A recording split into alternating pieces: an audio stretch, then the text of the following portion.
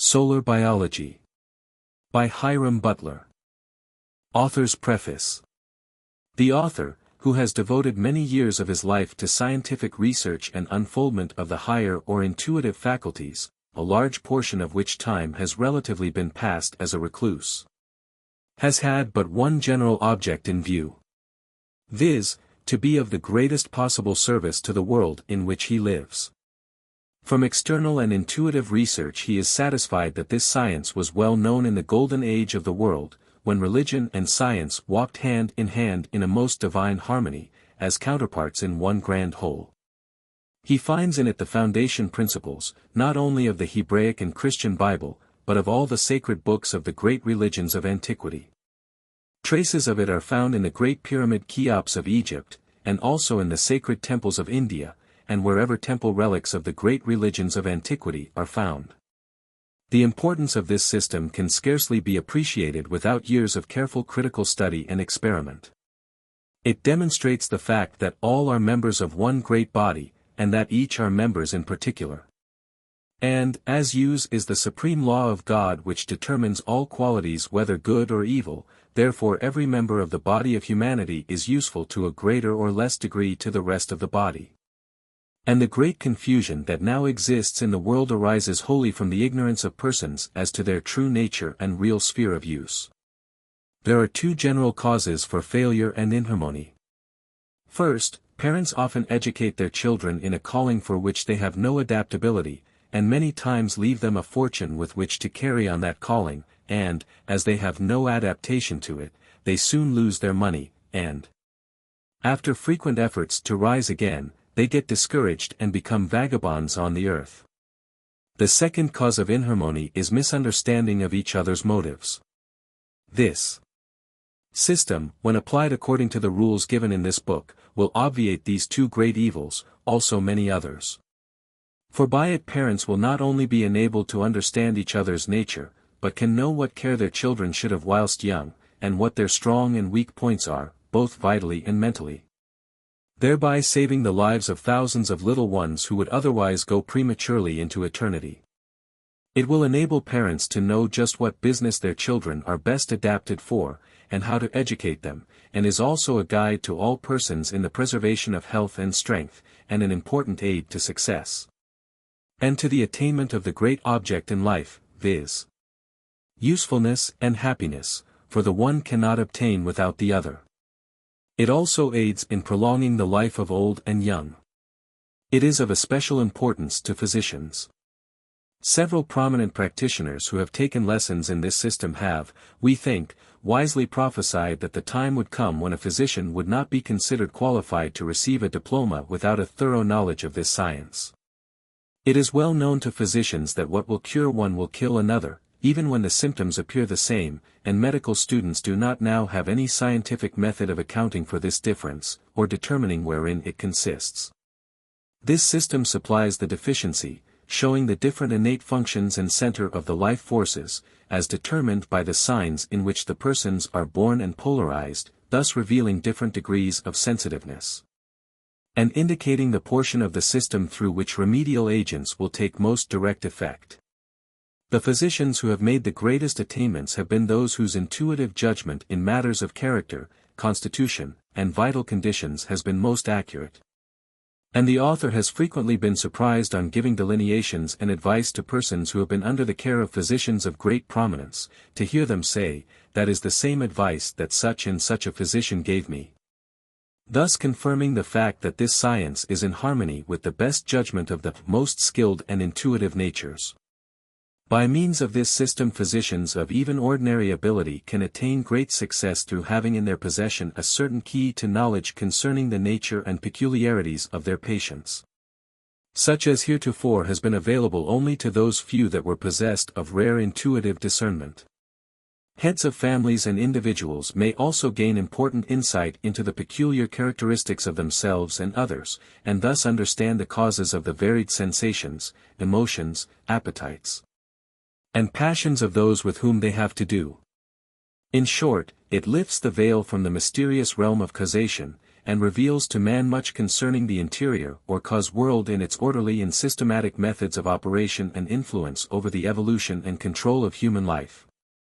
Yet it is necessarily far from complete, as the combinations and consequent effects upon different organisms are so multifarious, arising as they do from so many different polarities and planetary conditions, that we are obliged to generalize to a very great extent, as it would take many volumes to spread out all the minutiae.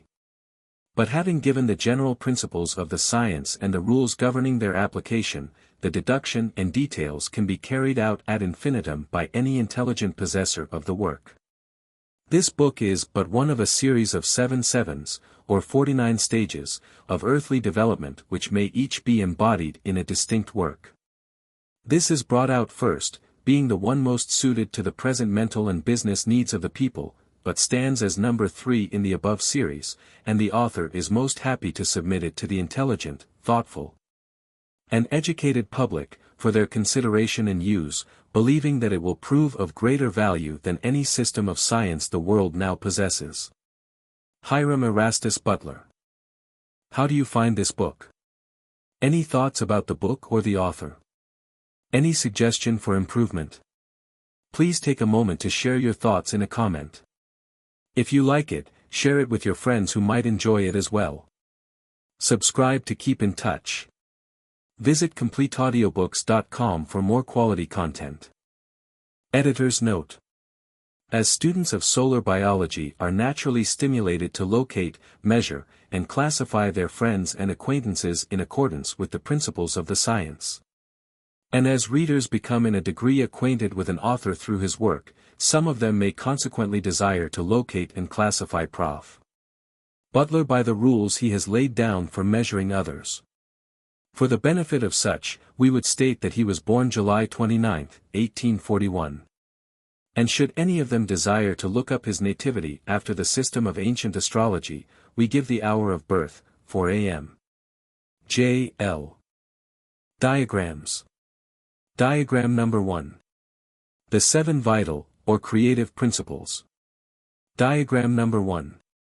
The 7 vital, or creative principles.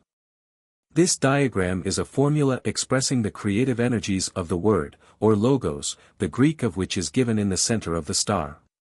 The double triangle expresses the dual relation of the creative forces, as male and female, the ancient term of expression being theosophy. Their triune expression is, first, spirit, second, body, third, soul. The 7 points of the star are expressive of the 7 primate creative principles, as named on the respective points. And when man conquers or subjugates these principles to the higher will within himself, he then attains the ultimates which stand expressed against the 7 points. These 7 creative principles are found to have their solar expression in the 7 planets made use of in this system, and the different planetary signs are placed against their appropriate point, or principle, in juxtaposition to the sign of the zodiac in which they find their most natural or perfect expression.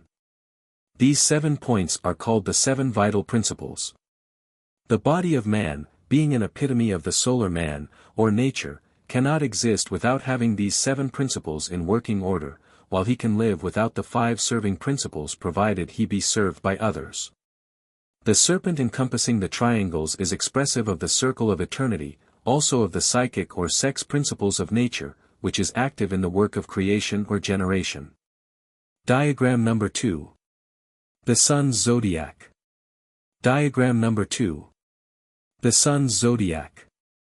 The above is a diagram of the divisions of the solar fluid as designated by the 12 signs of the zodiac, through which the Earth passes during the 12 months of the year in its circuit around the Sun. Diagram number 3. The Solar Man. Diagram number 3. The Solar Man. The signs around this figure point to the different functions of the body to which they belong, and show the relatedness of the signs represented in diagram no. 2 to their respective function of the human system. Diagram number 4. The Solar System. Diagram number 4. The Solar System. This shows the Sun and its family of worlds in their relative relations to each other in their circuit round their common center and through the 12 signs of the zodiac. For further particulars, see page 40. Diagram number 5. The Earth's Zodiac. Diagram number 5. The Earth's Zodiac. The above presents a sectional view of the solar system, and illustrates the Earth's zodiac, with the 12 signs through which the moon passes every 27 days, 7 hours, 43 minutes, 5 seconds. The full functions of man's physical nature find expression in the Earth's zodiac on a reduced scale from that of the Sun's zodiac, though in reversed positions, and having relation to polarity instead of quality. Diagram number 6. The Solar Woman. Diagram number 6. The Solar Woman. The above diagram gives a combined expression of the relation which the signs of the zodiac sustain to the different portions of the body, and also of the natural position and relation of the 7 planets to the 7 vital functions of the system. The form of woman is selected, as being the mother principle and mold of all things. Diagram number 7. The Future Temple as seen by John. Diagram number 7. The Future Temple as seen by John. The picture of the temple and arrangement of the controlling influence of the heavens and the earth, as seen by John, see Revelations 21. The above gives the 12 gates of the temple in their respective trinities, with the name of the corresponding tribe and sign to which they belong, also the 12 foundations, with the names of the 12 apostles of Jesus. The letters N, S, E, W, are north, south, east, west. The circle is squared by the perfect law of God in its triune relation, first, or outer circle, the physical body, second, the soul, third, and innermost, the spiritual. This being squared by the perfect law is a perfecting of the effort made by Solomon to carry out the injunction given to Moses, see that thou make all things after the pattern shown thee in the mount. The pattern of the heavens. Introduction. Bible history of solar biology. It may seem strange to some when we tell them that this system is the foundation principle of the whole order of the Hebraic and Christian Bible, which is the only book wherein we find indications of the prior existence of this science. Unless perchance in the Kabbalistic writings. But from the first chapter of Genesis to the last chapter of Revelation, we find unquestionable evidence of its having entered into the history of the origin and life of Israel, and the grand prophecies which point forward to the condition or time for which Jesus taught us to pray. Viz., that God's kingdom might come, and his will be done on earth as in heaven, are characterized and formulated according to the laws and mechanism of this system. We give only a few of the leading points in evidence, in this work, to guide and assist the student, as suggesting how he may enlarge thereon, and through their agency make more extended research and application of the principles. For this little work is mainly intended to make available the practical, or personal, and business benefits to be derived therefrom. Therefore we do not attempt to elaborate the sublime lengths, breadths, heights, and depths of this grand system, which far exceeds the grasp and comprehension of the human mind in its present degree of unfoldment. We do, however, give a few conclusive and useful evidences for the benefit of the many skeptics, whose numbers are rapidly increasing, with the desire that they may learn and appreciate that in this ancient book, the Bible, there lie many hidden treasures of priceless value, as yet almost wholly unexplored. In the first chapter of Genesis we are given the order of the 7 ages, and 7 stages of the earth's unfoldment, originating by or through the Word of God. A word is the concentration and formation of the thought potencies of the thinker, sent out by the will, endowed with all the essences of its author. We often hear people remark, I conceived an idea of such and such a thing, without any apprehension of the great natural truth that thoughts are generated, conceived, and born into existence by the action of the intellectual faculties, as literally as are children, and that the same essences of our life are used for the one that are required for the other. So that it is not merely a fable that God instructed Moses to say to Pharaoh, let my son go, and that the natural mind does now, and always has, claimed sonship to God. We have all, from childhood, been familiar with the saying, we are God's children. Paul affirmed this in its broadest sense when he said, by the logos, the word, or effectual utterance, the worlds were made. The Bible attempts but a very brief sketch of the order and ages of unfoldment up to the time when the first man appeared on the face of the planet, having attained the likeness and image of God, in that he was able to receive inspiration, and take cognizance of, and think about, God. Thus he stood as the one living word or expression of God, as recorded in Genesis I:26. Thus he became the visible Logos, the one from out of which, we are told, in symbolical language, went 4 rivers, which form of speech was always used in ancient metaphysics to symbolize the generation of people. Thus, 4 kinds of humanity flowing out from the one, was after the pattern and manner of the heavens. As we examine the 12 signs of the zodiac, we find them divided into 4 heads, or departments, as hereafter explained in this science. We have but a faint idea of the progress and unfoldment of these 4 rivers of human genealogy, as there has been preserved to us in the Bible but a brief history of the career of one of these branches. In the time of Abraham we find an effort being made to restore the image, or logos, which was continued with Isaac, and brought into external form with Jacob, thus giving us an admirable symbol of the trinity of man's existence: Abraham, the spiritual father; Isaac, the soul or thought body; and Jacob, the physical expression and progenitor of the 12 tribes of the children of Israel. In him, Jacob, was given a prophetic picture of the present existing conditions in the world. Under the conditions which this prophetic picture foreshadowed, 10/12 of the sons of Israel were born under parental conditions, where there was no true spiritual love existing between the parents. And either through Jacob, or the mothers being instructed so to do, we find that they gave the children names which expressed the true nature of all persons born under similar conditions, from that time to the present. We also learn that these names not only express the nature of children born under those circumstances, but they also express leading characteristics of the persons born in the 12 signs of the zodiac. And that they are given in the exact order of the 12 periods of that zodiac. And we are led to see that they were born under the 12 mental conditions which represent the fullness of the heavens. The student will find abundant proof in this system of the truthfulness of the above statement. Thus we see that certain mental conditions are necessary, otherwise a child of a certain quality could not be conceived.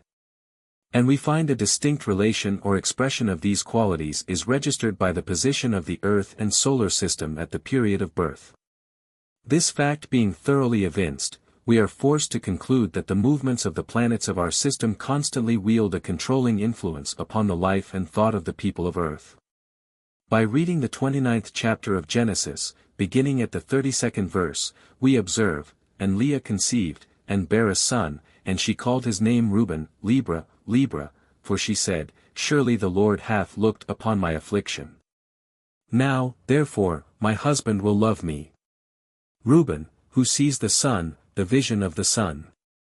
As will be seen, the leading characteristic of Reuben, Libra, is power of foresight, vision, or intuitive perception.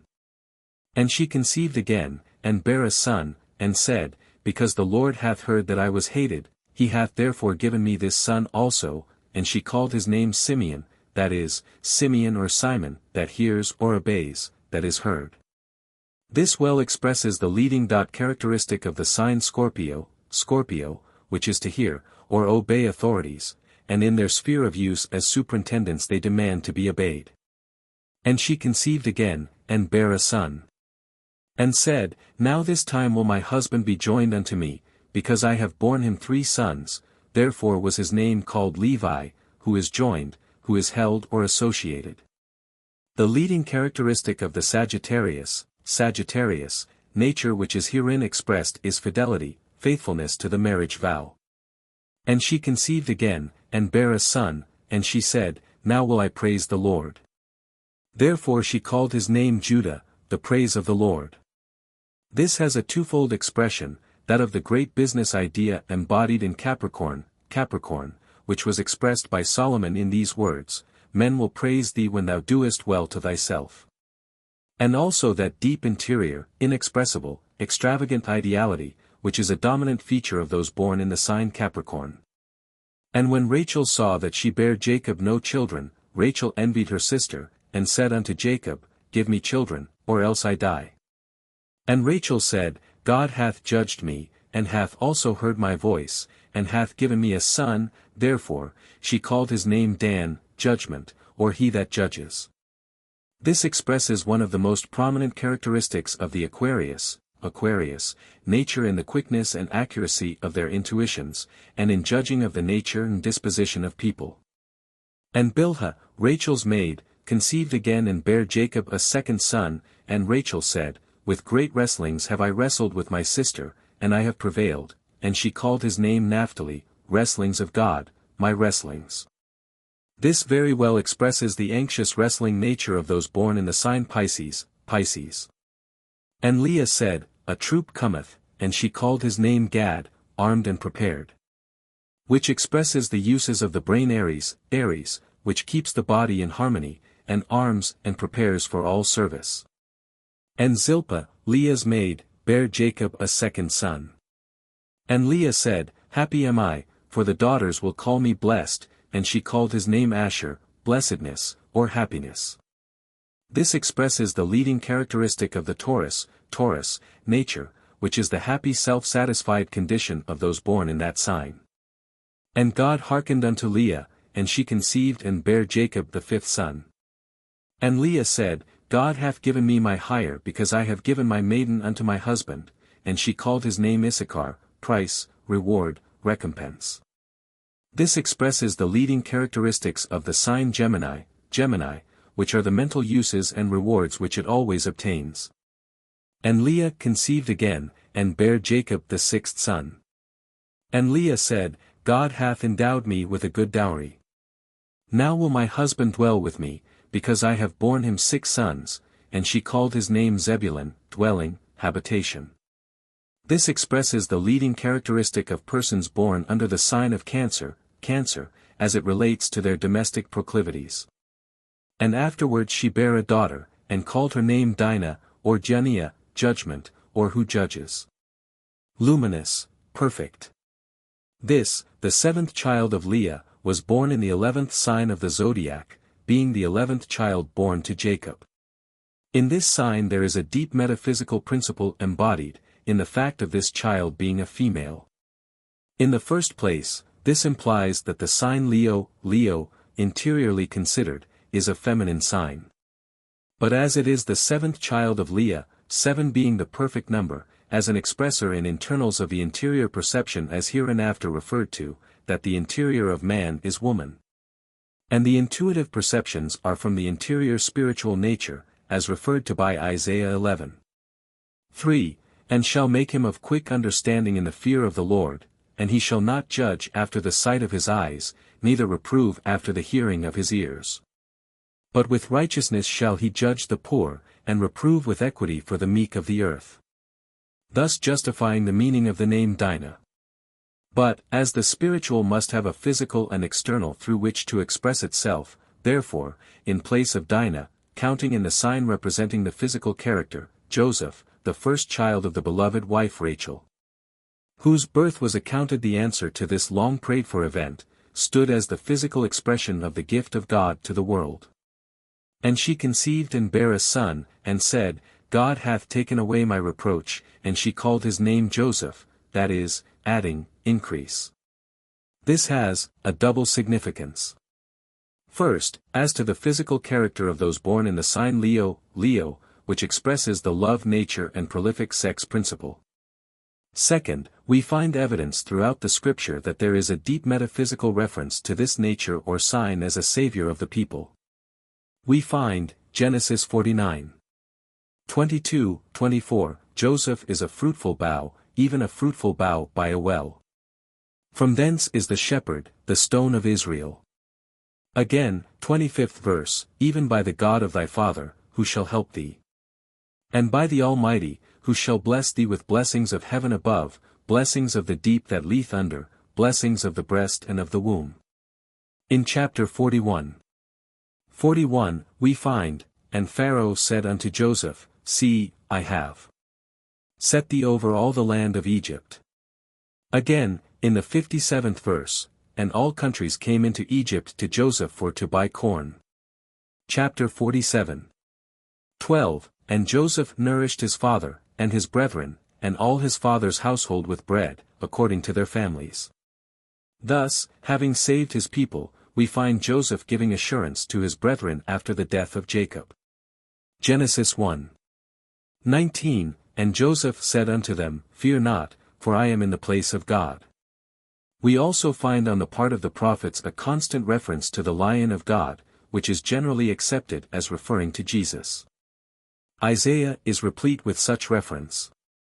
In Revelation v:5 we find, And one of the elders said unto me, Weep not, behold, the Lion of the tribe of Judah, the Root of David, hath prevailed to open the book, and loose the 7 seals thereof. And now, in regard to the 12th son of Jacob, we find, Genesis 35:16-18, And Rachel travailed, and she had hard labor. And it came to pass, that the midwife said unto her, Fear not, thou shalt have this son also. And it came to pass, as her soul was in departing, for she died, that she called his name Benoni, but his father called him Benjamin, son of right hand, or power. This expresses the unparalleled power of those born under the sign Virgo, in their strong will. The first letter of the great Kabbalistic name, Yahweh or YHVH, usually translated Jehovah, is in itself the symbol of the right hand in the attitude of pointing out the way. Virgo belonging to the digestive function and intuitive faculty, whose office is to take care of its own body by nourishing it, from which source is derived all sustenance and physical strength. Therefore power of self-preservation and maintenance are the leading characteristics of the sign Virgo. Again, in Genesis 49, Jacob generalizes the life and character of each of the 12 sons under a prophetic phase of expression. In the 3rd and 4th verses he expresses the excellence and the unreliability of Libra, owing to its sex proclivities and extreme sensitiveness, and proneness to imitate, true success requiring elements of self-control. Something more than mere imitation.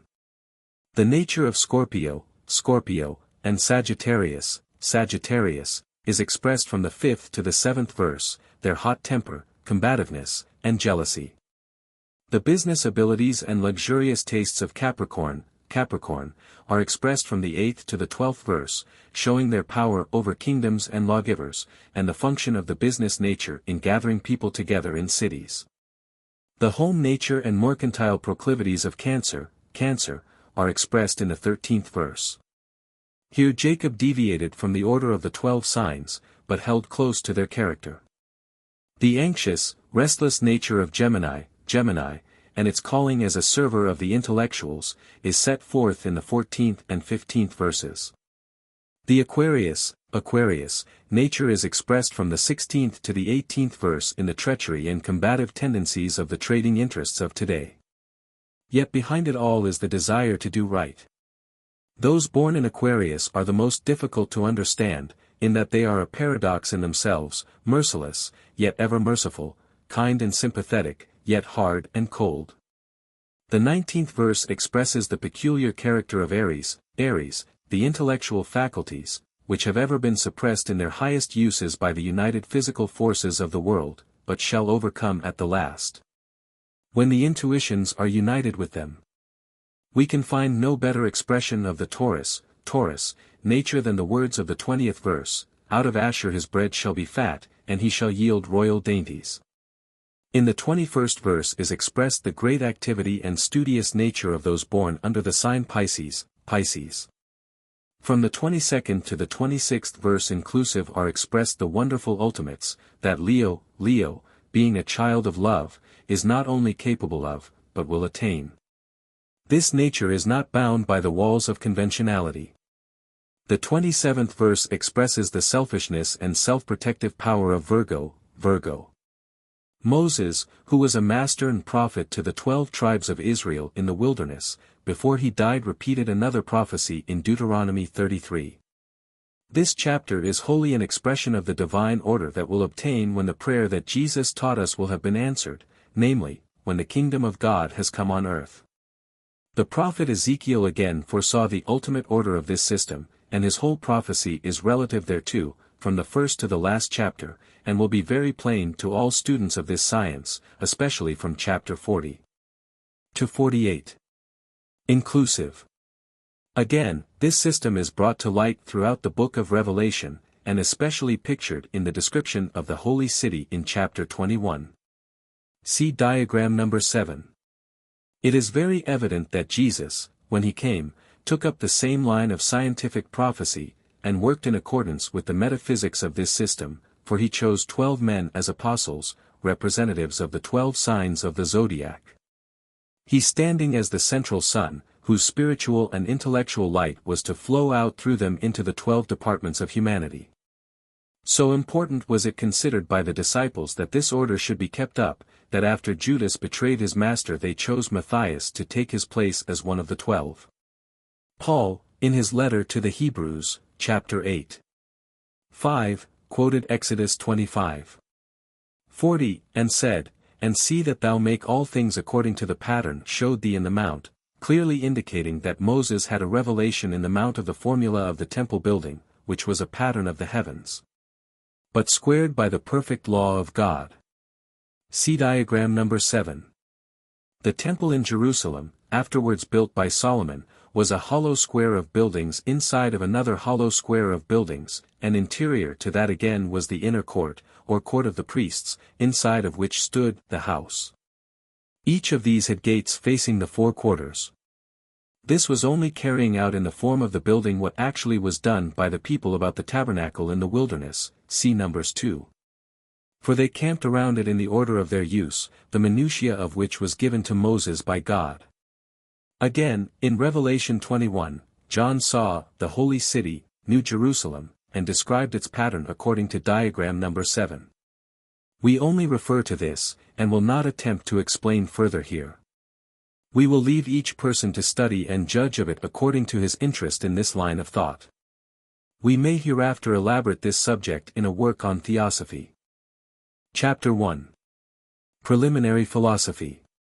This system is the philosophy of life, in its relations to the physical, or earthly existence, as governed by the solar fluid of the solar system. First, we consider man in his animal relation to the physical world, second, in his mental relation to the physical world and the solar system, third, in his spiritual nature, and its relation to this world and to the universe. Between man's physical and his spiritual nature there is a perfect line of gradation, from the grosser physical to the higher spiritual. So that the mental and spiritual are wholly dependent upon the physical for their conscious relations to this world, as a house is dependent upon its foundations. We consider the physical body as a chemical laboratory. The food we take into the stomach passes through various stages of transmutation in the process of digestion, first becoming chyle, then blood, when it is thrown into the generative functions and becomes seed. Then the seed, through the action of the same functions, is changed to lymph, a transparent, colorless fluid. The word lymph is derived from nymph, spirit, and this fluid is therefore quite properly called spirit water, or water of life. After passing through these stages it then begins to affect the mental conditions, and as it is carried by the lymphatic system through all parts of the body, it causes a pleasurable sensation in all the organs. The more the seed and fluids are retained in the body without waste, the greater fullness of life, health, and power is experienced by the person. If it were possible to discharge all this fluid, the body would soon die from blood poisoning. An abundance of this lymph gives a feeling of rest, happiness, and satisfaction under all circumstances, also physical strength and love of activity. This fluid aids in forming the bright red corpuscles of the blood, and also assists the lungs in their work of purification. A portion of this regenerated blood passes into the spleen, where the pure white corpuscles are formed. From thence the most refined elements are taken up through the nerve system into the brain, and they're changed into the subtle element of thought potency, giving power to mental action. There are 3 ways of spending the life forces: first, through the physical and muscular energies, second, through the mental energies, third, through the sex function. To whatever extent there is expenditure in either of these 3 channels, there will be so much less force in reserve for the others. Persons have mental energy or lack mental as well as physical power in proportion as they are chaste or licentious in their habits, and in delineating character, the most important thing to be noticed is their habit sexually. For if persons are inclined to be indulgent, and waste their life forces and elements, so will they lack mental and physical power, and in proportion as they conserve these potencies and life fluids, will they have mental and physical ability. Many times, however, persons of unrestrained habits draw their physical power from others, but, while they may thus be possessed of physical strength, they will lack mental clearness, accuracy, and the disposition to intellectual pursuits. There is no such thing as a lazy person in the usual sense of the word. Life is activity itself, and, according to the quantity of life, will be the degree of the disposition to act. If the life is concentrated in the sexual function, and used up or wasted there, then the activity will be nearly all in that direction, and there will be lack of power in other channels, in proportion as it is overactive there. Young persons are often thought to be lazy, when the activity is centered in that function. Children addicted to self-abuse, being abnormally active in that respect, are indolent in other directions, and this waste of vital force produces an excessive desire to sleep. Sleep is the condition most conducive to recuperation and generation of new life in the body. In early morning there is the greatest danger, with children, of acquiring the habit of self-abuse. Therefore parents should have their children form the habit of rising as soon as they waken in the morning. The waste of this force in childhood is one of the main causes of the dwarfed condition of the many persons who are physically and mentally undeveloped. It will be observed that those persons who when young were required by their parents to rise early and attend to some physical labor, are the ones who make the highest attainments in life. We also find that men whose brains are kept so active as to suppress all sexual inclinations have abundance of life force in brain and body, thus becoming physically and mentally strong. This will also perfect the intuitive nature, which is spiritual, and relates us to the earthly and solar mind, so that we are enabled to know things that are to come. This intuitive faculty is the master and guide of the intellect, while the latter is the servant, the mechanic, the mathematician. Men and women who live chaste lives are successful in whatever pursuits they undertake, unless previously bound by circumstances, because, as we stated, this is the method by which the intuitive function is perfected. It is with man, as with the little spider, whose chemical nature attracts the mental elements of the solar fluid, and, by means of this element, he is enabled to build that fine mechanical structure, the web. The mental power is not in him, but acts through him. So man, when he has charged the body with this element of life, attracts the mental principle of the solar fluid, unites it with his intelligence, and is thus enabled to know many things, but cannot always explain how he knows them. This is intuition. It is the same wonderful principle which informs the birds when the cold storms of winter are approaching, and instructs them to go south for self-preservation. Birds and beasts live in complete harmony with nature. They do not waste their sexual forces, and therefore display the wonderful sagacity noticed in the animate world below us.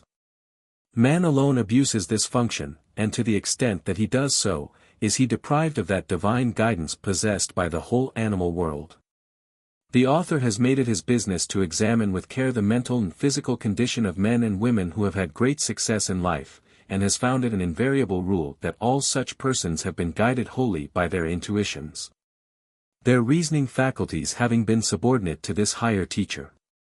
There are some persons who make great attainments and who have fine intuitions, while living a licentious life, but the secret of their fine intuitions lies in the fact that their parents were chaste, thereby endowing them with a superior physical organism and mental intuitive faculties, and also that these same persons maintain chaste habits during childhood. Yet their powers are far inferior to what they might be, did they observe the law of chastity. The business world is controlled by two principles: first, love between man and man; second, psychic, or will power, man over man. The intuitive powers when properly developed enable man to feel and understand what is in others. Thus, when two men meet on a business plane they are apt to feel each other's conditions, and are thereby either attracted or repelled, or even moved to love or hate. Let us illustrate. A man calls on another, desiring some financial favor. As soon as they meet they feel that they can put confidence in each other, simply because their honesty of purpose is intuitively recognized. Sometimes men are entrusted with large sums of money by strangers, through this principle of confidence or love, as they intuitively feel the ability and honesty of the party thus entrusted. Young men just starting in life who make the principles of industry, honesty, and equity their guide, though they may have no capital whatever, will find little difficulty in obtaining credit and help in any business direction. For capitalists, being intuitive, readily discover in a young man the disposition to do justly by others, and to be honest and upright under all circumstances, and willingly trust them to any desired extent, whereas, if the young man has any disposition to take advantage of others, or get all he can without rendering an equivalent, it is immediately perceived, and confidence in him is lost or withheld. The real motives and feelings of a person's heart are perceived by those who have developed the intuitive faculties through a chaste life, and they always love those of like morality and chastity. And as far as these conditions exist among business men, love is the controlling principle. The second ruling principle in business, the psychic power, is the force that has been conserved to the use of the brain, and concentrated, and sent out by the will, with a combative, subduing, or controlling intent. A man with a strong mind, having this psychological power well developed, is enabled to control those having less mental power, so that he actually projects into the other's mind his own feelings, thoughts, and desires, to the suspension of the other person's power to control themselves by their own will. This second stage of business life is one of combat, man against man, and the weapons used are the psychic or will powers. The one who has the most of this power will conquer and cause his fellow man to do that which he wills him to do. Thus men are often caused to do things in business, and even in social and domestic life, that their most ordinary reason would tell them was erroneous or injurious, yet, under the powerful will of others, they do it without thought. Thus the world is ruled by these two principles, love and psychic force, and those persons who have this sublimated life essence are enabled to rule their fellows by the solar inspirations, or drawing in of the solar mind force, and sending it out, clothed with their own conserved life and controlling mental energy. See Isaiah LV 8-16, and Hebrews 11. 3. A perfectly celibate or chaste life enables a person to create thought forms and send them out by his will to persons near or far so as to bring about desired results in controlling mental faculties, or even physical conditions. Thus a person conserving all the energies generated by the sexual function in his own body will soon be able to know, from his intuitions, how to heal diseased conditions in his fellows. By projecting his own life or soul essence into the part affected, to remove the difficulty, or to set in order the derangement. To accomplish this, one must subject the appetites, feelings, and emotions entirely to the reason and the intuitions. St. Paul gave some good advice on this subject, as follows, Romans 12. 1-2 I beseech you, therefore, brethren, by the mercies of God, that ye present your bodies a living sacrifice, holy, acceptable unto God, which is your reasonable service. And be not conformed to this world, or age, but be ye transformed by the renewing of your mind, that ye may prove what is that good, and acceptable, and perfect will of God. Again, Romans 8. 6, 4, to be carnally minded is death, but to be spiritually minded is life and peace. It is necessary to conquer all abnormal excitement caused by stimulants or narcotics in order to establish an equilibrium between the supply and exhaust, and to bring about an harmonious condition between the person and God, or the cause world. And as soon as persons begin to really conquer these conditions, they will find, on closing their eyes to go to sleep, that consciousness will continue on during their slumbering hours in whatever sphere their sympathies had been engaged while awake. And unless this harmony between themselves and the cause world is secured, restlessness and unpleasant dreams will annoy them during sleeping hours. Many persons undertaking to conquer their passional nature, so as to retain all the sexual fluids in their own bodies, will find, at first, great difficulty in doing so. Some have pronounced the task impossible, but it is not. All who will, can do so by constant persistency of purpose, having a fixed determination that they will not, under any circumstances, allow themselves to lose the vital fluid, charging the mind on going to sleep, as if expecting an enemy, and thus continuing night and day. With some it may take years, but others can conquer in a short time, and when they begin to accomplish this, it should affect the appetite, for at least 7/8 of all the food consumed by man is wasted through the sexual channels. Therefore, when that waste is shut off, a less amount of food is necessary to support the body, in proportion to the previous expenditure in that direction. We have known many persons who, after conquering this passion, only found it necessary to eat one meal a day, and that of pure vegetables, abstaining entirely from animal food, but hard labor would increase the demand for food. Persons living this life must study carefully to adjust the supply to the demand, in a word, must establish an equilibrium. This balance attained will produce a feeling of satisfaction, rest, and harmony, such as is necessary to produce the best intellectual and spiritual results and to harmonize the soul with God, or the cause world. Without this union there will be darkness and confusion, which is the primary cause of all mental, moral, and physical disease. Involution and evolution. Involution is that law of thought formation operating through the movements of the planets of our solar system, whose activities descend into earth conditions and find their expression in the forms of all life, animal, vegetable, and mineral. Thus we come to know the nature of the incarnate thought by its form and quality. We determine the character of persons, we judge of the physical characteristics by means of the hair, the eyes, the fingernails, the skin, and the organic structure of the body and brain. If we find the body coarse, bones large, animal functions of brain dominant, and reason low, we determine that the organic quality is coarse and on a low plane. The general mental characteristics may also be determined by the fingernails and the hair. If the nails are thick and strong, we know that the mental functions are rather coarse and strong, and allied mainly to the physical. And, on the contrary, if the nails are thin and pliable, it indicates fine and sensitive nerve structure, with mental functions equally fine and active. The hair when coarse implies general thought, materialistic tendencies, and rather coarse sensibilities, yet there are many belonging to the realm of fine art that have coarse hair. In this case, their sensibilities relate to the cognizance of physical nature. Very fine hair indicates very fine sensibilities and fine discriminative quality of mind and mental consciousness. All these characteristics must be graded and their qualities decided by their relation to the two extremes. Straight hair indicates directness of character and habit and evenness of temper.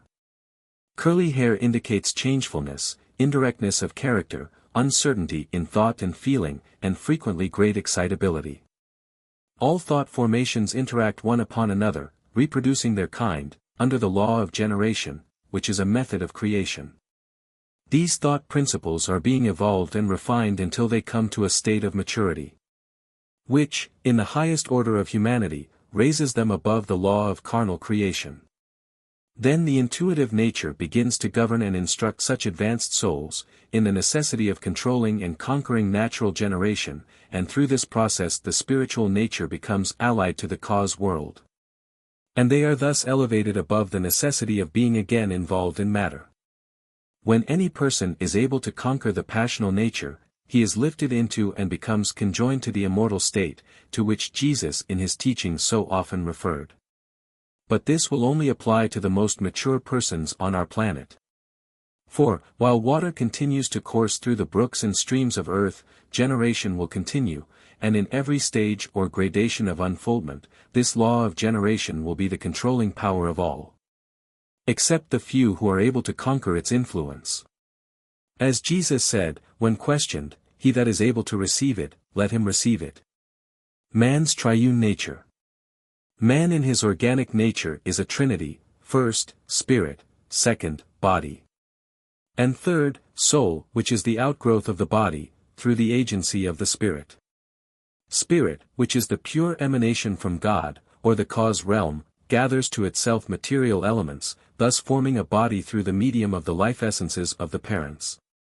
This body is composed of thought crystallizations, active in the minds of the parents, at, and just previous to, conception, so that the incarnate thought of the parents at the time is expressed in the child's nature. So much so, that the zodiacal sign in which the Earth was, and the polarity, or sign in which the Moon was, at the date of birth, expresses the condition of the mind of the most positive parent. While the planetary positions express the mental conditions of the most negative parent, whether father or mother. Sometimes we find these two conditions antagonistic to each other. If the child is a male, the external of its nature will embody the most positive mental condition at conception, and the interior the most negative. If the child is a female, the order is reversed. The external comprises the thought arising through the medium of the five senses, while the interior nature comprises the loves, aspirations, and intuitions. Thus the soul life of the child consists of the thought formations arising from external and internal sources, the body being a chemical laboratory used by the spirit to transmute or generate thought or soul life. For all that makes us conscious individuals is the thought formations arising from the experience and mental conditions of the past. Either of these three entities, spirit, body, or soul, is capable of becoming the dominant actor, subjugating the others to it. The exterior body of the child may be termed thought crystallization, and, being the crystallized thought of the parents, it frequently controls the nature and mental condition of the mother during the term of gestation. So much so, that in the particulars wherein the child would be like the father, the thoughts, feelings, and even the appetites, are often molded like those of the father, or his ancestral lineage, of whose nature the child partakes. In judging of character, we must first determine which of these three natures is the leading one. The spirit leads in taking cognizance of invisible causes, the body, in the sphere of the physical senses, or material world. The mental formations, or soul, is characterized by the dominance of one or the other of these. The spirit was anciently symbolized by Osiris, the father, Isis, the mother, or body, with the infant child, horns, in the arms, born from the contact of spirit with matter. This infant child represents the mental formation or soul. The law of soul marriage. Man's interior nature is feminine. Woman's interior nature is masculine. The magnetic and electric emanations of men and women are inverse to each other, like the positive and negative poles of a magnet. Therefore, when the trinity of being is in harmony between a man and a woman, they are drawn together, and interblend, forming a perfect unity of spirit, body, and soul, which was anciently symbolized by the double triangle. Forming a six-pointed star, see diagram No. 1. But these conjunctions cannot be made promiscuously. Nature has a perfect mechanical order, a place for everything, and everything in its place, therefore one man and one woman belong together from the order of creation. Any deviation from this order creates inharmony, and inharmony is productive of adversity. When the man and woman meet who really belong to each other, from this law of order, if they are living in harmony with the triune nature, they will certainly recognize each other, and love each other from that moment. The present materialistic tendency of our age is constantly instructing children to follow their physical senses, and even their licentious inclinations. And, by reason of this, men and women are not apt to recognize their true companions, but are drawn together purely from their sex-sensational nature, so they can only meet physically, there being no union either of spirit or soul. In such cases, as soon as the fires of passion are cooled, there arises a repulsion between the two, resulting in a life of inharmony and misery, which does not end with them, but is transmitted to their offspring, and reflected upon all who come in social contact with them, and, as all mankind are members of one great body, it brings suffering upon the whole body of humanity. Frequently, in delineating the character of persons, we find the antagonism which existed between parents embodied in the nature of the children. Many men and women are made worthless, and even vicious and criminal, through the antagonistic conditions existing in their own persons from parental causes. This can be easily determined by this system of solar biology, if we observe what points are inharmonious. The selection of partners in marriage. The question of how to find the true conjugal mate is one of the greatest importance. The first requisite is to bring unity of action between spirit, body, and soul, and the most important means in bringing this about is habitual chastity. But we must also observe carefully the nature and functions of these three entities in ourselves.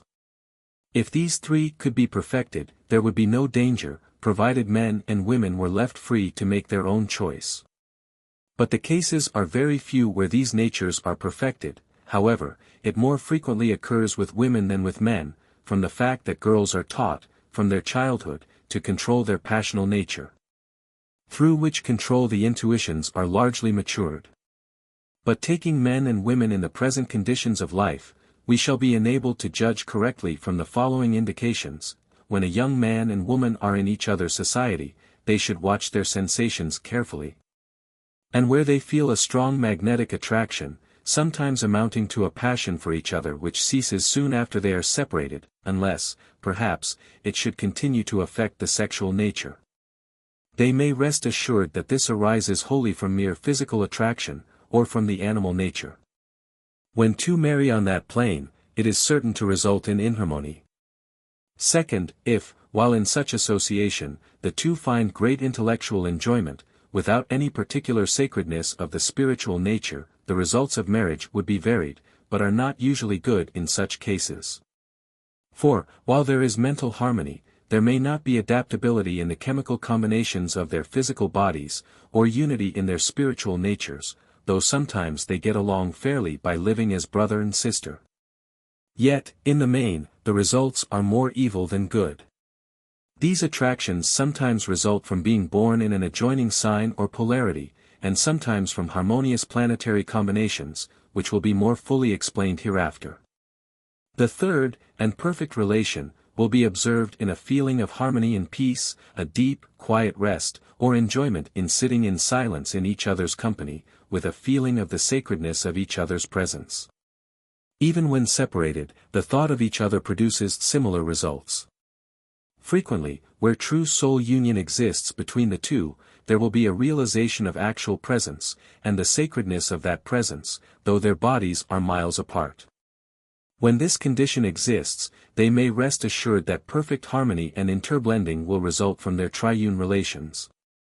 Such marriages as these are few, very few indeed. We find often, in giving delineations of character, men and women who have met these true soul companions, but from some cause have been led away from them, and married to others. Such can never be separated in spirit, for the image of this companion will always be present in their memory and sacred to their thought. The door of the inner temple of their existence will be forever bolted against all others, and a deep soul sadness will characterize all their private life, though they try to avoid any expression of it. Frequently the children of parents that are in this condition will be the very image of the absent one, so dear to memory. Though their companion may furnish the material germ, or the ground in which to bring forth the child, yet this ideal one, though absent, will furnish the inner essences of the child's being. Thus is the seventh commandment being constantly broken by the majority of humanity: thou shalt not commit adultery. Frequently the interference of parents with the marriage of children will separate two that God had joined together. And man can only put asunder the bodies, for what God doeth is forever. Chapter 2. The mechanism of solar biology. The Sun is the center of the solar system. The 7 nearest planets that revolve around this center are named in the following order, commencing nearest the Sun: Mercury, Venus, Earth or Zenda, Mars, Jupiter, Saturn, and Uranus or Herschel. Mercury completes one revolution around the Sun in about 88 days, Venus, in 224 2/3 days, Earth, in 365 1/4 days, Mars, in 687 days, Jupiter, in 11 years, 315 days, Saturn, in 29 1/2 years, Uranus, in 84 years. These planets correspond to, and are embodiments of, the 7 creative principles in nature. See diagram of the 7-pointed star, and are strongest in power and effect when in the 7 vital signs at birth, viz., Mercury, in Libra. Female sign, Venus, in Virgo, circled plus, Earth, in Leo, male sign, Mars, in Cancer, Jupiter, in Gemini, Saturn, in Taurus, and Uranus, in Aries. The signs of the zodiac were discovered by the ancients, who appear to have been in the breath of the solar fluid to a far greater extent than the people of modern times, who live a life and are in such knowledges as pertain to the more immediate atmosphere of our earth. It is claimed by the Swedish seer Swedenborg that the event known to biblical history as the fall of man was attended by a recedence from, or loss of, an interior breath, and consequent loss of, and severance from, the elemental and exalted states of purity, holiness, and that ever-present intuitive knowledge which had preserved him in the order and harmony of the heavens. While man remained in this interior spiritual and solar breath he was, so to speak, in the immediate presence of God, and was wonderfully enlightened in the nature and quality of the material heavens, and of the knowledge of how they inflowed and affected all animate, and even the so-called inanimate objects of earth. This gave them an instinctive knowledge of the quality and uses of all material things, which intuitive knowledge is that which controls the lower orders of animate nature without their rational comprehension, though they yield instinctive obedience to its laws. In going back to the foundations of history we find mankind in an ignorant, barbarous state, retaining, it is true, here and there traces of that lofty nature he possessed when in the breath of the solar fluid.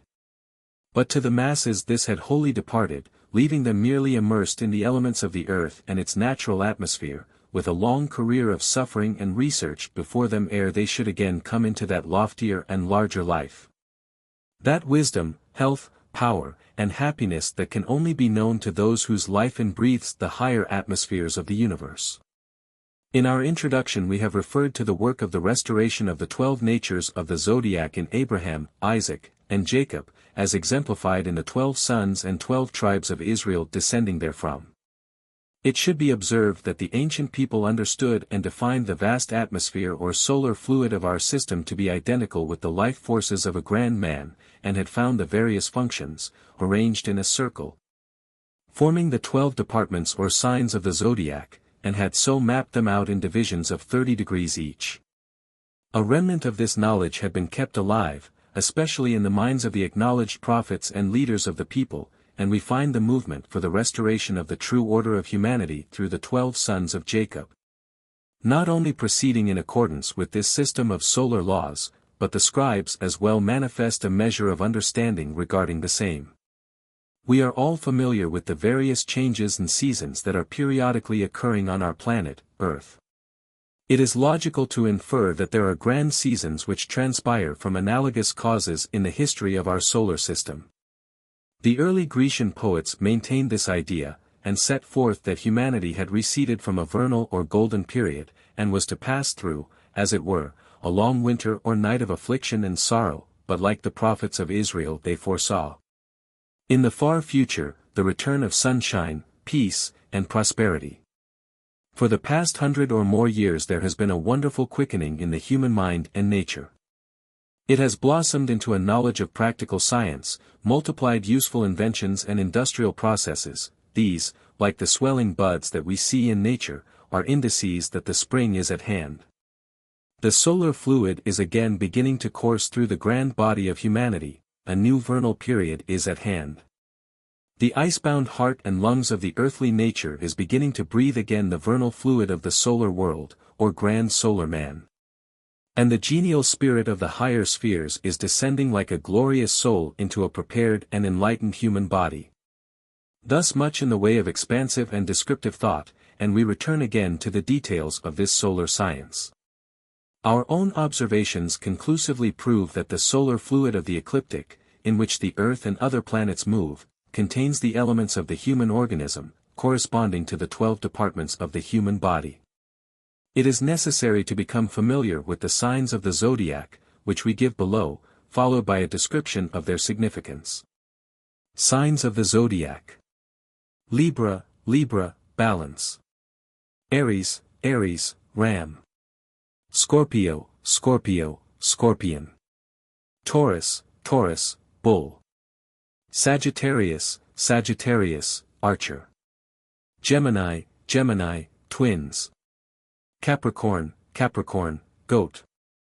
Cancer, Cancer, Crab. Aquarius, Aquarius, Water-bearer. Leo, Leo, Lion. Pisces, Pisces, Fishes. Virgo, Virgin. The sign Libra, corresponds to the department of the reins, which contain the energies, or elements of generation. This sign governs the back, and lower part of the spinal column, the kidneys, and the perceptive faculties of the mind and eyes. This position of the Earth commences at the autumnal meridian, about the 22d of September, and continues to the 23d of October. The sign Scorpio, represents the department of the reproductive organs, and is the foundation or fire principle of the nature, giving snap and vim to the entire system, feeding and sustaining the mind and life of the body. When not abused in its specific reproductive uses. The Earth enters this sign on the 23d of October, and continues therein until the end of the 21st of November. The sign Sagittarius, marks the department of the thighs, and represents those forces which contribute to the building up of the muscular system and motor nerves, and stands as the protective, sustaining, and serving department of the reproductive nature. The Earth enters this sign on the 22d of November, continuing therein until the end of the 20th of December. The sign Capricorn, marks the department of the knees, which are the general locomotors of the body, and representative servers of the business department of the human family. The Earth enters this sign on the 21st of December, and continues therein until the end of the 19th of January.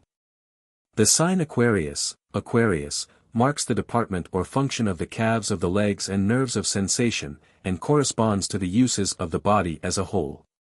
The Earth enters this sign on the 20th of January, and continues therein until the end of the 18th of February. The sign Pisces, marks the department of the feet, which are the foundation servers on which the whole body depends. They form a connecting link between inanimate nature and the wonderful vital structure known as the human body, not merely in its physical, but in its intellectual department and functions as well. The Earth enters this sign on the 19th of February, and remains therein until the end of the 20th of March. The sign Aries, marks the department of the head, which sums up in a representative capacity the governing and controlling forces of the entire body, its office being to preserve an equilibrium and harmony of the functions through its medium, the nerve fluid. It stands as the analytical reasoner concerning all matters pertaining to physical nature. The Earth enters this sign on the 21st of March, and remains therein until the end of the 18th of April. The sign Taurus, marks the department of the back and base of the brain, anatomically known as the cerebellum. It controls the neck and lymphatic system, and governs the general principles of sense. The Earth enters this sign on the 19th of April, and continues therein until the close of the 19th of May. The sign Gemini, belongs to, and marks the department of the hands and arms, and embodies the functions of art and mechanics, especially in their executive department. The Earth enters this sign on the 20th of May, and continues therein until the close of the 20th of June. The sign Cancer, governs the maternal breast, the lacteals, and the respiratory system, and is the mother nature, and provides for the body. The Earth enters this sign on the 21st of June, and remains therein until the close of the 21st of July. The sign Leo, marks the department of the heart and circulatory system, and may be regarded as the fountain of love and emotion. The Earth enters this sign on the 22d of July, and remains therein until the end of the 21st of August. The sign Virgo, pertains to the solar plexus and digestive system, and controls the selection of food for the nourishment of the body. The Earth enters this sign on the 22d of August, and continues therein until the close of the 21st of September. The order of the signs of the zodiac bring the head and feet together, like the position of a child in the womb. The divisions of the solar fluid have well-defined limits, clearly distinguishing them from each other, so that a few hours earlier or later make a marked difference, characterizing a nature as belonging to one or the other sign. But as it is evident that the Earth is sometimes fast or slow in its movements through space, the exact position of the Earth in relation to these boundary lines is subject to a slight degree of uncertainty, which is mainly confined to Leo, Virgo, and Libra. Therefore we have to be careful when the date of birth is within 1 or 2 days of the line either way. For instance, we give the morning of the 22d of September as marking the line between Virgo and Libra. Yet we have found cases where the parties claimed to be born on the 24th of September, yet, in point of fact, had the nature of Virgo, and another person, born on the 22d of September, had the nature of Libra. The general tendency is for a person to come distinctively under one sign or the other, and exceptions to this rule are rare. And in the few instances where we have come across such natures, we have found the right and left lobe of the brain separated by a marked cavity, and each lobe possessed of distinct characteristics. In delineating character, one comes readily, in these doubtful cases, to determine, by leading symptoms and characteristics, to which of the signs they belong, and whether to one or both. This system deals entirely with the signs or divisions of the zodiac, and has nothing to do with the position of the constellations. These 12 natures of the zodiac are also grouped into 4 general departments, or trinities, each embracing 3 signs, beginning with the meridian and solstice lines, as follows. The 4 quarters or trinities of the zodiac. See diagram number 5. The reproductive trinity begins at the autumnal meridian, September 22nd, and ends at the winter solstice, December 21st. The serving trinity begins at the winter solstice, December 21st, and ends at the spring meridian, March 21st. The intellectual trinity begins at the spring meridian, March 21st, and ends at the summer solstice, June 21st. The maternal trinity begins at the summer solstice, June 21st, and ends at the autumnal meridian, September 22nd. The first sign of each trinity governs the general principles belonging to that grand division, and is the head of the trinity, and persons born in them are disposed to be more independent and self-sufficient characters. And when a planet appears in one of them, in a person's nativity, it adds its power and effect to the general principles of that head. In case the most of the planets are in heads of trinities when a person is born, it will give an inclination to deal with general principles to the neglect of minutiae, and also give strong self-reliant tendencies. Libra, is the head of the trinity of the reproductive function, which is the trinity that controls the world mainly at this time, and leads to conventionality. Scorpio, represents the interior uses of the reproductive system, and governs the private domestic life of this age. Sagittarius, is the executor, soldier, and server in that special department. Capricorn, is the head of the trinity of the general business and serving department, and is a generalizer and planner in business schemes tending to monopolies. Aquarius, represents the interior uses in business, the trader, the merchant, and the political financier. Pisces, belongs to the mechanical, and is the restless searcher after knowledge in all departments of the externalities of life. Aries, is the head of the trinity of the intellectual faculties. Taurus, is the interior and supplier of intellectual power. Gemini, is the expressor of mental intelligence, and its uses are exemplified in mechanics, artists, educators, and orators. Cancer, is the head of the maternal trinity, whose nature lies at the foundation of domestic life, and in its larger sense embraces the neighborhood and nation. Leo, is the interior and love nature of the family relations, and also of the fraternal in a wider sense. Virgo, is the expressor, chemist, and discriminator, the regulator of the minutiae of service in all departments of domestic life. The solar fluid. The solar fluid is an ethereal atmosphere or sea of fluidic element pervasive of, and limited by, our solar system. The Sun being a reciprocal center for the interchange of forces, while this ethereal atmosphere, or sea, forms a natural and necessary medium for the transmission of their motions and potencies from planet to planet. And also holds in solution the primal and basic elements of all possible life and thought to be evolved within the confines of our solar system.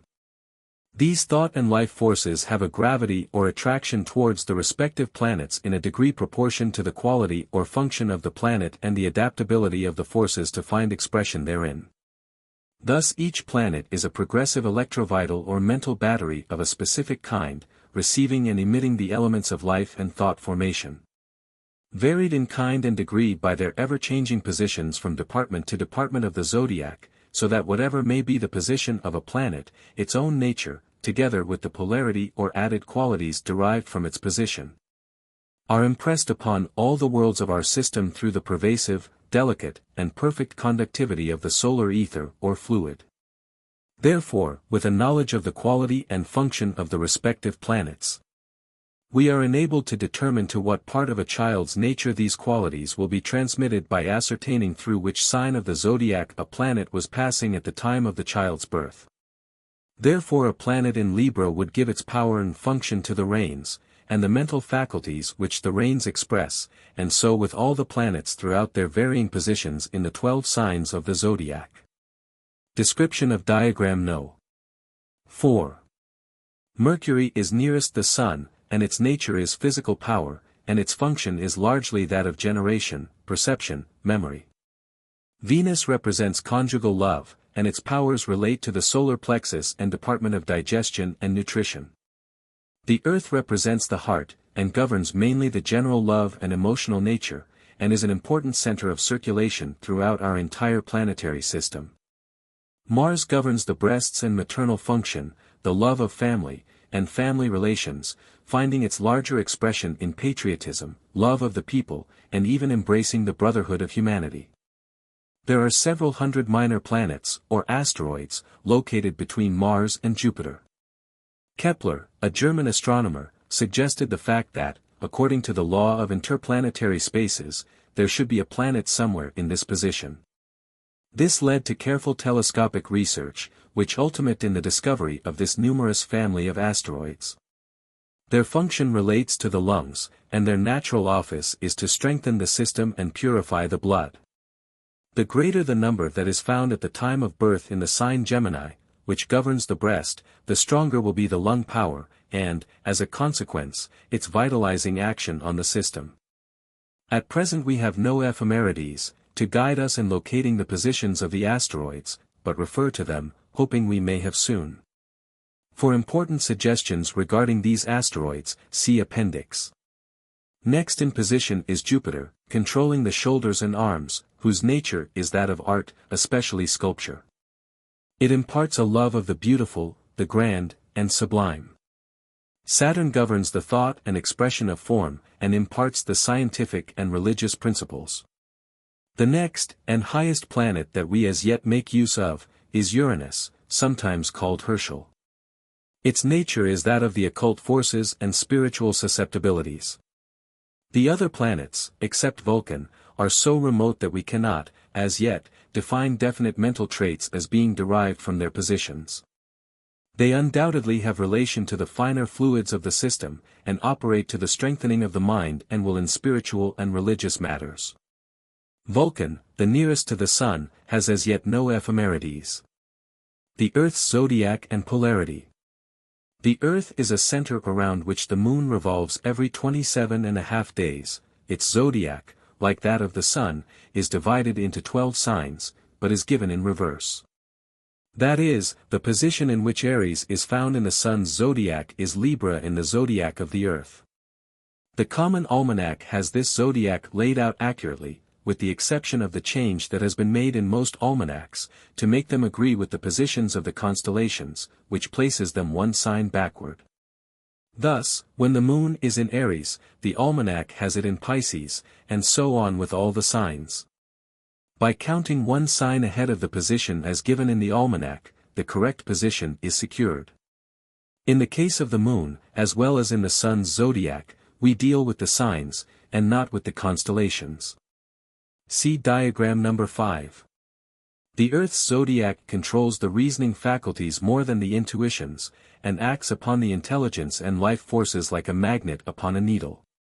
For instance, if the Moon is in Capricorn, and the person is born in any other sign, the life forces will apparently start from that part of the body corresponding with the sign of the Sun's zodiac in which he was born, and express itself in Capricorn, the knees, the part of the body in which they were polarized by the Moon's position in the Earth's zodiac, for the position of the Earth in the Sun's zodiac at the time of a person's birth forms the basic or innate principle of the physical nature and nerves of sensation. And the life forces start from this sign, and then tend toward the sign in which the moon was at the person's birth. We often find that diseased conditions arise from that part of the body in which the earth was at birth, and pains will often be felt going from that part towards the part of the body in which the moon was at birth, as if it were a center of attraction. But sometimes it is felt in the sign of the moon first, and frequently in the nerves leading towards that part. Then, again, the mind is directed towards subjects relating to the nature of the sign in which the moon was at birth, which we denominate as the polarity of the nature of the person.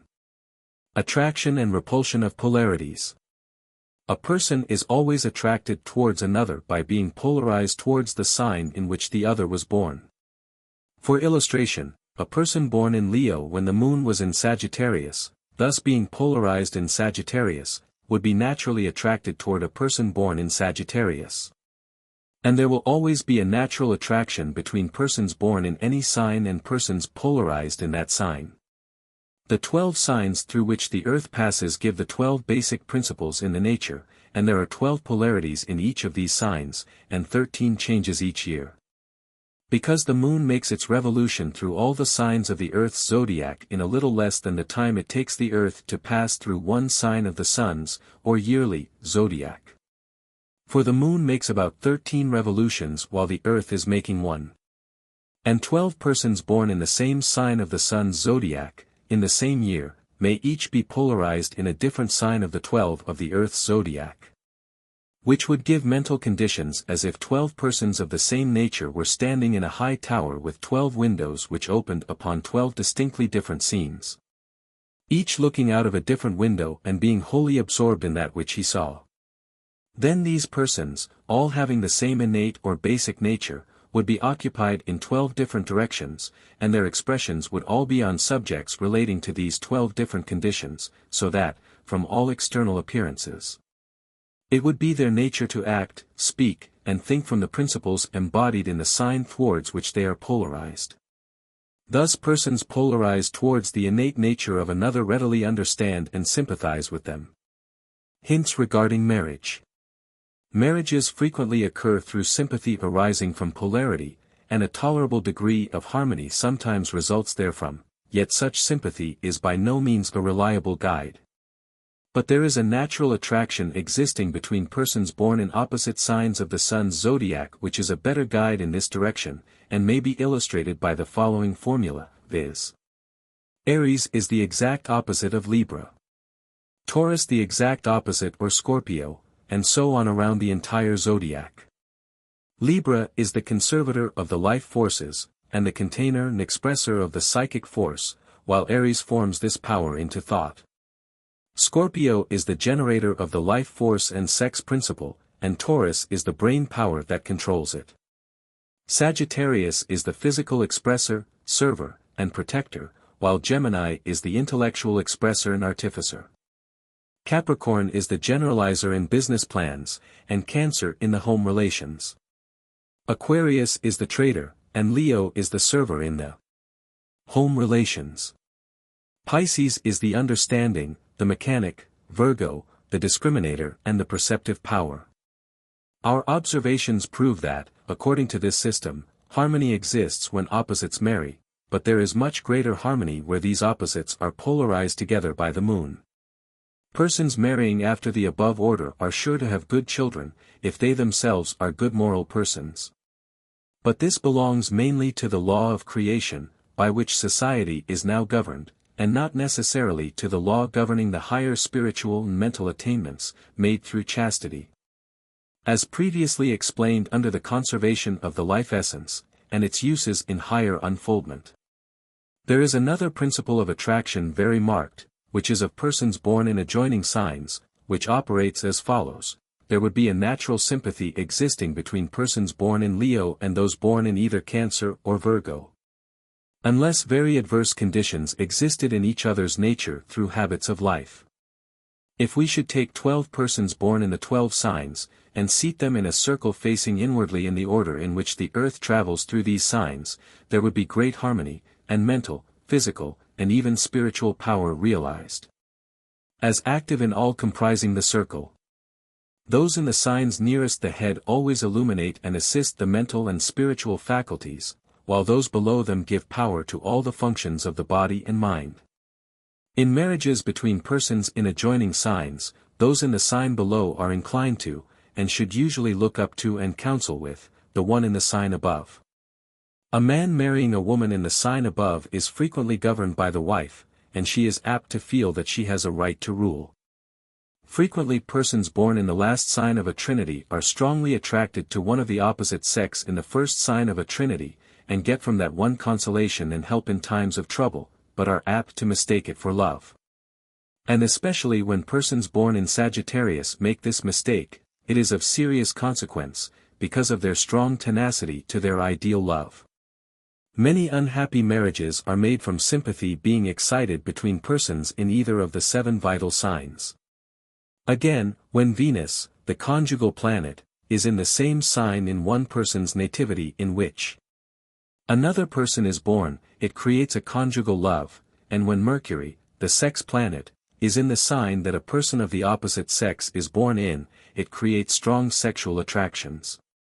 These positions of sympathy, when reversed, are causes of antipathy between the same persons. It is necessary, in order to decide where harmony or inharmony will exist, even between opposites, that we understand the harmonious or inharmonious positions of the planets. For, as has been stated, the sign and polarity govern the external or physical life, while the position of the planets governs the interior, the intuitive or spiritual condition. Therefore the externals may be harmonious, while the internals may be at antipodes. The order of the living temple. We now come to the law regulating the binding together of the body of humanity, or the building of the living temple. See diagram number 7. The central sun is the source of life and light, and mediate cause of all things in the solar system. From this emanate, first, the 4 spiritual or seraphic principles, which are the heads of solar creation, and govern the 4 temperaments of humanity, and have their nearest imagery in the 4 interior signs, viz. Taurus, Leo, Scorpio, and Aquarius. Grouped around these, in circular form, are the individuals representing the 7 vital functions and creative principles of the human body which emanate from the 7 planets. Which principles are referred to in the apocalyptic vision as the 7 spirits of God, sent forth into all the earth. And in Ezekiel, as the 7 eyes of the Lord, that run to and fro through the whole earth. Again, these are surrounded by the 12 representatives of the 12 signs of the sun's zodiac. And then each of these 12, having 12 other persons polarized toward them, will form another circle of 144, and so on, until the whole body of humanity is linked together. Reciprocal with its center, the currents of involution descending from the cause world into the center of the 4, down the successive grades through all animate and inanimate existence. And again ascending in evolution, up through all the stages, to the highest phase of manhood, returning again to the cause from which it started. The above is merely given as a suggestion to students, until opportunity offers for its further elaboration. Chapter 3. The 12 signs or functions of the zodiac. Aries, Aries.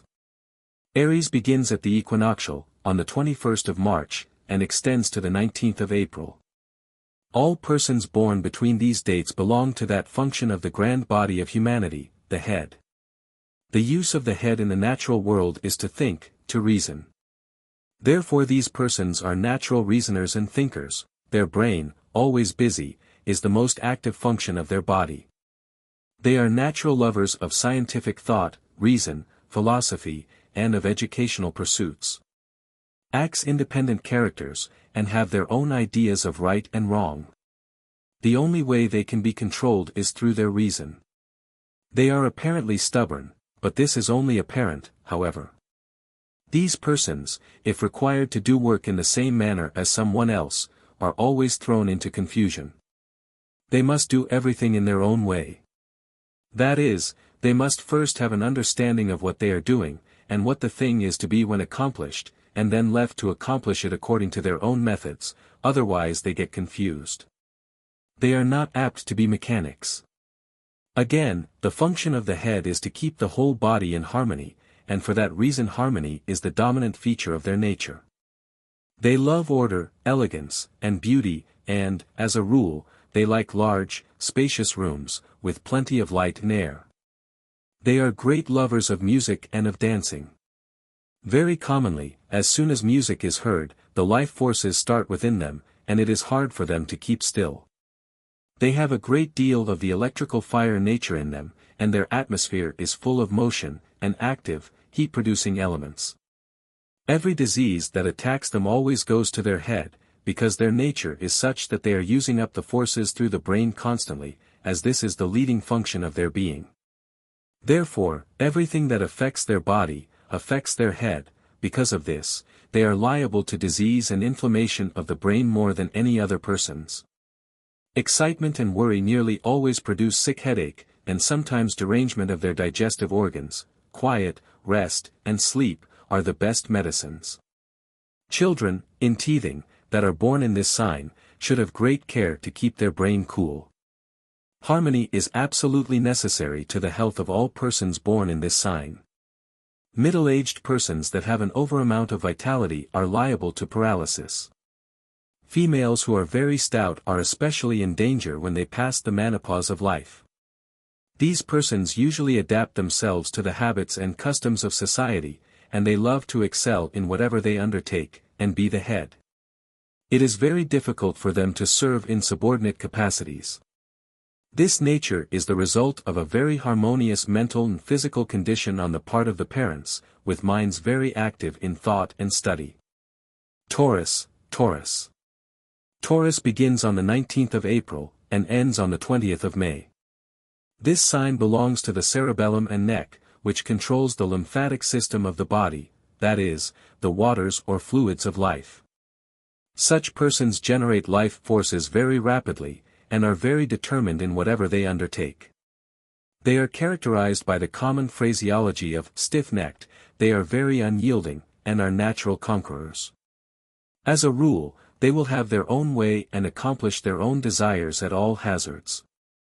They are great lovers of literary pursuits, and inclined to be studious, but imitators rather than originators of thought. They adapt themselves readily to the customs of society, and are apt to become leaders through their adaptation to the demands of the people, and their great ability to commit to memory from books and authorities. And their powers of mental and physical endurance. They are governed by their sensations, and are influenced in their decisions by their feelings, appetites, and passions. They have fine intuitions in all that pertains to business. They are very sensitive to psychic influences, which makes them apparently more stubborn than they otherwise would be, because they realize intuitively that they are very easily led through their sympathies. Young people born in this sign are apt to be misled by their associates. They are very zealous and sanguine in every cause they espouse, and therefore are liable to extremes. Frequently they are very zealous church members and preachers. They are zealous friends or enemies, but easily turned aside or mollified in this respect. They have a very strong brain, and are apt to be hard students and make superior educational attainments. They feel the minds of others, and it is very difficult for them to distinguish the difference between their own mind and the mind of those associated with them. Because of this, persons born in the sign of Taurus should make all their decisions when entirely alone, and never decide any important business matter while in the midst of business excitement. For if they do, they are more apt to make the decisions from the influence of those around them than from their own mind. The early morning, when they first awake, is the best time for such persons to make their decisions and lay their plans for the day. Children of this date of birth are largely dependent on their education for their future position in life. They have strong appetites, and are apt to be inclined to Epicurean habits. Their passions and sex nature are strong, and they are in danger of excesses in that direction. Women born in this sign are in great danger of being misled by their feelings and passions. When a person has gained their sympathies, they have gained control over them to a very great extent. Both sexes have a great deal of jealousy in their nature, they are somewhat in danger of great extremes. Yet, when they are well instructed in the right way, they are very tenacious to carry it out, and cannot be controlled against their will. These persons are liable to dropsy, from two causes. First, from getting an overamount of vitality through eating too much, and having what they eat too rich, and getting too fat. Second, through strong appetites and overindulgence of the sex passion. Remove the cause, and the cure is accomplished. They are, as a rule, best adapted to city life. This nature comes from the parents being very potent in the sex life, and quite satisfied with each other and their surroundings, but this frequently is wholly on the part of the father. Gemini. This sign includes all persons born between the 20th of May and the 21st of June. They belong to the sphere of the body represented by the inferior cervical ganglion.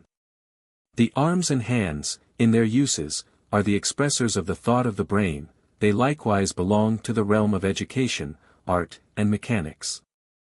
Such persons are always very active, restless, and anxious, being the result of anxious, restless, or dissatisfied parental conditions. Therefore persons born in this sign are never satisfied. There is always a restless want of something, they know not what. In cases of very coarse hair and dark complexion there is created a combative feeling, a vague imagining of evil, and a distrustfulness of associates, and of those with whom they have to do. They are very active, and want to be doing something all the time. They are lovers of knowledge in all its departments. Many successful speakers and lecturers come from this sign. Children born at this time should always have a superior education. They are apt to lack continuity. They are vivacious, but liable to be inconstant, and are in danger of extremes in everything they do, unless this is modified by planetary conditions. They are liable to nervous disturbances, and ought always to associate with persons that are quiet, easy, and restful. Ladies are liable to hysteria. Children are apt to have fits from teething. Should they have worms during the time they are teething, they ought to be kept very quiet. Parents ought to restrain such children from all kinds of excitement and exciting scenes, and should cultivate in them the habit of self-control. It would be well for persons born in this sign to remember that their dissatisfaction, restlessness, and anxiety arise more from prenatal conditions than from surrounding circumstances. Therefore they should positively restrain it, always remembering that the cause is from within. Cancer. Cancer begins June 21st, and ends July 22nd. These persons are at the head of the Department of Domestic Life, and embody the principles of the home and family. As they belong to the maternal functions, all the phenomena of the mother's breast, in its sensations and uses, are characteristic of all persons born in this sign. They are great lovers of home and family. They are over-anxious about making money and laying up for the future. They are industrious and economical to an extreme, and are sometimes miserly. They are very kind, loving, and sympathetic. Their love nature is their weakness. They make very kind and loving husbands and wives, loving fathers and mothers. As such, their whole life is apt to be devoted to their children. So remarkable is it, that in case the father is born in this sign, the children will love him more than the mother, thus recognizing the great mother nature even on the positive side. Persons born at this time are exceedingly sensitive to the physical and mental conditions of others. They sometimes appear even eccentric and queer because of this sensitiveness. Children born at this time are often destroyed by nurses whose magnetic and mental conditions are exciting and annoying to their nerve system. And it is very frequently the case that the life force is drawn out of them, and they are depleted by others. Children of this date of birth ought never to be under the care of ladies or nurses who have passed the menopause. It is noticed that children will sometimes scream, and act as though they were hurt when taken into the arms of certain persons. This sensitiveness is nature's means of self-protection.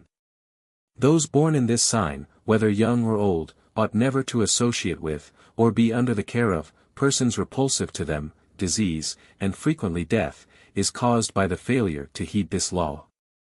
It will often be noticed that those whose influence is very unpleasant to them will, nevertheless, persist in forcing themselves upon their society. And that it is very difficult to get rid of them. Such absorb and feed upon and deplete the vitality of those born in this sign, and it should not be permitted, especially in the case of children. The children of this period should have a careful education in the direction of the uses and abuses of the sex nature. In matters of education they are lovers of knowledge, but this, in their case, is largely qualified by planetary conditions. Their minds are very mechanical, and they usually belong to the manufacturing and trading sphere of life, but women of this sign incline largely to literature. Notwithstanding their sensitiveness, they are very persistent in the execution of their plans and the accomplishment of their purposes. But it is very difficult for them to work under others. They want to be at the head in their own department of service, and have a great dislike to be subject to the direction or dictation of other persons. They ought to be very careful in all matters pertaining to their digestive organs, as they are liable to inflammatory diseases, humors, etc., of the abdominal region. Ladies should take special care of their breasts, while nursing, for they are liable to have suppuration. Great care should also be exercised to avoid intimate association with inharmonious companions. Inharmony in the love relations has a great tendency to the development of tumorous diseases. Little girls, especially, should be carefully guarded until they are able to protect themselves, for they are just like sensitive plants. Under proper conditions, persons of this nature develop a strong willpower, are self-reliant, but males are apt to be rather quiet and uncommunicative, though persistent in the direction of their innate nature. But females are inclined to be very talkative, and even intellectually brilliant. This nature is produced usually by a strong desire on the part of the parents for a child, and an active sense as to the pleasures of home, family, and the domestic relations. Leo represents the heart, the love, and emotions. The period of this nature begins July 22nd, and ends August 22nd. Through the heart pass all the fountains of life. Correspondingly, these persons possess a great variety of inclinations and dispositions, being in conjunction with the grand heart of the solar nature, and a reciprocal center of all the forces in humanity. They are also greatly affected by the mental and physical conditions of people to whom they stand intimately related. They can readily adapt themselves to almost any condition of life. They are naturally active and aspiring, energetic, but subject to great extremes. They are inclined to be independent thinkers, but are controlled more by their intuitions than their reasoning. But their intuitions usually take the form of reason and philosophic thoughtfulness. With a fair degree of self-control, they usually manifest superior power in whatever direction they turn their minds. Their love nature is their weakness, as they are easily led, and sometimes misled, by those professing friendship. Their nature is remarkably allied to the laws of creation, and as all mechanism is in conformity to the laws of nature, they consequently have fine, orderly minds, and are usually very handy in doing anything they undertake. They seldom make high attainments except in the mercantile and intellectual spheres of life. On account of their fine sensitive and emotional nature they are inclined to act from their feelings. Their disposition is such as to ally them to a communal or brotherhood life, where the sentiment would no longer be mine, but ours, having all things in common.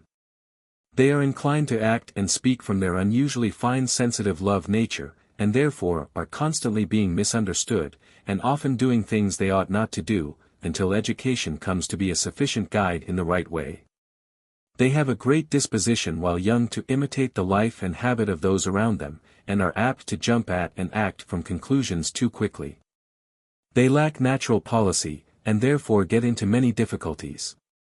In childhood they always live in an ideal world, and have to learn the hard facts of life often from sad experience, and unless carefully educated, or happily surrounded, are apt to become dishonest, distrustful, and tricky in business.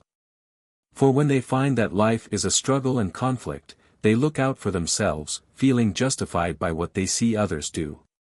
Yet they have an innate nobility and superiority of character, but when inverted from inability to act it out on account of surrounding conditions, they are liable to go to the other extreme. And this would make of them peculiar and undesirable persons.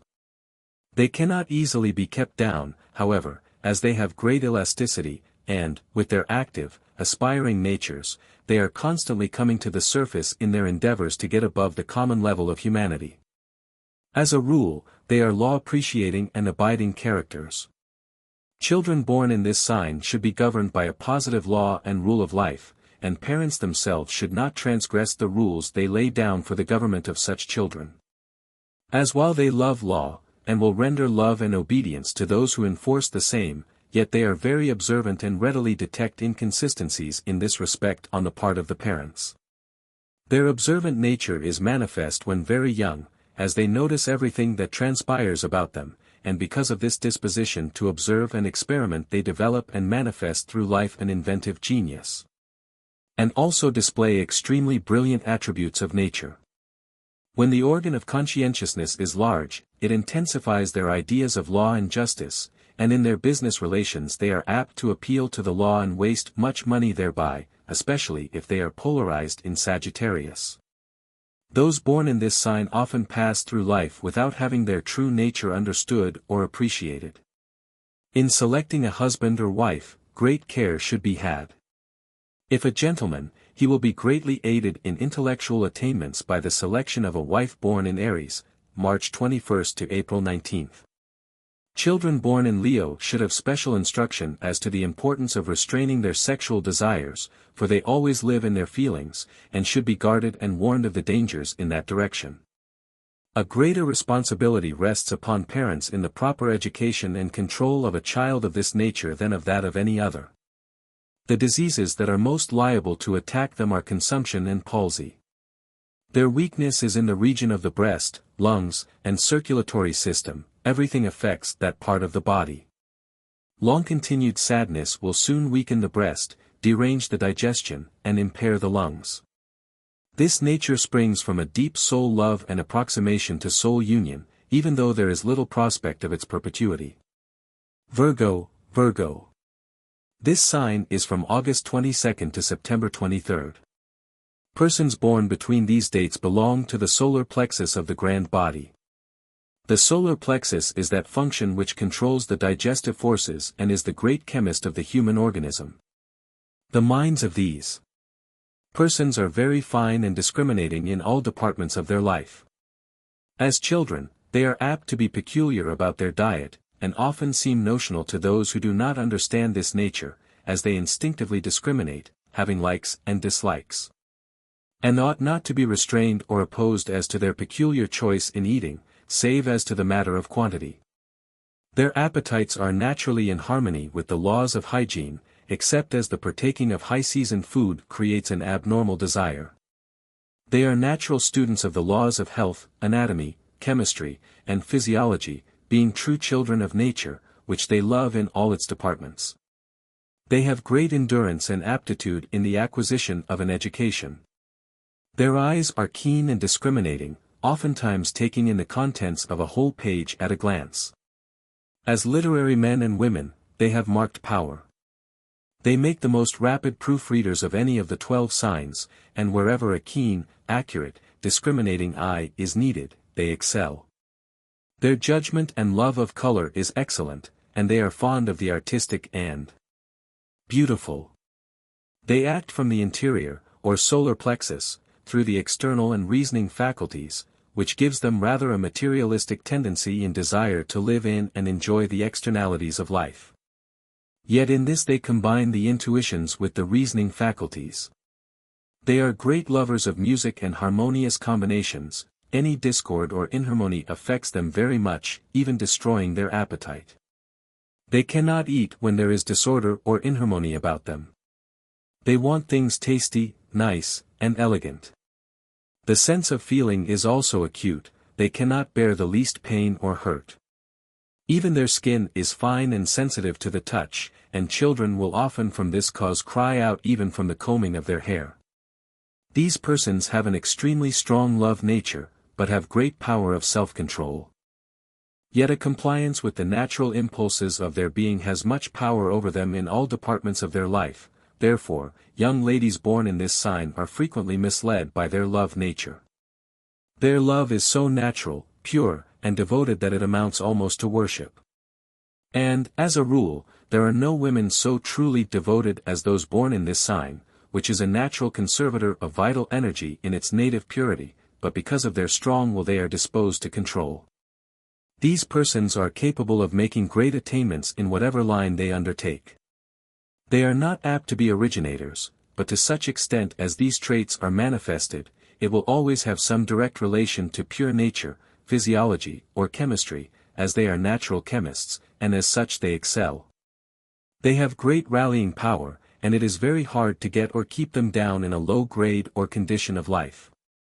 No matter how low down they may be forced, it will be quickly observed, by a discriminating mind, that they still retain much of their peculiar mental and physical power, being very like a piece of pure gold trodden in the mud. Their purity will always shine through so long as any of their real nature remains. These persons ought never to take a strong dose of emetic or cathartic medicine, and should avoid all exciting scenes and conditions. The finely organized of this type impart a feeling of harmony and rest to those with whom they are associated. As to health, they need to take great care of their digestion. Worry, anxiety, or inharmony will disturb the digestive forces immediately. In such cases, no medicine is needed, only quiet, harmony, and rest. Pure love to these persons is a great necessity, and potent medicine, unless the passional nature is dominant. They are sometimes in danger of getting too fleshy, and thereby bringing on different forms of gout. They have a strong tendency to selfishness, and a disposition to control others is a characteristic running through this nature.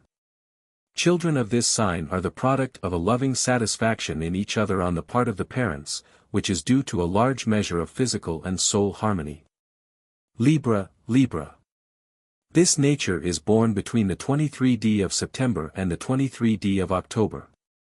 It belongs to that part of the body called the reins, and is the head of the trinity of the reproductives.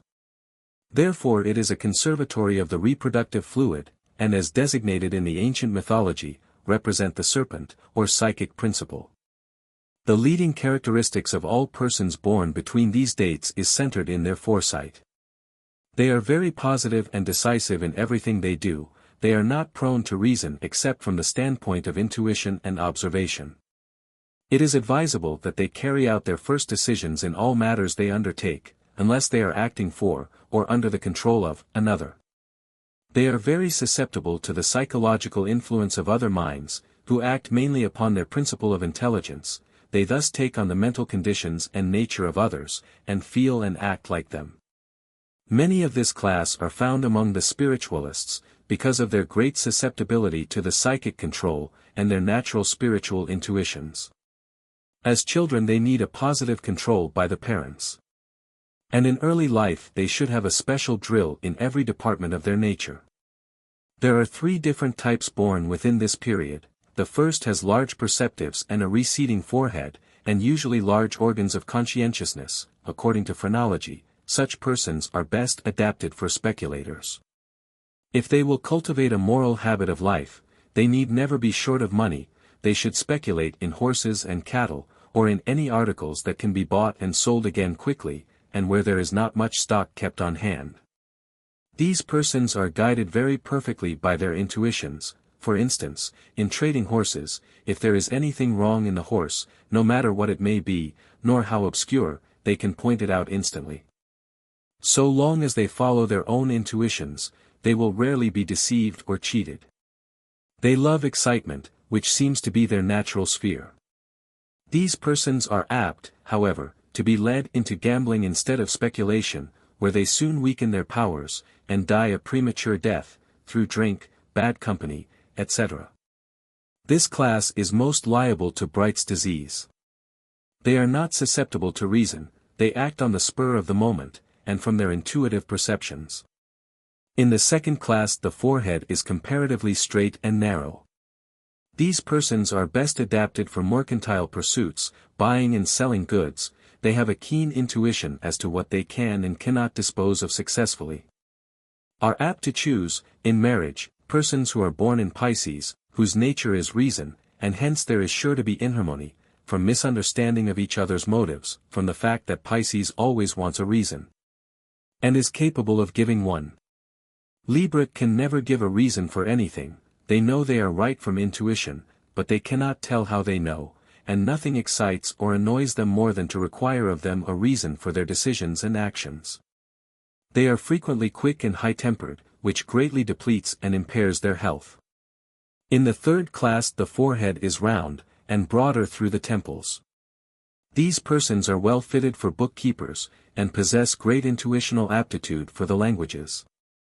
They are enthusiastic lovers of scientific knowledge, always ready to take hold of and examine any new thing. Are great students of books, and love to collect works relating to scientific and mystical subjects. They have the finest natural mechanical abilities of any of the 12 signs. They are best adapted to the higher branches of mathematics. Frequently they are found as public speakers and writers. Many of them are also good actors. All persons belonging to Libra have great imitativeness. They are originators and inventors in mechanical matters, but imitators in other departments of life. They are naturally inclined to be religious, but have many skeptical and materialistic tendencies to overcome. They are affectionate and demonstrative in their love, active, industrious, and social, but dangers from licentiousness always lie around them. It is seldom that any great height is attained by those of this sign, except in the educational sphere.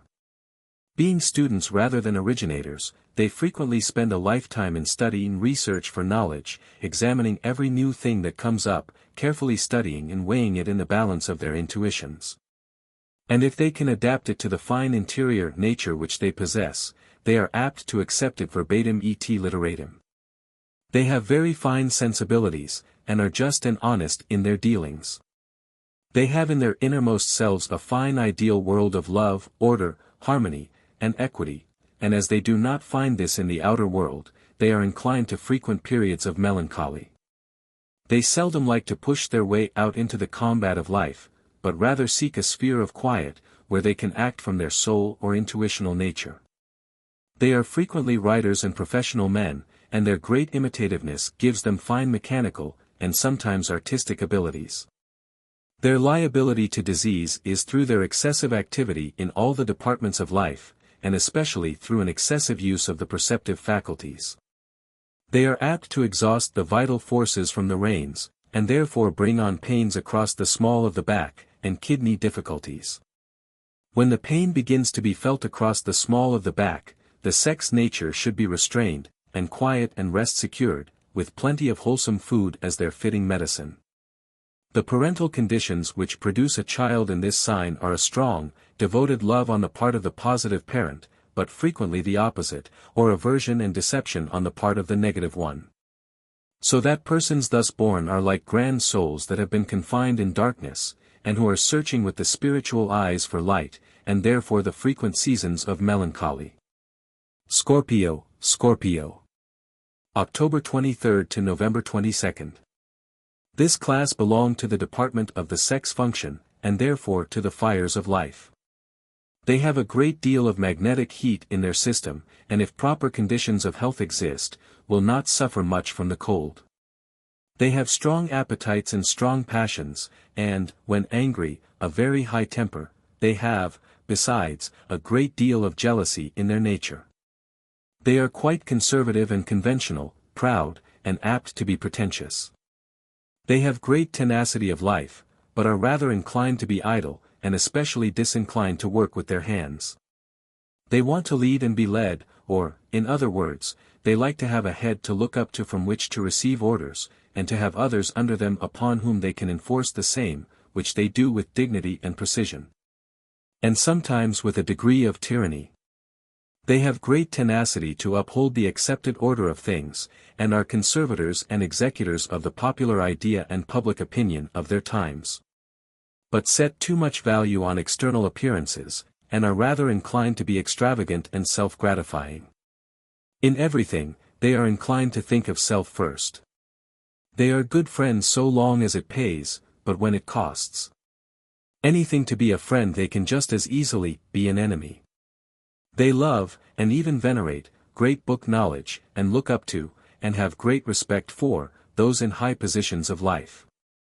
It is the general aspiration on the part of men of this sign to seek government positions, also to be superintendents and overseers, for which they are well adapted.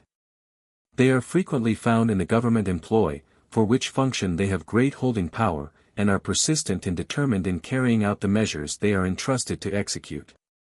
Their habit is usually silent and dignified, weighing well their words to be sure they are right before speaking.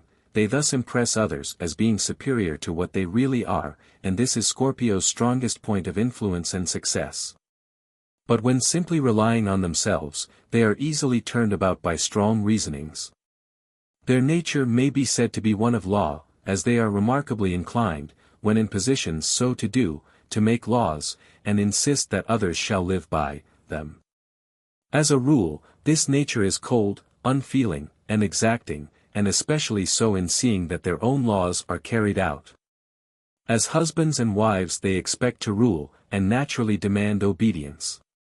They are influenced largely by the intensity of their sex nature, yet they have great control over themselves within certain limits. They are very dangerous in their jealousy, and when once suspicion is aroused of wife or husband, they are very liable to commit murder. On this account those born in this sign ought to be very careful not to give way to the impulses of jealousy. And, above all, should discipline their minds hot to yield to the mere frenzy of suspicion. Again, in all departments of life, they should be equitable and considerate. Parents, in rearing the children born in this sign, should commence in early life to instill into their minds the importance of self-control, restraining their tendencies to govern and enforce their will by arbitrary measures. Keep before them the idea of doing unto others as they would have others do to them. They should be restrained in their luxurious inclinations, and given the best possible education. They frequently make very good surgeons, and, when religiously inclined, they are successful speakers and effective clergymen. As a rule, they are best adapted to sedentary occupations. They love to be praised and looked up to as superiors. Having a strong will, it gives them great psychological power over others, and they are able to make themselves felt without a word. Through the magnetism of the hands they have, in connection with their great vitality, the ability to cure disease. This is especially the case where their bodily condition has been cared for, and preserved in health and strength, under which circumstances they are inclined to be fleshy. The only disease to which this nature is constitutionally liable is heart disease. It is well, in connection with this sign, to say, that in their love relations, they are controlled almost wholly by the passional nature. So much so, that, if not gratified by their companion, they are easily led astray. In their anger they are very subtle and vindictive. This nativity results from the minds of the parents being under control of the sex passion, without any idea of soul love, their minds being mainly engrossed with the thought of making a show in the world. Sagittarius, Sagittarius. November 22nd to December 21st. This belongs to that part of the body represented by the thighs, which relates to the muscular and motor nerve systems. The leading characteristic of this nature is the executive. Those belonging to Sagittarius are bold, fearless, determined, and combative. In everything that they do and say they are very decisive. They are apt to be too quick to decide, act, and speak. They are persons of one thought and one idea at a time.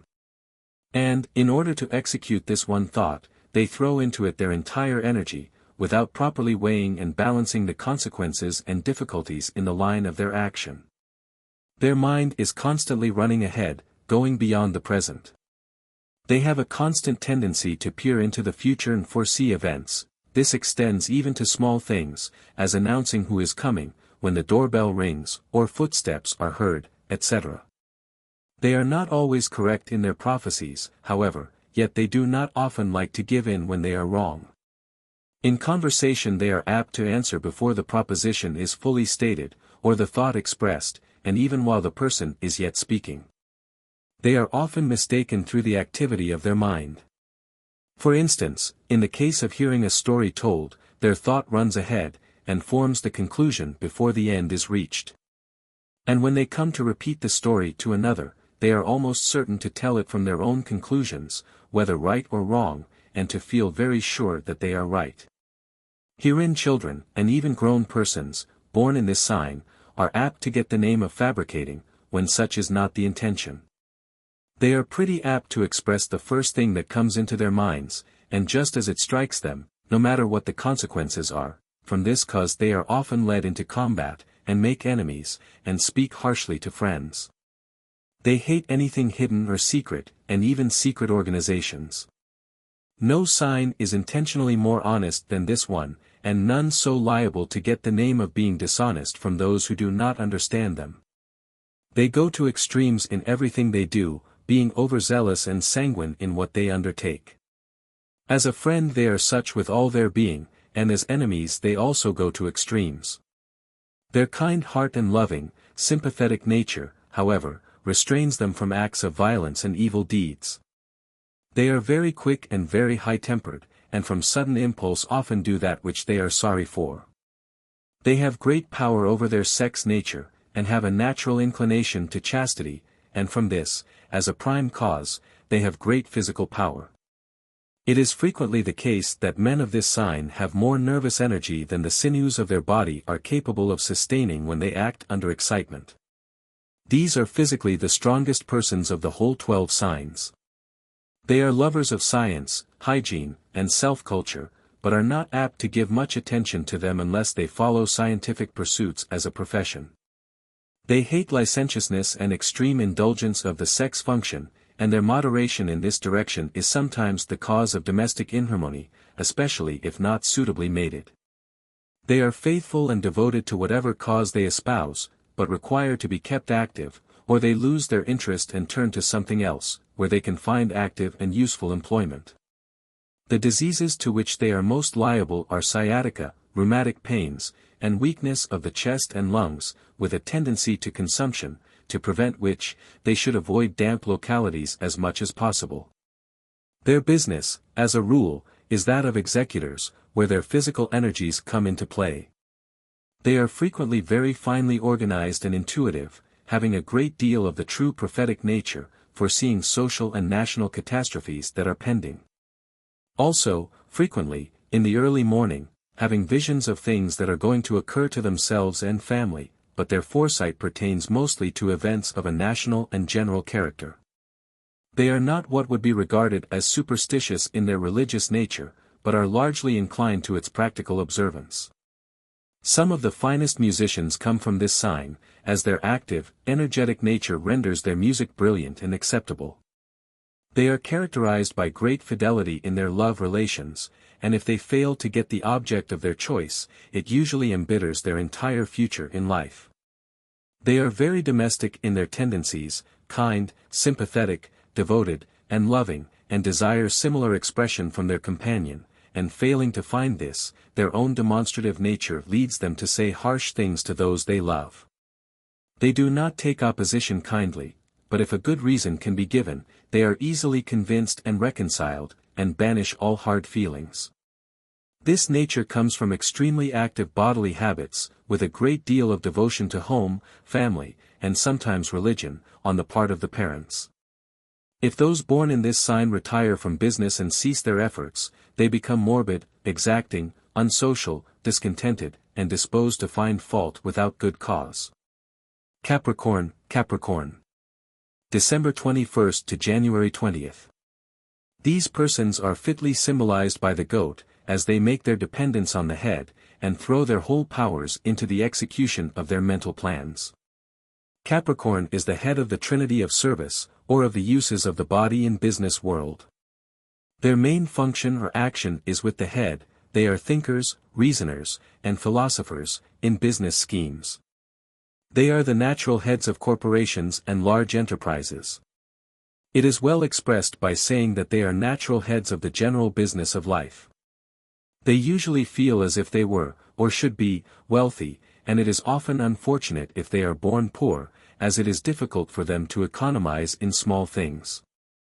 In their great aspirations they must be above the common level, and failing in opportunity, they sink low, not being inspired to effort by results that might seem adequate to others. They are proud, independent, and high-minded, and indisposed to labor with their own hands, save in the furtherance of some plan which promises better things. These persons are positive, executive, and determined in their tendencies, and are very apt to want to be recognized as the head of whatever they are in, or else they soon lose interest in it. Frequently, after having met with misfortune, they positively refuse to live within their means until their resources are absolutely exhausted, and being disposed to look down upon those in their own reduced sphere.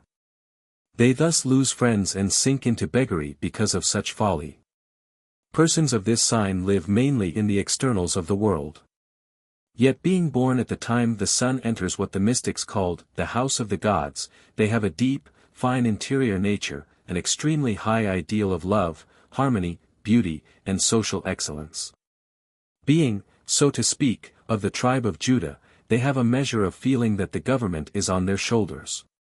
They have much of the prophetic in their nature, and a deep spiritual ideal that can only be fully expressed by the godlike things of another world. While Capricorn, which is in the knees of the grand body, is, in the main, an external sign, yet extremes in the human body, as elsewhere, often meet, and, in a significant sense, the knees are the feet of prayer. And thus these natures become conjoined to lofty interior or spiritual forces, and have corresponding possibilities of life and usefulness. We therefore find them possessed of a sympathy, philanthropy, and love of doing good beyond what would be expected of this sign, and their determined nature tries to carry into externals, and force into existence an ideal something surpassing even their own comprehension. They are lovers of literature, art, and education, and are inclined to contribute freely to maintain educational and art interests, and especially all things of a utilitarian character. They frequently have a broad, elaborate brain, and in such cases make good public speakers. Their talk is simple, plain, and easily understood, but tinged with ideality, and very pleasing to the public. Being natural organizers, they adhere closely to the maintenance and support of the societary conditions of life. As between the two principles of love and sex passion, the latter, as a rule, dominates in them. Women of this sign, owing to the extreme activity of their nature, are not apt to make very domestic wives, and are not well adapted to the care of the house, unless they have thousands at their command. And even then, in many instances, they would find it inadequate, and soon be restless for more. Parents should take great care in the education of children of this sign, impressing them with the sacredness of the uses, and the horrors of the abuses, of the sex nature, and also guard them against excessive pride.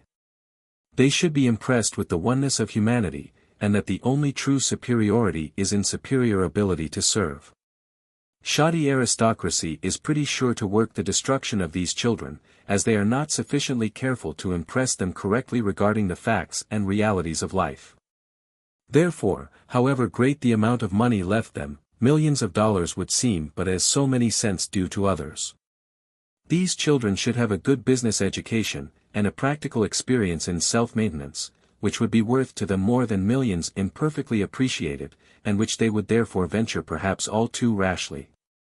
The parental conditions producing these children are expectations and plans looking to large speculations and elaborate business enterprises, which become the incarnate nature of the offspring.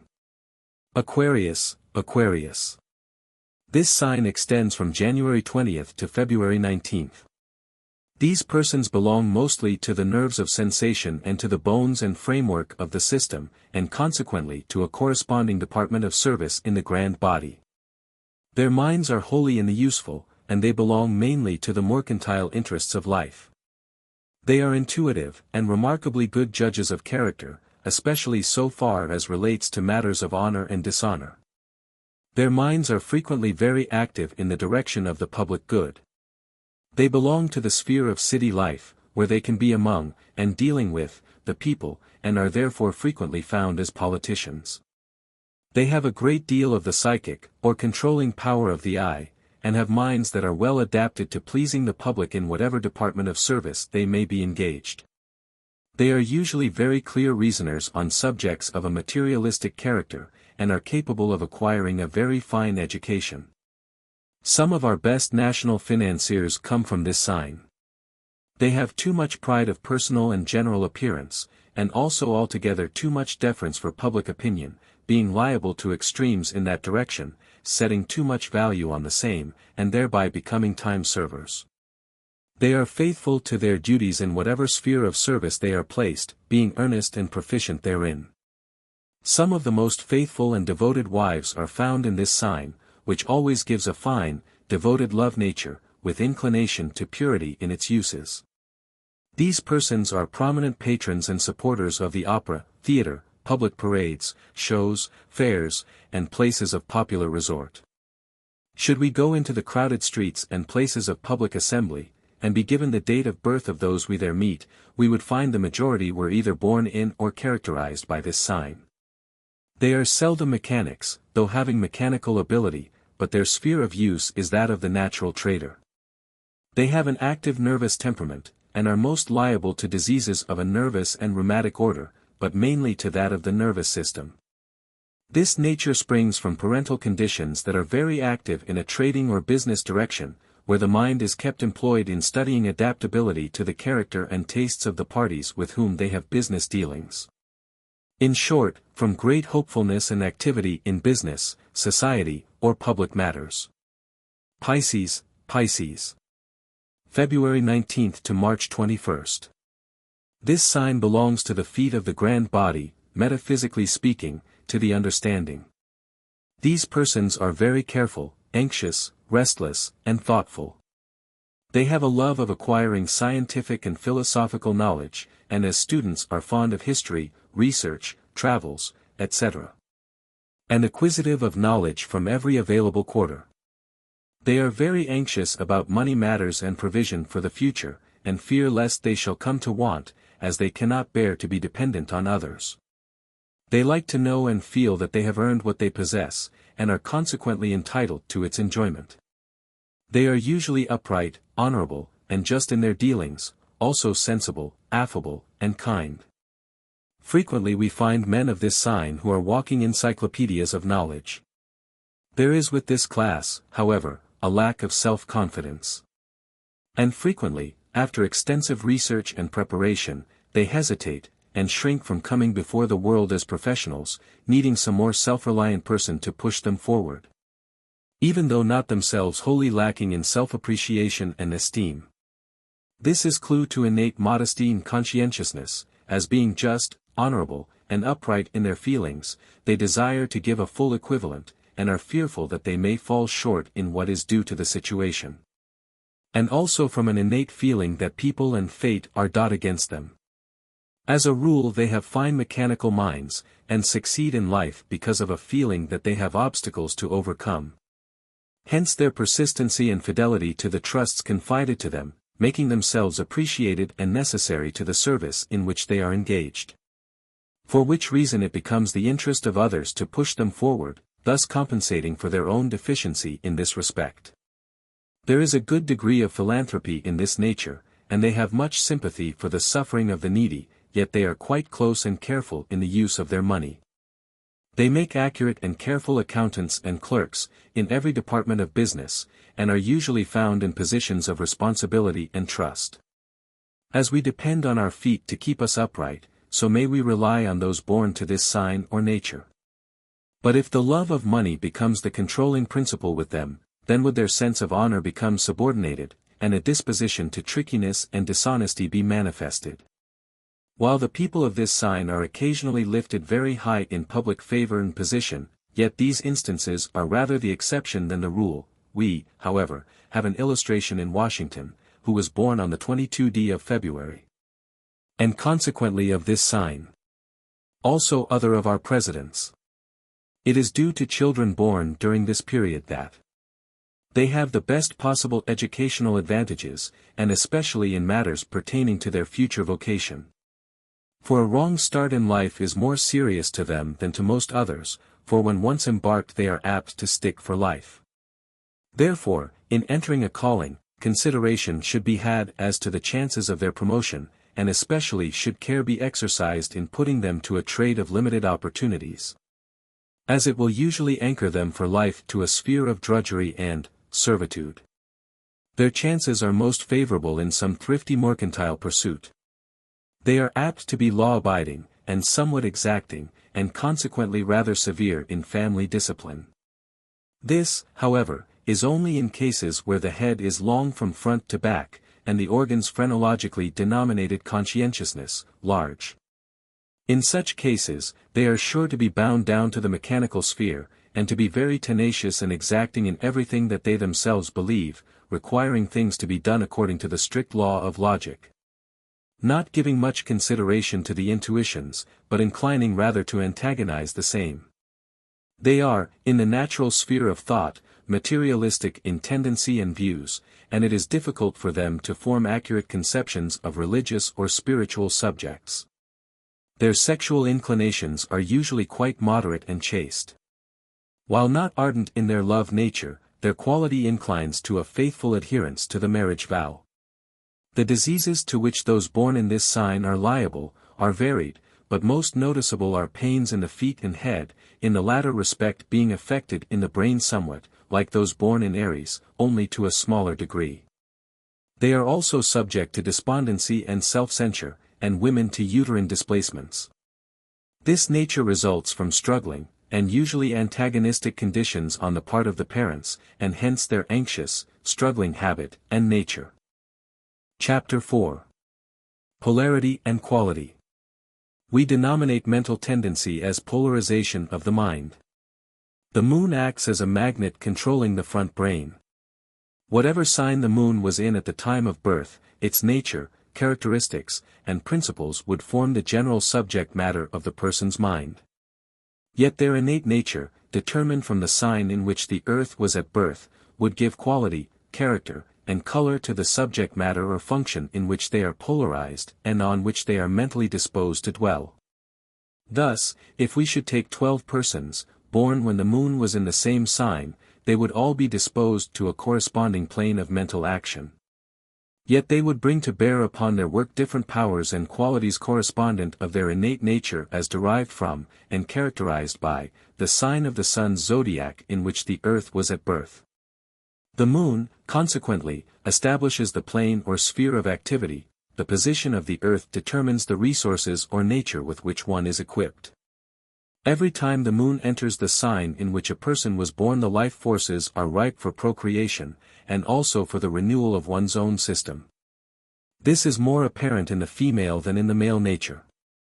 And where a woman is living an orderly marital life, the menstrual courses will begin about 5 or 7 days prior to the moon's entering the sign in which the earth was, in the sun's zodiac, at the time she was born. And when it does enter the sign, the system will be in its best condition for procreation, so, after it has passed out of this sign, the inclinations will gradually die away. This will form a useful calendar for ladies to know what time their menstrual periods are due, count one sign ahead of that given in the almanac. Sometimes, when ladies' conditions or pursuits are inharmonious to their nature, their periods are changed to the time of their polarity. That is, their periods occur when the moon enters the sign of their polarization rather than on entering the sign of their birth. In some cases, where the life forces are intensely active, they will occur twice every moon. Such cases are most frequent in hot climates, and, so to speak, such persons, so far as relates to this function, live 2 years in one, and consequently will age prematurely and die young. To avoid this, vigilant restraint should be exercised over the activities of their nature, both physically, mentally, and sexually. They should seek rest and quiet, cultivating easy and harmonious conditions and movement until restored to the normal periods of menstruation. Another condition which produces a change in the time of their periods is, when the mind of the wife is greatly absorbed in the husband, or when the husband, by virtue of his positive nature, takes control of her life forces, in which case her periods will occur when the moon enters the sign in which he was born, and sometimes it will be changed to the sign of his polarity. To be regular, they never ought to have them sooner or later than within these limits. Men and women are both more easily affected by the opposite sex during the time the moon is in the sign in which they were born, unless the period has been changed as above. Again, men and women are strongest, and their mental powers are the clearest, at this time. Therefore, their success in beginning business will be most certain when the earth and the moon are both in the signs in which they were born. Chapter 5. Courage and Consolation for All. Before proceeding with the polarities of the moon, It may be well to observe that some of the positions of nativity and polarities of the life forces are apparently not as favorable as others for the promotion of a peaceful, happy, and prosperous career. These, however, may be greatly modified and improved by planetary conditions, and to judge correctly of a nature all of these facts and conditions must be taken into consideration. It is obvious that some are born with physical conditions involving them in greater trial, temptation, and struggle than others. But the merit and virtue of life is expressed in one's disposition and ability to surmount obstacles and to resist temptations, and consequently that which seems their serious misfortune may become the occasion of their greatest triumph. Therefore let all take courage when they find themselves possessed of inharmonies of character which predispose them to trials, mistakes, and temptations. For it should not be assumed that any of the polarities and planetary conditions are bad in themselves, though relatively and seemingly so from the standpoint of present earthly conditions. For the worst is capable of becoming the best, through the cultivation of the higher and the subjugation of the lower propensities of the nature. Let us keep in mind that man has in his nature that which adapts him for a life higher and grander than his present conditions and environments, and that in such degree as he evolves or incorporates the elements of a higher rationality and wisdom. Does he cast down or subjugate the imperfections of present being, indrawing the solar and celestial forces that give self-control, and law, and order to life?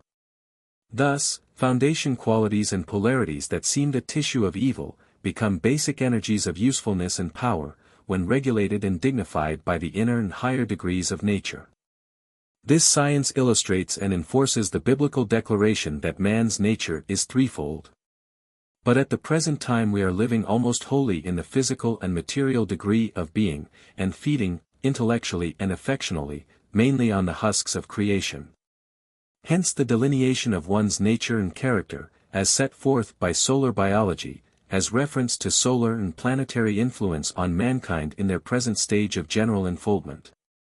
Without regard to the effects which discipline and culture may have had on individuals, in opening or unfolding the inner and higher departments or degrees of their being. Yet even with a moderate degree of observation one may readily trace the basic qualities and tendencies of his own or another's nature, as defined by this science. And especially may this be recognized in the spontaneous and involuntary impulses of the person. But it does not necessarily follow that they will act them out, or be governed by them in all particulars, but the root, so to speak, will be found there all the same. Most, if not all, are familiar with the fact that superior fruit may be produced by inserting the right kind of graft into a wild and unprofitable stalk. Thus we may have apples and pears from the quince stalk, and wild fruit trees of all kinds can be made to send their energies through grafts, which yield luscious fruit. The same principle is not without its application to the human nature. New thoughts and purposes become the grafts, by virtue of which the natural basic forces of the system are brought into new and superior fruitfulness. So whatever may be your foundation quality or polarity, remember that you are, in more senses than one, an heir to the excellent things of the universe. In the mechanism of solar biology we have given the signs of the zodiac after the order of the birth of the 12 sons of Jacob, commencing with Libra. It is evident that the biblical historians had a reason for beginning with this sign, as Libra is the head of the reproductive trinity, and the generation of new life commences with this function. And moves in a circle through the entire 12 signs, back to the starting point. The fetus in the womb is nurtured and developed upon this principle, lying in a circle, the head and feet together, strictly in accordance with the order and arrangement of the signs of the zodiac. And we may regard the entire solar system as a womb, in which natural life is being evolved in accordance with this law. Therefore, even the most highly unfolded beings upon this, or any other earth of the system, are relatively but as children in the womb of creation. With the introduction of the atmosphere to the lungs of the newborn child comes the first effort at conscious, individualized existence. And conscious existence, in its larger and more perfect sense, is only attained as man comes, with his interior lungs, or spiritual and mental powers, to inspire the higher and purer atmospheres of the universe, and this he is privileged to do. Even in the present earth life, in a degree far beyond general comprehension. The power and importance of breath. Breath is the most important thing we have, it is the symbol of life itself. In Genesis 2:7 we find, "And the Lord God formed man of the dust of the ground, and breathed into his nostrils the breath of life, and man became a living soul." We have but slight, if any, direct control over the action of the heart and other internal functions. Our voluntary hold on life seems to be seated in the lungs and in our power of breath. Breath is ours, with power to inspire deeply, and by this means we are enabled to strengthen and vitalize every portion of the system. There is a spiritual as well as a mental and physical breath. Man, so to speak, is a tree whose roots are in the atmosphere, and therefore may he inspire life in a threefold sense. Who that has visited a mountaintop but what has felt that he was inspiring the breath of the gods? Ye who have climbed a mountain peak, and heard its godly presence speak, can understand how glory shone o'er Sinai, as Jehovah's throne. When unto Moses there was given the lasting law of earth and heaven. Who thus hath felt the kindling fire, which mountain climbing doth inspire, can understand how ancient Greek should oracle Olympia's peak, and why a mount should ever stand to symbol God in every land. We might with profit dwell upon the power and importance of the breath, not only in its relation to physical health, but in its bearing upon mental and spiritual unfoldment and exaltation as well. But we judge that this brief allusion will be sufficient for our present purpose, and that in consideration of its importance will not be deemed out of place. Reference having been made to the signs of the zodiac after the order given in Genesis, and still further elaborated in the chapter on the mechanism of solar biology, we now proceed with the 144 polarities of the moon. Commencing with Aries, as a matter of convenience for reference, as we are in the habit of thinking and counting from the head downward. And for that reason the more elaborate explanation of the nature and functions of the 12 signs has already been given in that order. Chapter 6. The 12 Polarities of Aries. Aries, with the moon in Aries. This polarity gives the moon in the life, that is, in conjunction with the sun, and comes from the minds of the parents being quite satisfied, active, and independent, encompassed with their own sphere of thought. This gives brilliancy of thought and mental characteristics. It is as if the person were mentally independent of all other persons and drawing all their intellectuality from the fountainhead.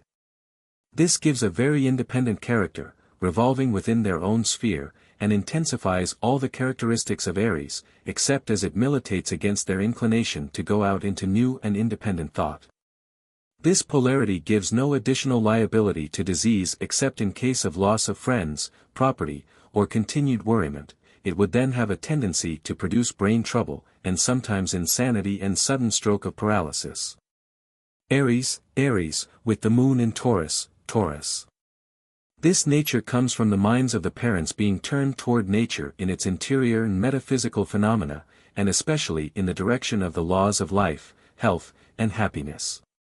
It leads Aries into the realm of sense and nature, intensifying all the senses and causing the person to live in and be governed largely by their sensations, making them particularly acute and susceptible in the sense of smell. Also to the mental and physical conditions of others, to wholesome or deleterious localities, and to proper and improper food. It likewise gives them great discriminative powers as to the qualities and conditions of things generally. It leads the mind to consider the laws of health and to seek the causes of disease, etc., in the elements of nature. Such persons make natural hygienic physicians. It gives them a great deal of determination of character with a disposition to leadership. It gives love of all the sciences relative to life, health, and happiness. Also, as a rule, great vitativeness and a love of large, spacious rooms and richness and elegance of surroundings.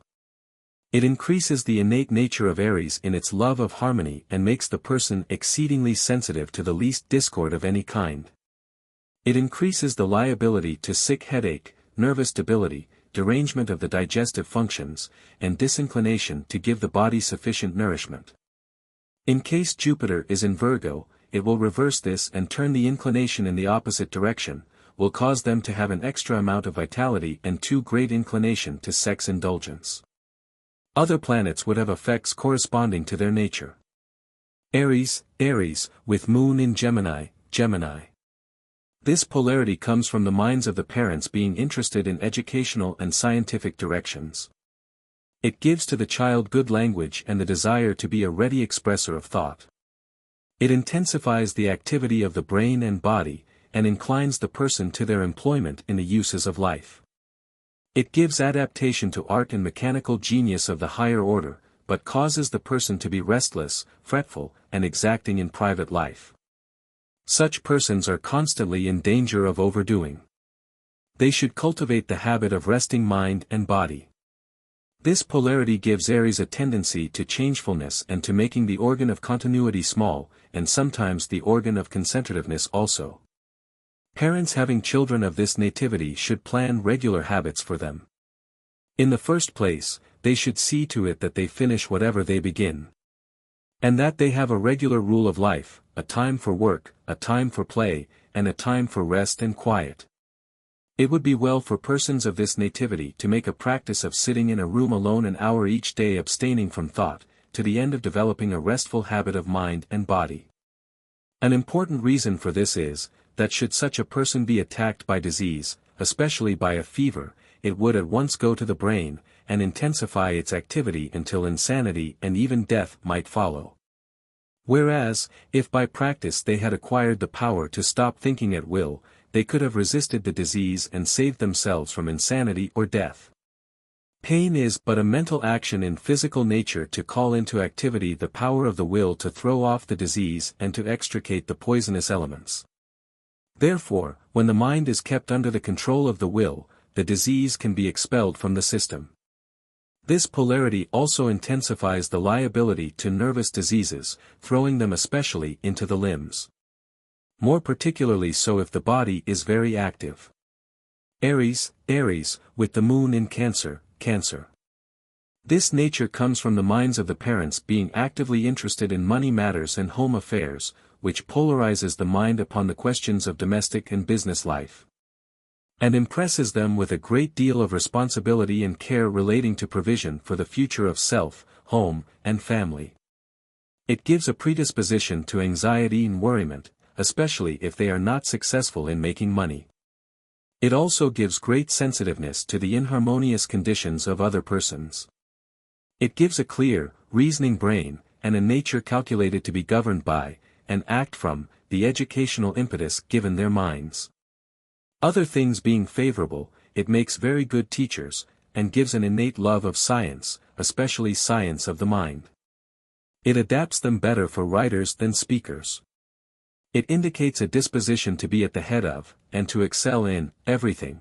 It gives the clearest logical and, for the time being, retentive brain of all the 144 polarities. They are liable to excesses in their sex inclinations unless the mind is very active in other directions. Children of this polarity should have special instruction in the uses and abuses of their sex nature. They should also be guarded against miserly habits. This polarity likewise indicates liability to nervous exhaustion, sick headache, general debility of the system, and, in cases of inharmonious marriage or business relations, a liability to tumorous affections. And with mothers a tendency to suppuration of the breast.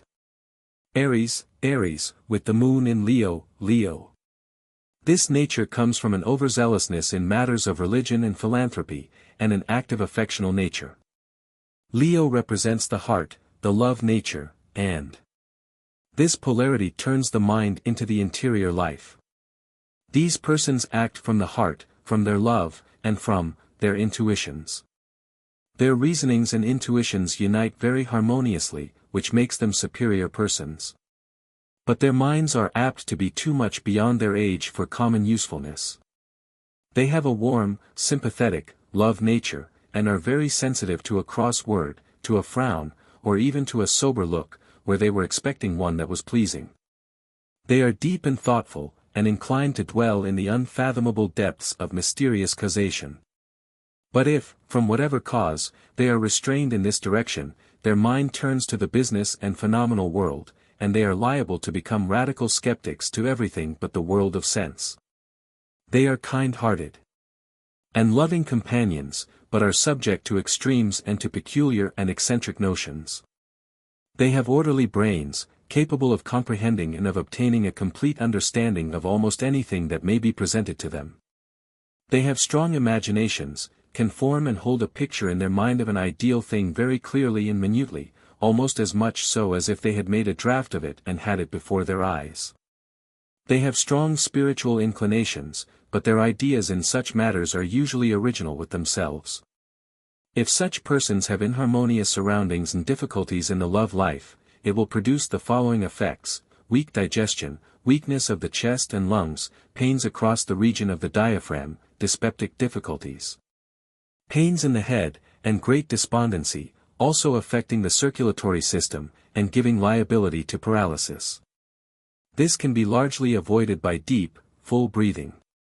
Aries, with the moon in Virgo, This polarity results from scientific and mathematical tendencies on the part of the parents, also from an active love of music. Virgo, being the great chemist of the human organism, gives a very active, discriminative, criticizing mind, and constant inclination toward scientific thought, especially that of the exact sciences. And these persons are therefore characterized by order, harmony, and method in all their investigations, having clear, logical, and reasoning minds. They can be led in almost any direction by superior logical reasonings, but are inclined to skepticism in religious matters, and in all branches of thought where abundant and conclusive evidences cannot be found. They have a mind well adapted to teaching in all the branches of education and science, in which they make great attainments.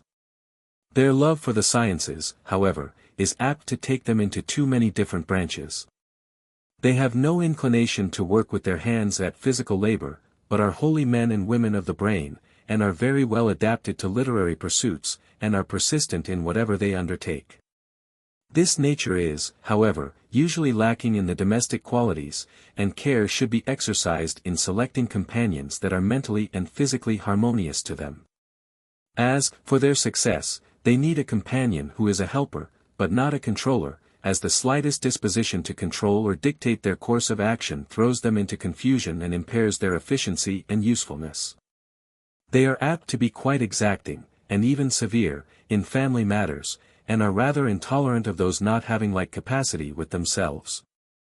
This polarity also intensifies the Aries' love of music, and makes them exceedingly choice and discriminating as to its qualities. Their vitativeness is usually large, with strong inclination to hygienic habits. Aries, with the moon in Libra. This comes from a strong desire to penetrate into the interior of things, and to discover causes. This is a condition of direct opposition to the innate nature as an external reasoner, and therefore the reasoning faculties are usually low, but, in place of them, they generally have a better faculty, or means of guidance, viz. Intuitional reasoning. This makes the mind a little slow in comprehending the ideas of others on their first presentation, and also in book learning. But whilst ideas are not understood at the time, they are quite likely to come to them clearly, and in their proper shape, afterwards. They are very correct in business decisions in general. As counselors, their judgment is superior because they are careful and very accurate in their conclusions. This nativity makes persons slow to speak, careful in what they say, very honorable in their dealings, just and equitable in all their proceedings, and such persons are good advisers of the people. As judiciary officials, they justly inspire confidence, and an even and uniform success usually marks their career through life. They possess a good degree of originality of thought, accompanied by a due degree of conventionality. They are best adapted to living in a small town or city, where they can grow up with the place, and thus be known and appreciated, and have their talents made available to the community. This nature should have a good general education. As to a profession, other things being favorable, they would be well adapted to real estate, law practice, and, as judges, they would be very just. They are not liable to go to extremes in anything. Children of this nativity should have a great deal of indulgence by the parents. Harsh or positive rule would be injurious to them, and liable to do more harm than good. Kindness and reason is all that is necessary for their guidance. It gives a strong conjugal and domestic love nature, with large inhabitiveness. They are liable to indigestion, weakness of chest, lungs, general nervousness, and sometimes difficulties of kidneys and reins. If they are given to the use of stimulants or narcotics, they will be subject to tremor of voice and limbs. They should by all means avoid stimulants and narcotics, and be careful about their diet. Aries, with the moon in Scorpio, Scorpio.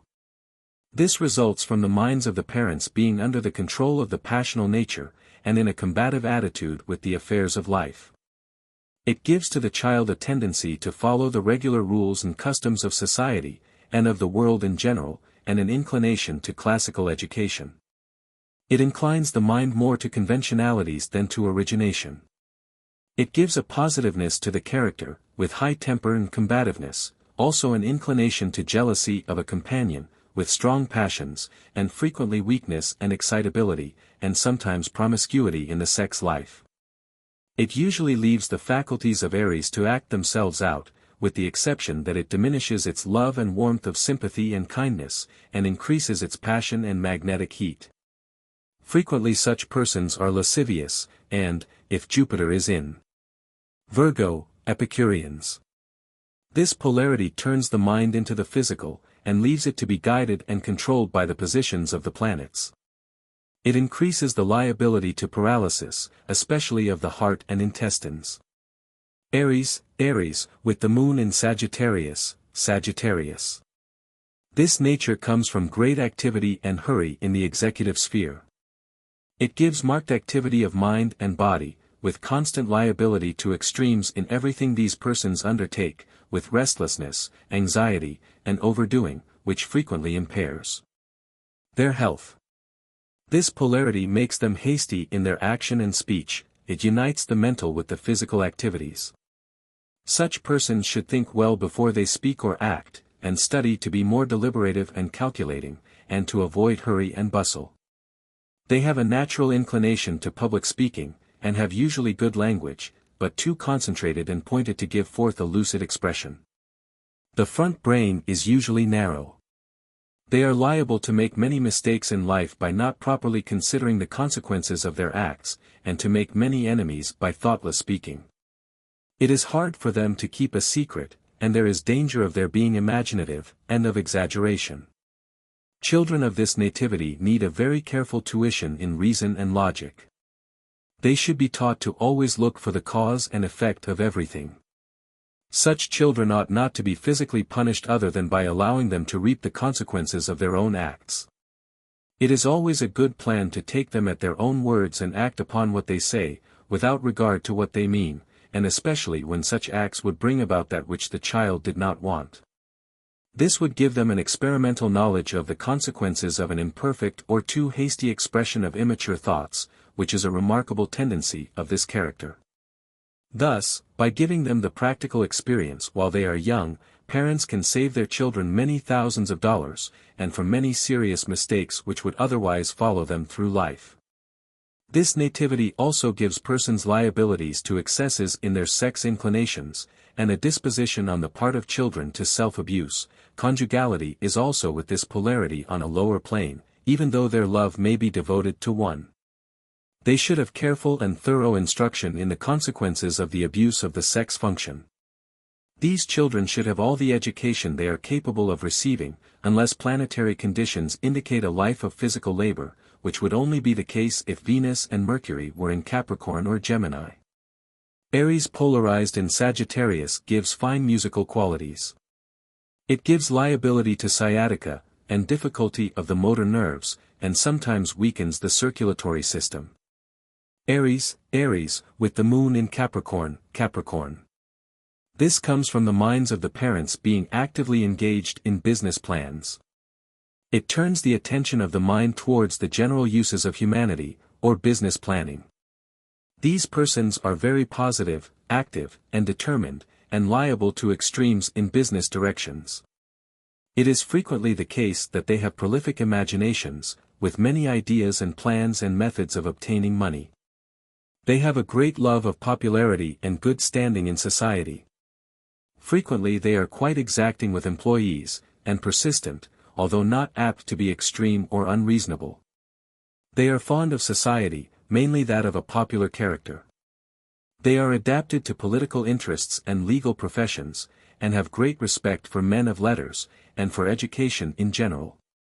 Have a special adaptation to music as a profession, and some fitness for all branches of pursuit characterized under the life of Capricorn. This polarity intensifies the liability which Aries has to brain difficulty, and some tendency to weakness of lower limbs and joints, and affections of the nerves. It may be noticed by such persons that if they take stimulants or narcotics, it affects the joints and knees first. Aries, with the moon in Aquarius, Aquarius. Here the minds of the parents were interested in making public attainments. This directs the mind toward and adapts it for dealings and associations with the many. Such persons are very easy to get acquainted with, and, in fact, they don't feel as if they needed any prior introduction. In many cases they feel as familiar with a stranger as with one whom they have known for years. They are affable and pleasing in their manners, and attractive in general. Persons born in this polarity love to entertain people, by the hour with their pleasing talk and winning planners, and they are apt to have considerable power in this respect. If there are strong business endowments, it makes them very successful in whatever business they may undertake. If Mars should be in Capricorn, it would make of them model teachers. Whatever sphere of usefulness they enter should be in connection with the many, for their leading characteristics adapt them for such a sphere. If inclined to literary pursuits, they would be very clear and explicit, and, with good endowments, would be very popular. They could be successful in mercantile pursuits. This polarity gives some liability to rheumatic troubles and affections of the sensatory nerves. Aries, with the moon in Pisces, Pisces. Here is indicated a restless, studious condition of the minds of the parents. This gives great inclination to study and to get knowledge of mysterious things. It gives a tendency to works of philanthropy, but it always produces a restless, worrisome inclination, and a constant feeling of dissatisfaction. Such persons always feel that their pathway is a rough one, and as if numerous obstacles were constantly in their way. This arises, however, from their own peculiar inclinations and mental conditions. Such persons are apt to have a great deal of unpleasantness in married life. Frequently it will be found that in the left hand, and sometimes in both hands, there is a line, or numerous small lines, running parallel with the line that goes round the thumb, and on the side next to it, the thumb. Called in chiromancy the life line. This in the left hand indicates difficulties in the love life, and in the right hand difficulties and obstacles in the business life, and its extent will be indicated by the length and strength of the lines found there. They usually have a good degree of mechanical power and some tendency towards manufacturing interests. This nativity gives the persons order and harmony of thought, and makes them logical in their reasonings. It causes them to be too much affected by the actions of others, and leaves their business inclinations wholly dependent on the planetary conditions, except so far as it gives them a strong studious inclination. It gives them some tendency to inconstancy in the love life, especially if inharmony exists between them and their consort. This polarity increases the tendency to nervousness and general debility and affections of the head. Chapter 7. The 12 Polarities of Taurus. Taurus, with the moon in Aries, Aries. This polarity comes from a very determined state of mind in the parents.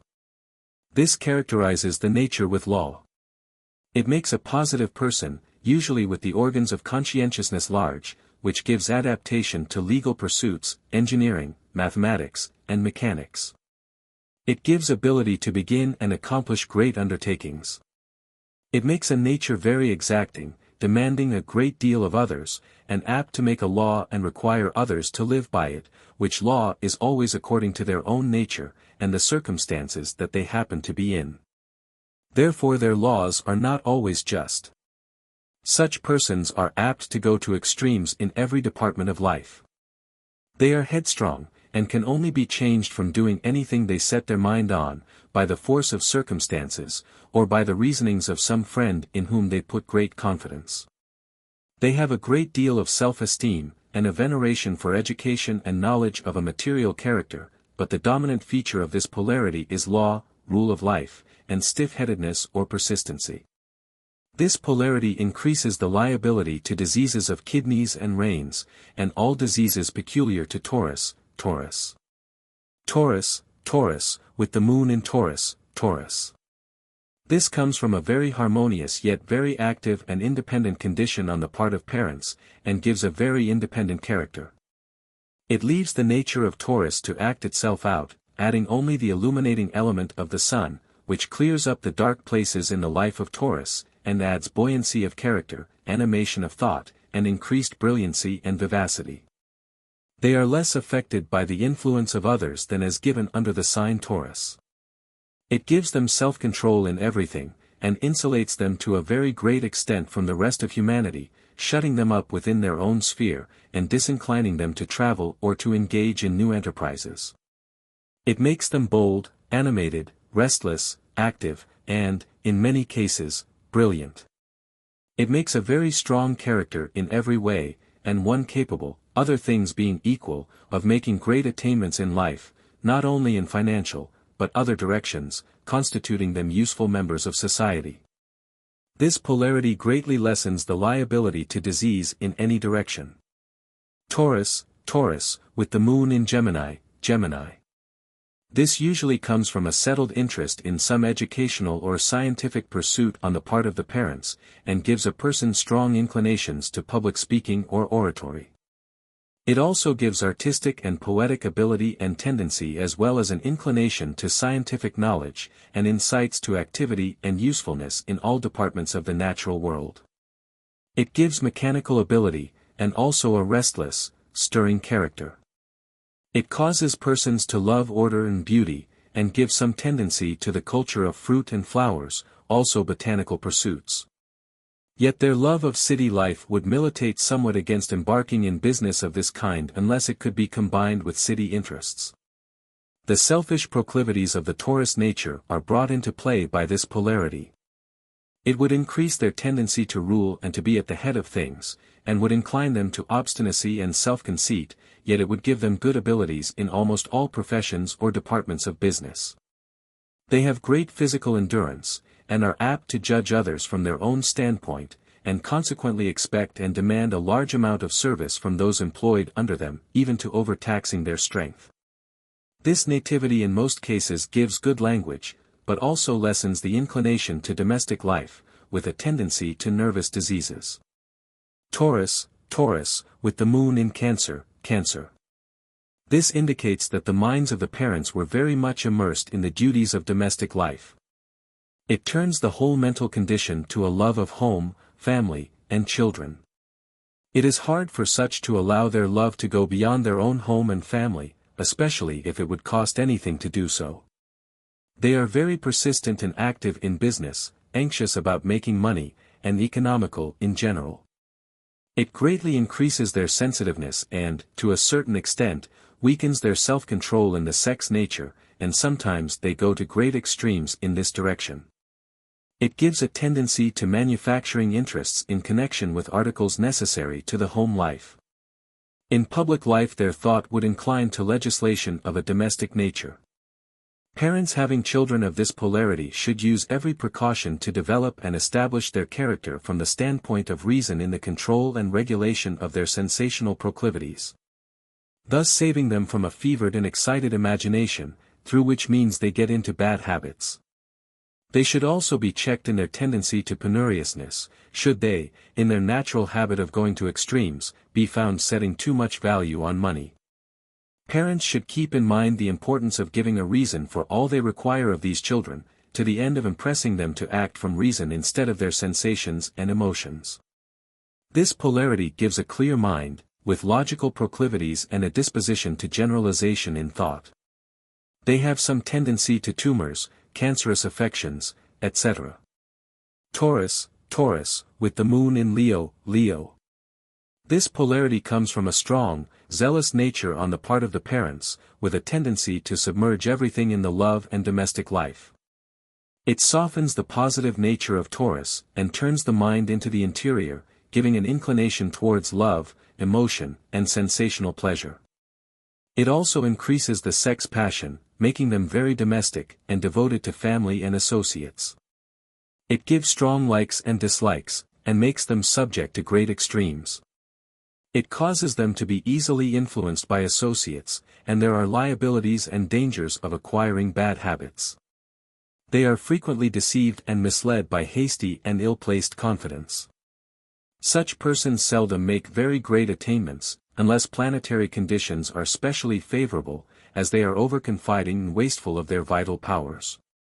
This polarity brings into full play all of the sensational and emotional nature of Taurus, and turns it into the innermost of their being, and thus causes it to act itself out through all their sensations. Children born with this polarity need an extraordinary amount of drill in the direction of the uses and abuses of the sex life, and against their putting too much confidence in others. They should be restrained very much in their appetites, for they are in danger of eating too freely and overtaxing their digestive forces, thereby bringing on disease. Such persons are liable to internal derangement, and especially to liver difficulties. It gives them powerful imaginations, strange and vivid dreams, and many times spiritual vision. As a wife or a husband, they are in danger of overdoing everything in their domestic love life. They are apt to feel, unless there is a constant expression of love, that it does not exist. They incline to be first-class mechanics, and also make good physicians, and, with moral and religious proclivities, effective clergymen. Taurus, with the moon in Virgo. This nature arises from a disposition on the part of parents to a critical examination and scrutiny of things. It gives fine intuitions and discriminative powers. It makes one fond of learning, and an admirer of high literary talent. It makes a first-class business mind in general. Such persons are apt to make very high attainments of a business character, and, sometimes, literary, and frequently legal and political attainments. It makes their judgment acute as well as accurate, and gives them preciseness in everything. It makes a nature very exacting and positive, and a person very intolerant of others in a lower sphere of life. In their demands for exactness they are impatient when it cannot be obtained in each and every direction. They are too apt to criticize and censure persons whose capacities do not come up to their own. They are holy men and women of their age and order of things, and are well adapted to all branches of a successful business life. As a rule, they are sure to succeed in whatever they undertake. When children, they should be given a first-class education, and should be specially instructed in principles of equity, and to be more tolerant of others. This polarity gives a tendency to diseases of the digestive organs, also to corpulency, and increases the liability to dropsical troubles.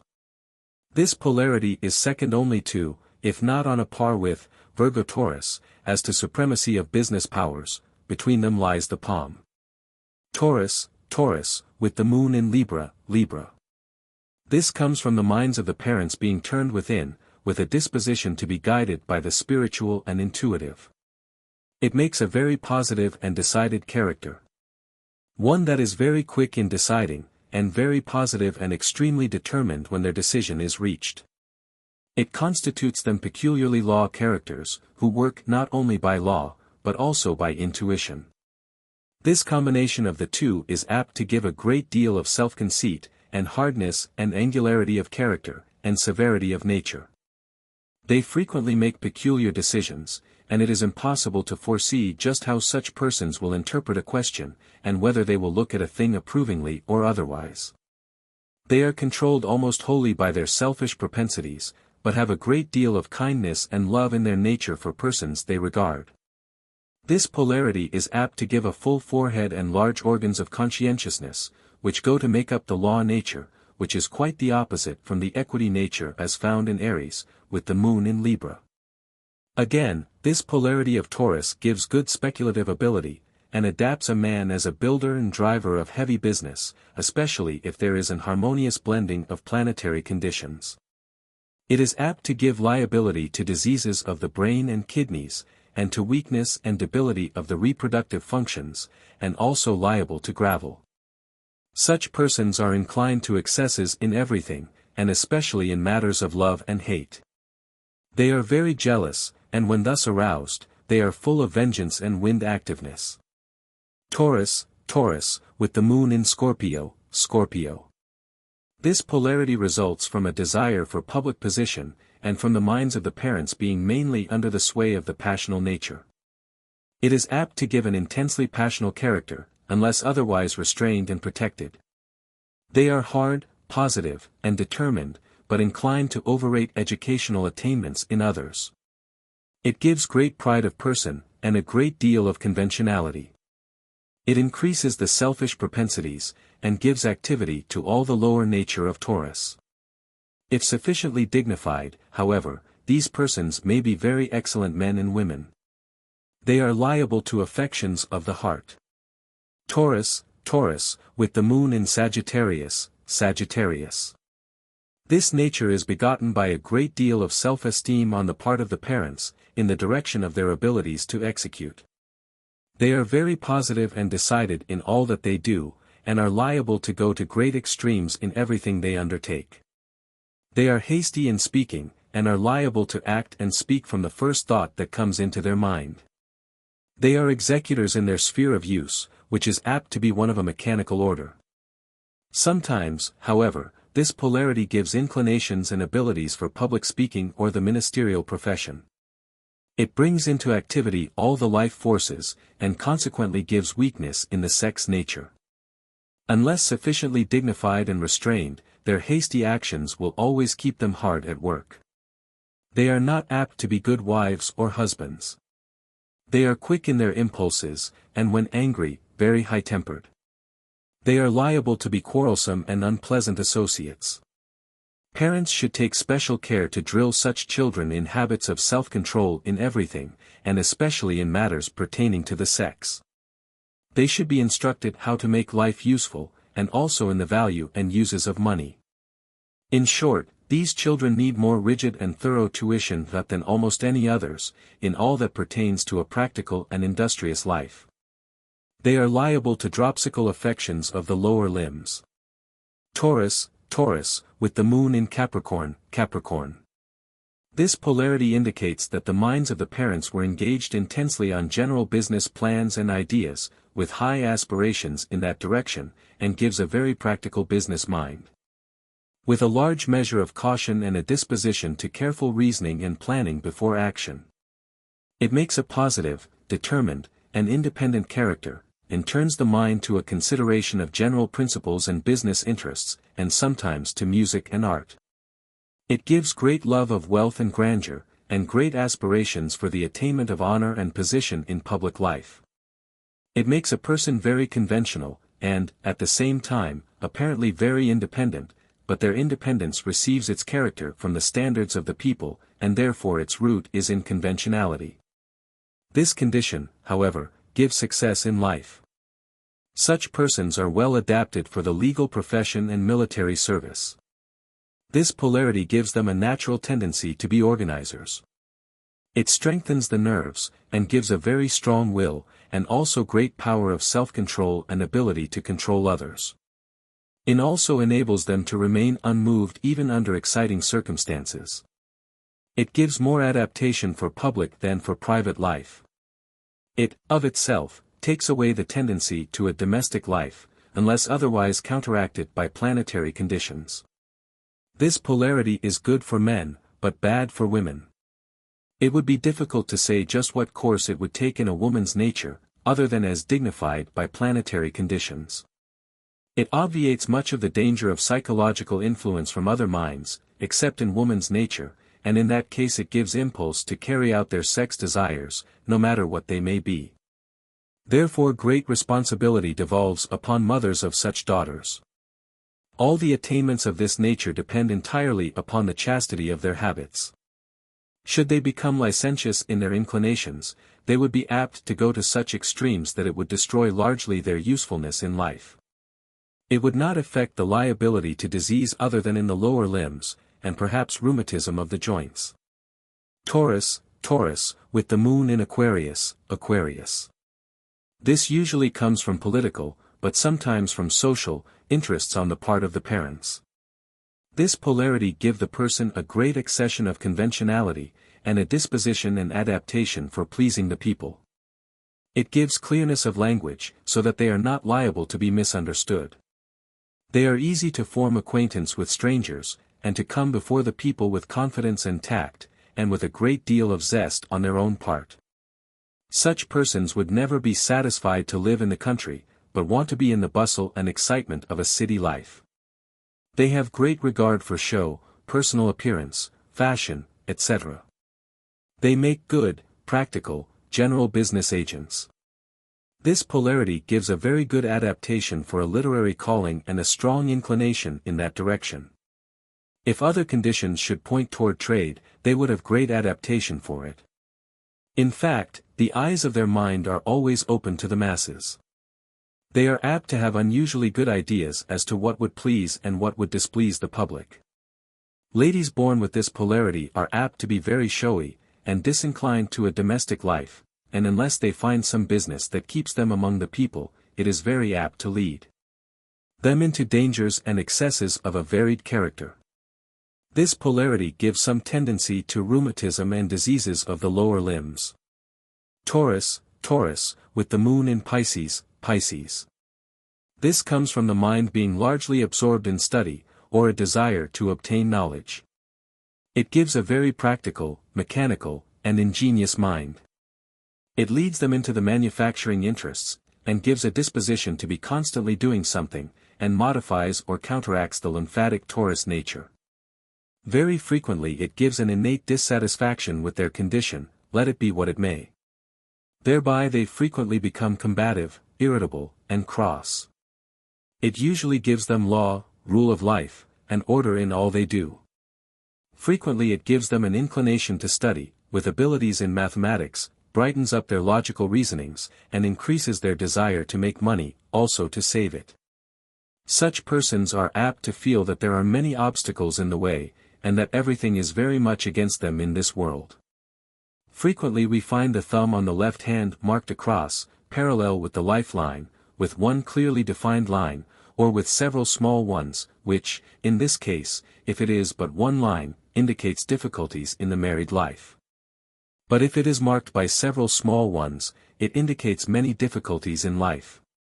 Parents should, in governing children of this polarity, teach them the necessity of thoughtful, careful action, and of considering well the consequence of everything they do before they do it.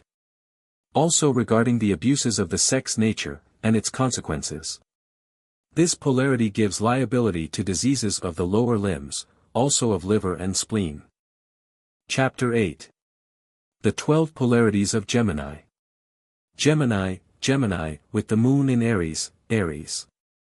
This polarity comes from a restless, anxious, but very determined condition on the part of the parents. It gives the person a strong will and a high, aspiring mind, a love of knowledge and understanding. A reader of books, and an expresser of the thoughts contained therein. They are ambitious and worldly, and as men, frequently make high attainments. But as women, they are not inclined to be domestic, and are positive about having their own way. It gives adaptation to law and politics, but there is a constant danger of extremes in everything they do. It makes a character a little too independent, and weakens their inclination to conventionality and to following out set rules and customs. In this case, parents, in bringing up children, will always have more or less difficulty with them.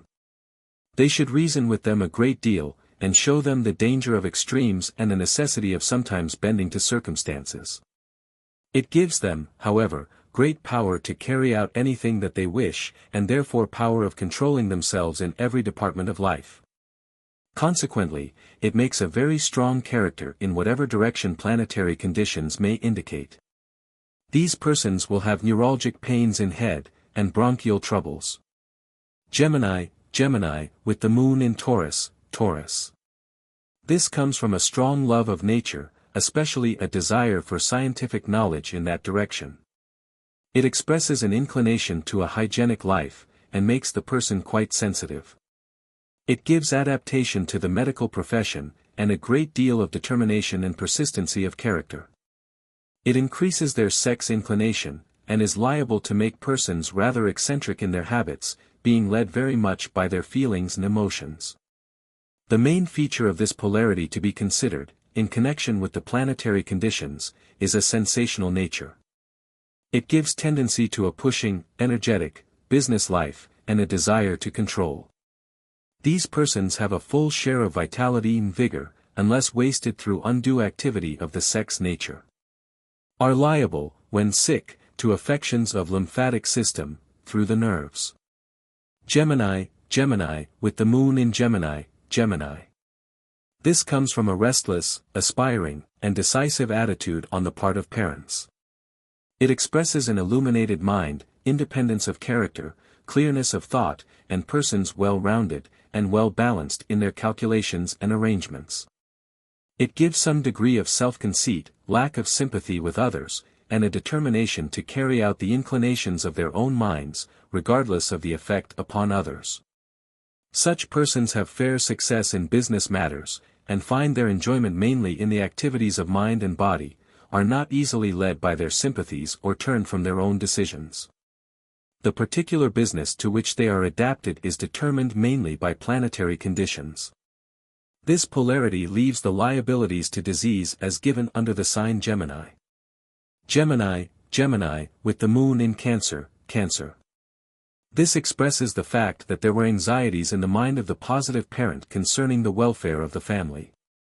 This anxiety will always be active in these children, who will also be inclined to economy, and over-anxiety about general business success, money, and family matters. It increases the innate restlessness, and gives a desire to seek sympathy from others, and a discontented condition, because that sympathy cannot meet or satisfy their inner longing for an unknown something. It creates some degree of sensitiveness to conditions, making them liable to sense other people's feelings.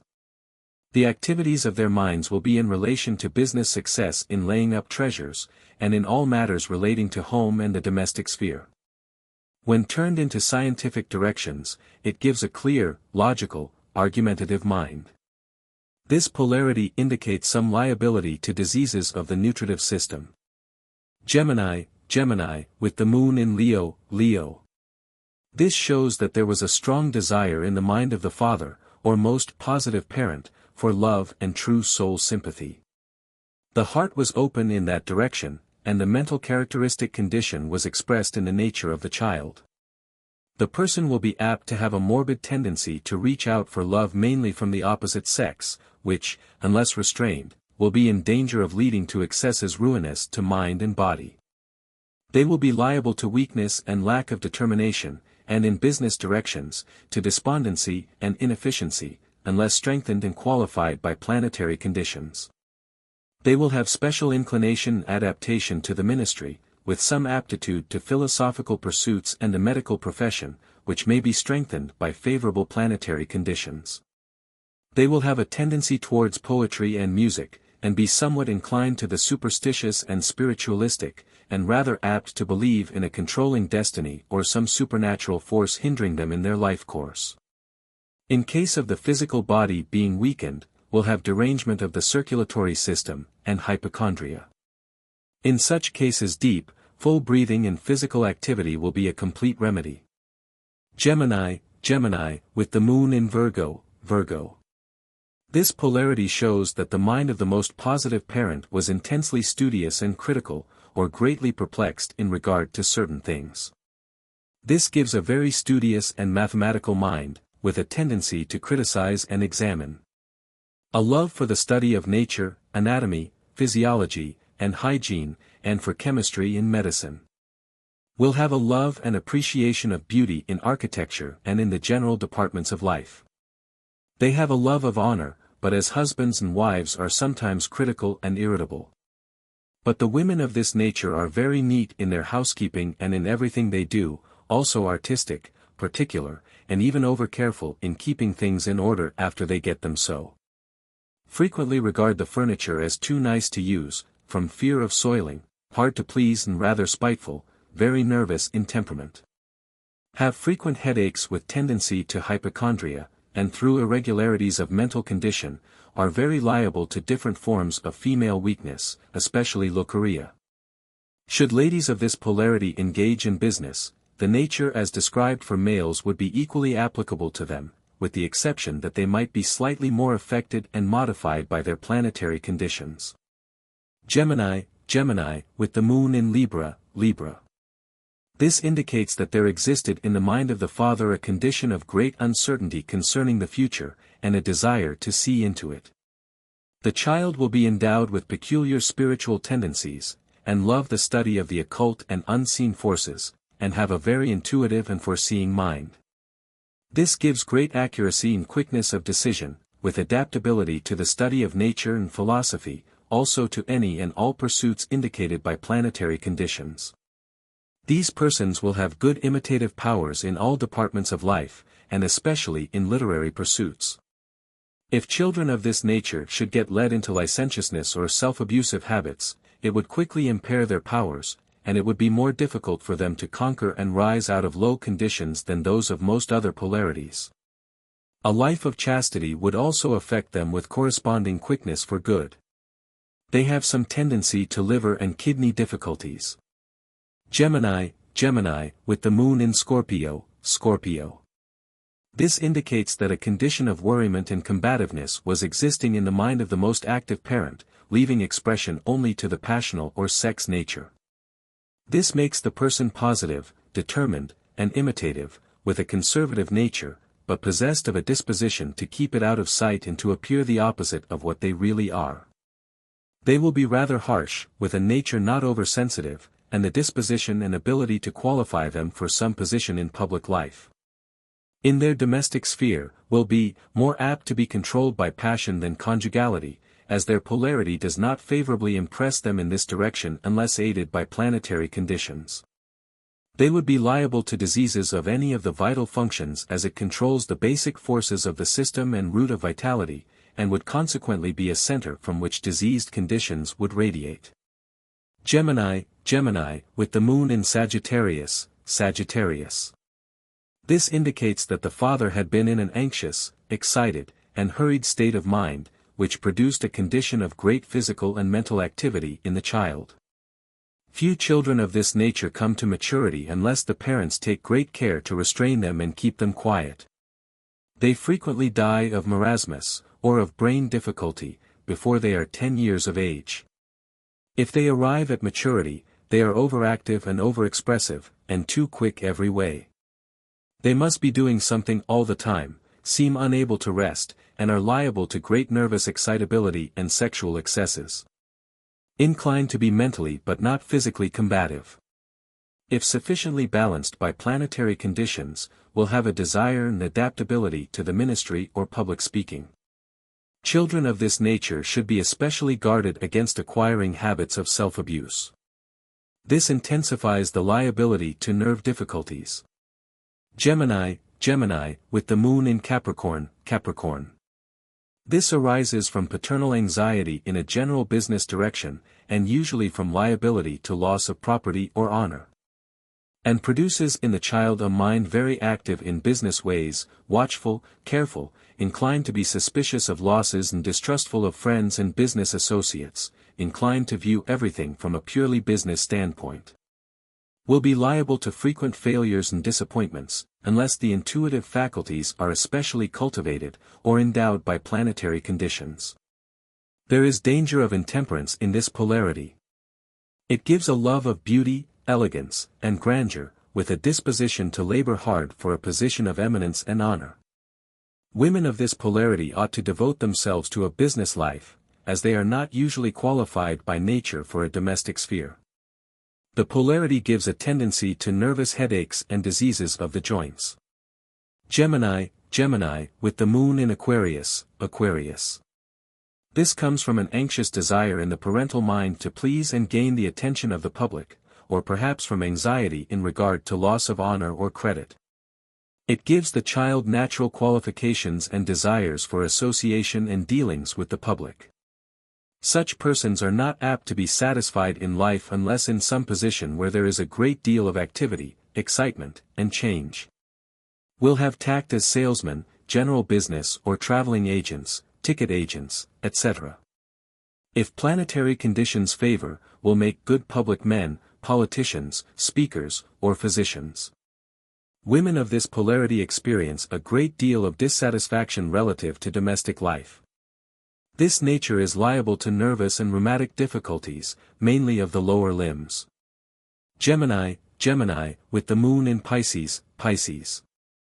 This indicates that the positive parent was possessed of an anxious desire for knowledge, but was unfavorably circumstanced for its acquirement.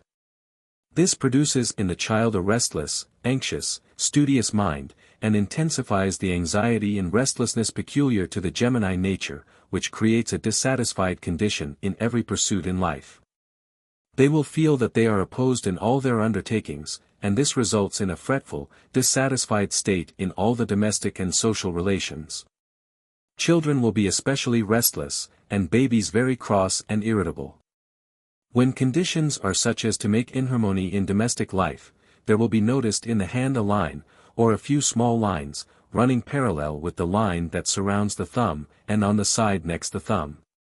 Where persons, through culture and the controlling influence of an educated will, make the tendencies of this polarity subject to their higher faculties, it facilitates study and research, enabling them to make great attainments in life.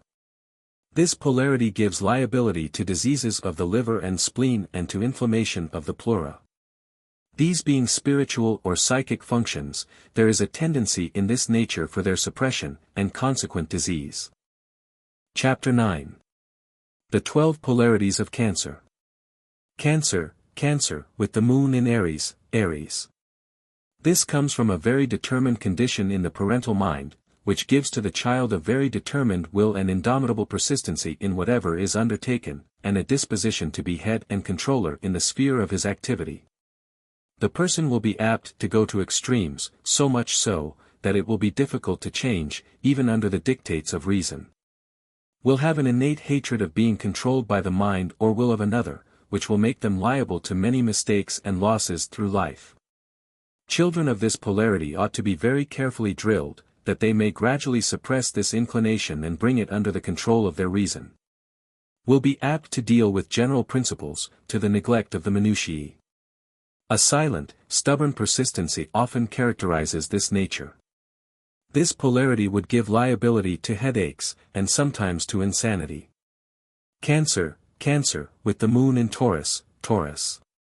This makes a character almost abnormally sensitive, and the mind will be very quick to perceive mental and physical influences and conditions, will be inclined to follow the sensations, will love the wonderful and the sublime in nature.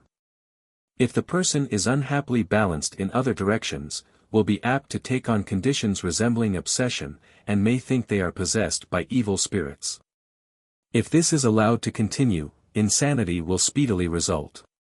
To avoid this, it is necessary that they cultivate in themselves a positive self-control, and suppress all fear of other influences, that they may be able to face the most unpleasant conditions with a determination to be superior to them.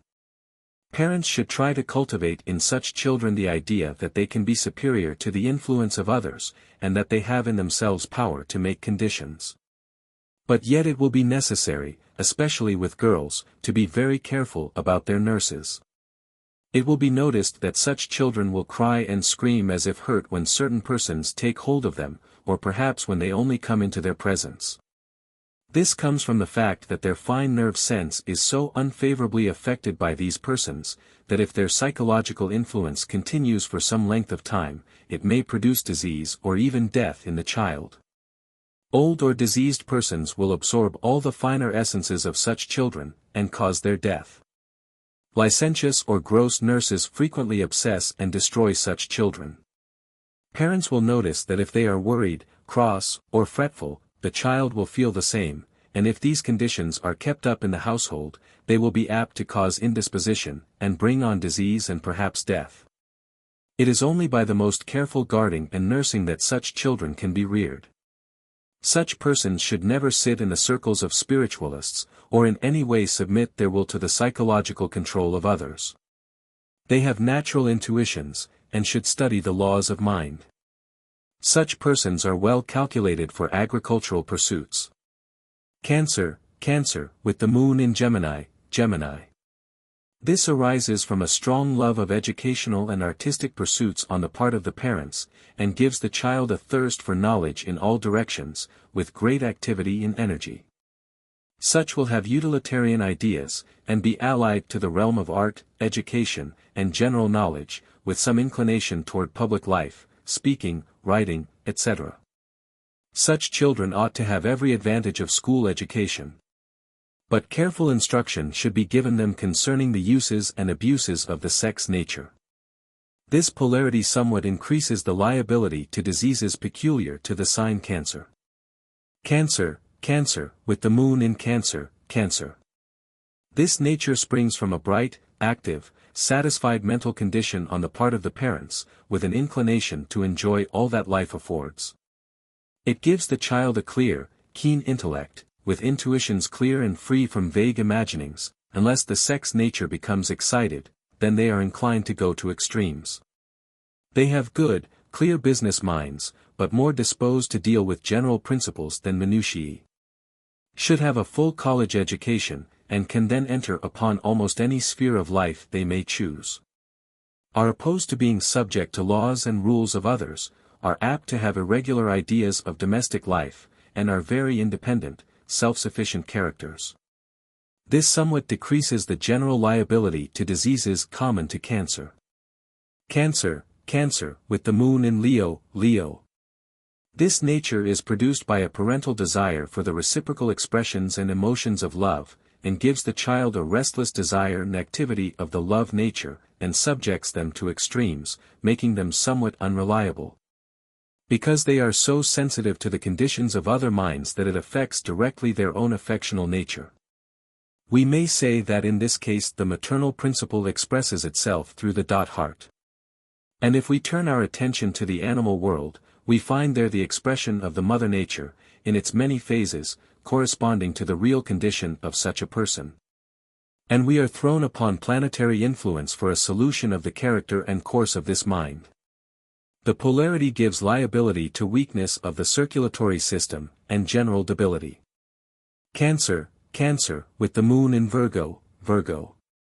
This is produced by an ideal of grandeur in the direction of sensational pleasures on the part of the parents, which creates in the child an insatiable desire for pleasurable emotions, with a keen, critical, discriminating nature in emotional matters, which will tend to produce a changeableness in the mind and disposition of the person. They have inclination towards the study of anatomy and physiology, also towards authorship. They are very critical.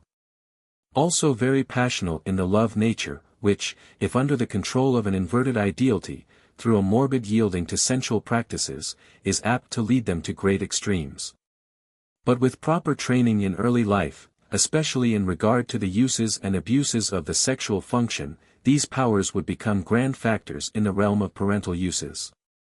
But the most careful training and education is necessary for such children. We must bear in mind that the greatest good in the world, if inverted, becomes the greatest evil, and also that the greatest good lies in the mean between two great extremes. This polarity increases the liability to diseases of the stomach. Cancer, Cancer, with the moon in Libra, Libra. This nature is produced by the parents' intense desire to know the future of certain persons or domestic conditions. These children will have fine intuitions, keen perceptions in all matters relating to domestic, and often to social life, if the activity of the passions does not destroy them. For in this polarity all the forces of the mind and body are directed towards the rains or fountains of the sexual nature, therefore they must be controlled by a strong and well-disciplined will in order to call them up to the uses of the brain. And when they are, it gives a fine, well-balanced, and intuitive mind, capable of perceiving not only the conditions of the present, whether pertaining to things near or distant, but also events yet to come. Their nature makes them apt watchmen in all that relates to associates or domestic life. They are often idealistic writers. This polarity gives liability to difficulties of the liver and reins. Cancer, Cancer, with the moon in Scorpio, Scorpio. This nature is produced by a strong, determined mind directed towards the combat of business life, usually on the paternal side, and gives the child much self-control in the passional nature. It serves to harden the sensitiveness of Cancer, and gives adaptation to public uses and money-getting. Gives conventionality, and in many cases severity, toward opponents, and often great vindictiveness, which is not common to Cancer, and fits the Cancer character for a more external and public life. This polarity increases liability to tumors and similar diseases of the abdominal region. Cancer, with the moon in Sagittarius, Sagittarius. This nature results from a hurried, active condition on the parts of the parents, and endows the child with an overactive nature, gives good mechanical ability, industry, and energy. Few children of this polarity live long, on account of their overactivity, which induces diseases of the digestive organs and other ailments of a varied and perplexing character, all of which originate in the chest and stomach. Frequently these persons seem unable to rest under any conditions. The necessity of muscular action seems imperative, and if surrounded by restless conditions, they will be entirely incapable of turning their energies away from the muscles until disease or death comes to their relief, but it must be remembered that this extreme activity may be counteracted to a great extent by planetary conditions so as to take the phase of great executive ability, industry, and some tendency toward public speaking. But the person will always maintain the characteristic of being too quick to act and speak. This polarity sometimes increases liability to diseases of the motor nerves. Cancer, with the moon in Capricorn, Capricorn. This nature is produced by the minds of the parents being much occupied with ideas of business success, and endows the child with thorough, practical business tendencies, which will doubtless engage the whole thought of the person. Ideals of beauty, grandeur, and excellence will be ever present with them, which may tend toward religious zeal or find expression in societary channels, and though causality may be deficient, there will be a keen perception of conventionalities. There will be some opposition between the innate nature and its outworkings, which might be styled self-opposition, resulting in a peculiar feeling of uncertainty, differing entirely from that produced by the opposition of the planets to the innate nature, being entirely in the external, while the latter is between the external and internal. If planetary conditions do not change this, the person will be eccentric in some things, because you cannot judge correctly by their sayings or actions what they intend to do, as they are uncertain themselves. We frequently find such persons quiet, inexpressive, their minds engaged in thought, yet they cannot express the thought, but are ready at any time for a business enterprise where success is certain. Ladies of this polarity are not apt to be good housewives, but are first-class businesswomen. It gives some musical abilities, planetary conditions may add or diminish. It does not change the diseases to which the innate nature is liable, other than that it might find expression in the joints and lower limbs. Cancer, with the moon in Aquarius, Aquarius. This nature results from desires on the part of the parents to please the public in some way, and gives the child adaptation for public life, as traveling agents, salesmen, merchants, etc. They love city life, have good business qualifications, are quick to perceive what will please or displease the public, careful in their sayings and doings, rather shrinking and silent under harsh and reproving language, disposed to self-justification, but lacking in language to express it at the time. They are shrewd and careful in bargains, and seldom give a decisive yes or no, but always have qualifications, as, I think so, I will try. They desire truthfulness, and hate prevarication, but are apt to be deceptive rather than lose money or be blamed. This polarity gives some tendency to rheumatic difficulties. Cancer, with the moon in Pisces, Pisces. This polarity is produced by a strong love of scientific and mechanical knowledge, together with obstacles which have hindered such attainments, and gives to the child a bright, active mind, with a keen sense of the meaning of words, and quick comprehension of the thoughts of a speaker. Will be industrious and studious, having an intense hungering for knowledge. There is generally a peculiar dissatisfied state of mind, and if Uranus exerts a controlling influence, the person will be liable to obsession or to hysterical and imaginary diseases. When these conditions begin to come upon the person, they are difficult to avert. They should at once be induced to mingle in society, let their minds be intently engaged in all possible ways, in suitable enjoyments and diversions. They have fine qualities, and so long as their minds are kept active, have useful thoughts. Are usually disposed to embody their ideals practically, and, when thwarted, will imagine that they have adversaries in or out of the body. All this may be counteracted and averted by planetary conditions. Chapter 10. The 12 Polarities of Leo. Leo, with the moon in Aries, Aries. This nature is produced by a firm will on the part of the parents, and gives the child a great determination and powerful will to execute the innate nature expressed in the sign Leo. Such persons will be apt to go to two great extremes in everything. If they believe a thing is right or wrong, they are as immovable as it is possible to be, kind and non-combative, but persistent. And if they engage in study, philosophy, or business, they will carry it to the uttermost extreme. If religious, their zeal is unbounded. If inclined to mental philosophy, there will be great liability to insanity. Frequently insane on religious and scientific subjects combined. Parents ought, while such children are young and under their control, to force them to hear to reason, and to subject their will to it, showing them the folly of their extreme tenacity. Such persons ought to have a good education, and be qualified for some profession, for it is wholly impractical for them to work at physical labor. They always incline to be at the head of whatever sphere of use they occupy, yet are not bossy, but desire to be recognized as head because of their superior ability. Such persons have an innate feeling that they occupy some peculiar sphere of use in the world, and frequently do, as controllers in the realm of love and intellect. This polarity gives liability to difficulties of the brain and general debility. Leo, with the moon in Taurus, Taurus. This is the result of a strong love nature on the part of the parents, and produces in the child a passion for the study of nature in all its departments, and especially so for human nature, mental and physical. Have much anxiety concerning success in life, have good business intuitions, but greatly prefer the realm of mental philosophy. When other things are favorable, the medical profession would be, by all means, the best choice for them, because it places in their hands knowledge which facilitates their research in all directions in which their nature tends. They love a hygienic life in general. This gives strong vitativeness, consequently not much liability to any disease, except from exhaustion. Leo, with the moon in Gemini, Gemini.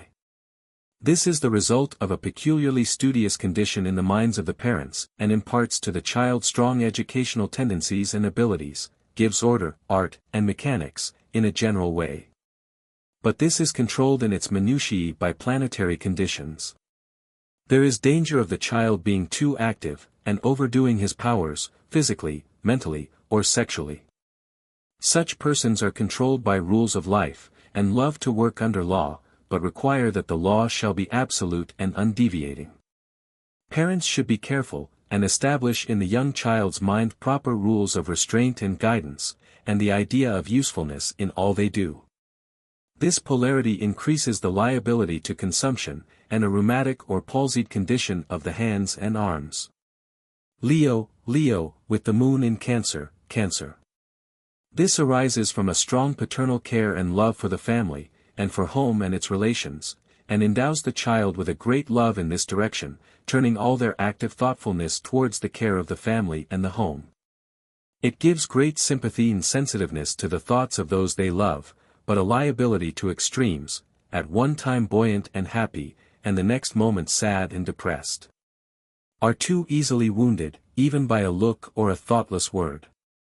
Have much practical business energy, but are liable to all the extremes of Leo's nature. Such children should be very carefully educated, and qualified for business life. In the case of ladies, a family life would be decidedly their choice, as they would love to care for children. This polarity gives a greater liability to mistakes in marriage than most others. It creates a tendency to diseases of the chest, of the circulatory, digestive, and also of the nervous system. It gives a clear, logical, and scientific tendency to the mind, with qualifications for a literary life. Leo, with the moon in Leo.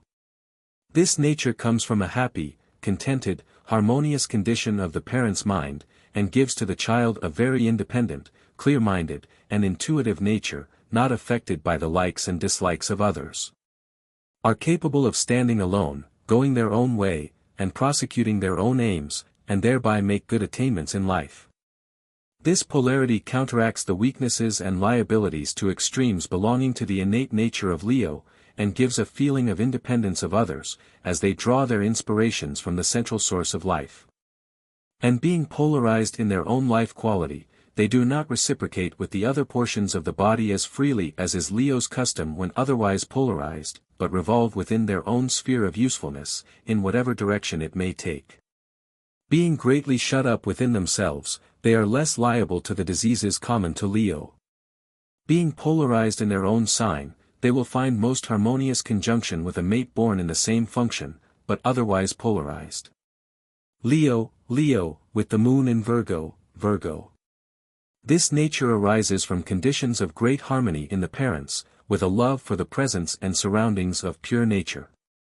And endows the child with a strong love of purity of conditions and harmony of surroundings that are not always easy of attainment, and on that account they have a tendency to criticize, together with a restless, anxious, dissatisfied feeling, sometimes amounting to impetuosity. They are disposed to make fine points in thought, and are subject to eccentricities and idiosyncrasies. Leo is very critical in philosophical and metaphysical reasonings, and with the Virgo polarity relating them to external things, they are made more critical in relation to words and other externalities than any of the other polarities. They are liable to sexual weakness, and inclined to act out their impulses without restraint. It is hard for such persons to realize that they ought to restrain their natural inclinations in any direction. This polarity gives good musical abilities, art tendencies, also adaptation to literature and the medical profession, as they have inclinations towards a hygienic life. They are liable to weak digestion and weakness in the region of the diaphragm. Leo, with the moon in Libra. This condition is usually produced by a strong religious sentiment on the part of the parents, and gives the child fine and accurate intuitions and facilitates rapid decisions. Gives some adaptability to literary and educational pursuits. It frequently gives power of spiritual vision, also mental and physical vigor, and if these persons live perfectly chaste lives, they will be natural prophets. They could soon be developed so as to foretell every event, even pestilences, cyclones, and violent storms. On the other hand, it gives activity of the sexual function, and if they are indulgent in that direction, it will destroy all their fine spiritual powers, and weaken them mentally and physically, as all the spontaneity of their hearty action would flow out in that direction. This polarity gives some liability to weakness of the spine. Leo, with the moon in Scorpio. This nature results from the father being absorbed in the externalities of business or social life, although the fatherly mind is sometimes derived from the mother. This polarity endows the person with a positive nature, counteracting the sympathetic tendencies of Leo, and turning the active heart energies into a love of show and external appearances. It gives pride, self-esteem, egotism, and arrogance, and their course in life will depend mainly upon planetary conditions. But as opposites are attracted in marriage, the above-named tendencies may be softened down by interior inheritance from the mother. Leo, with the moon in Sagittarius. This nature is the result of a very active and expressive mental condition on the part of the parents, and makes a very restless, active, positive mind in the child, who will be apt to want an unknown something, and be constantly dissatisfied with surroundings. Would be practical and mechanical in business. It gives an inclination for religion, and some desire for the ministry. Intensifies all the activities of Leo's nature, and opens all the doors leading to extremes.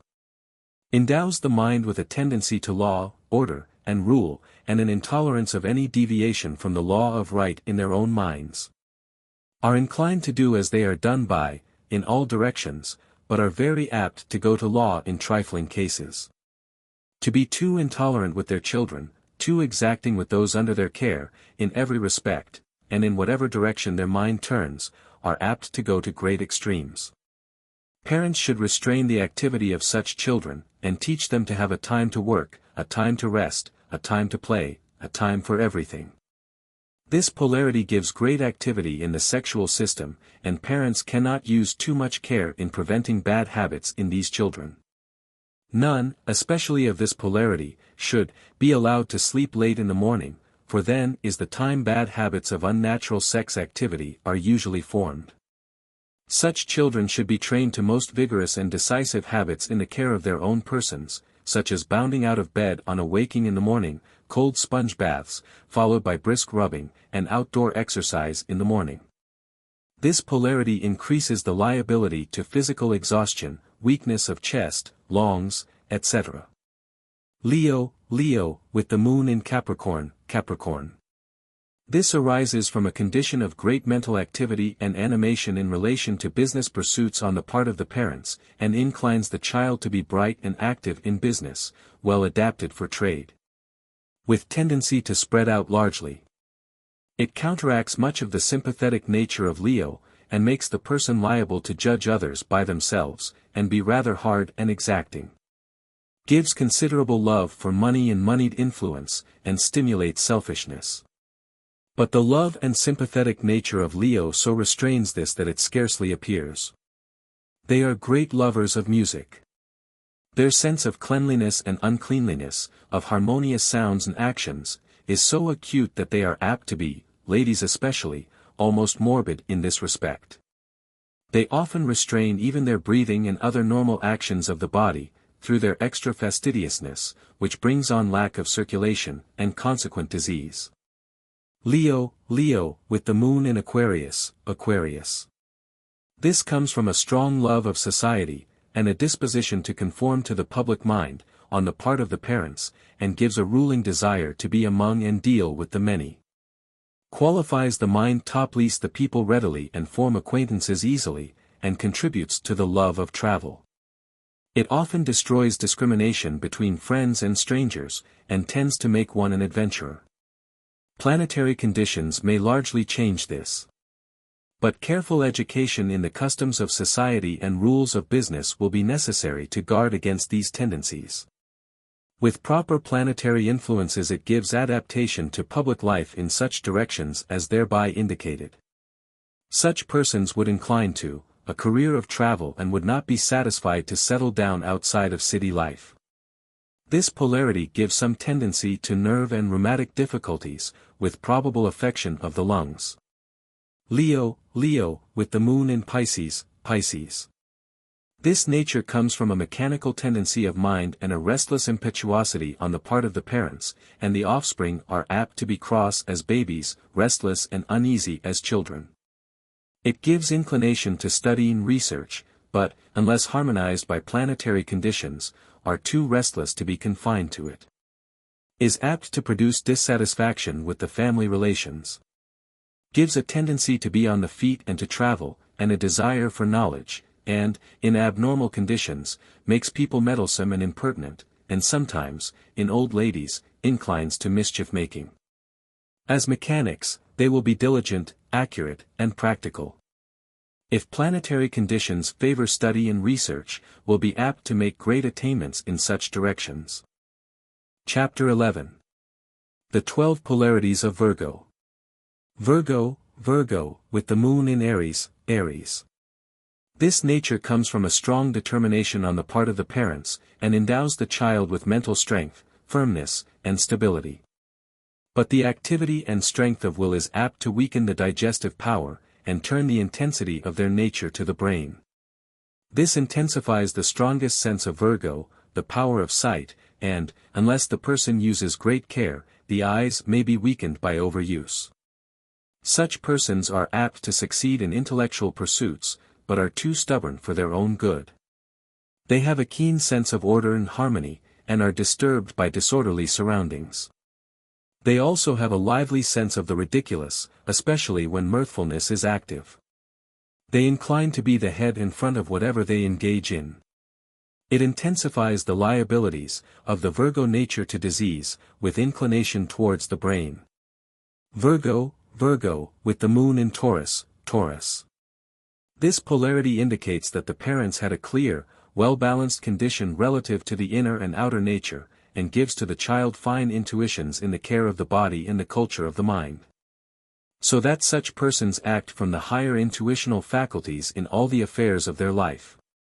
It gives keen perceptions of the unspoken thoughts and intents of others, and insight relative to the future of business transactions. And such persons are scarcely ever deceived or surprised by results. They are frequently too active for their own good, as their energies exceed their endurance. Yet their keen perception of the laws of hygiene are such that they have great tenacity to life and power of endurance. This is the strongest business character in the entire list of all the polarities. This greatly lessens the liability to disease in the Virgo nature, but gives some tendency to diseases pertaining to the lymphatic system. Virgo, with the moon in Gemini, Gemini. This nature indicates that the parents had a great admiration of eloquent language, which gives the child a very active mind and a talkative disposition, with uncommon readiness in the use of words, yet a liability of being too rapid in speech, which may result in stammering, stopping, etc. They are inclined to be artistic, and to love the beautiful, with aptness for education, and some desire for public life. They also have good mechanical ability. Are inclined to have nervous difficulties, from too intense activity. Also to be fastidious. Virgo, with the moon in Cancer, Cancer. This polarity results from the parents' high ideal of a beautiful home and domestic surroundings, and produces in the child a love of beauty, grandeur, and elegance in domestic life, and a strong love of a home surrounded by pure nature. Thus making harmony an absolute necessity of their being. They are so sensitive to inharmonious conditions that it takes but little to unnerve them and make them sick, from discordant surroundings. They have pictured in their imaginations an ideal world so far excelling this, that it is hard for them to endure present environments. They are disposed to be economical and industrious, and rather over-anxious concerning those dependent upon them, and about laying up for the future. Are very kind to their own, but their love and sympathy being controlled by the natural instincts or common mother nature, they are apt to be extremely selfish and exclusive in this direction. But their love of family may be greatly extended or enlarged by favoring conditions, and find expression in a humanitarian feeling. Virgo, with the moon in Leo, Leo. This nature arises from a strong but purely natural sex love on the part of the father, or most positive parent. And creates in the child a disposition to act from the natural instincts expressed through the emotion of love and the sensational nature. Such persons have a strong, deep, and insatiable love passion, which is apt to control all their thoughts and actions. Though they are not apt to be licentious, yet their love may be turned readily from one to another, and when it is, it brings into subordination all the other functions of mind and body.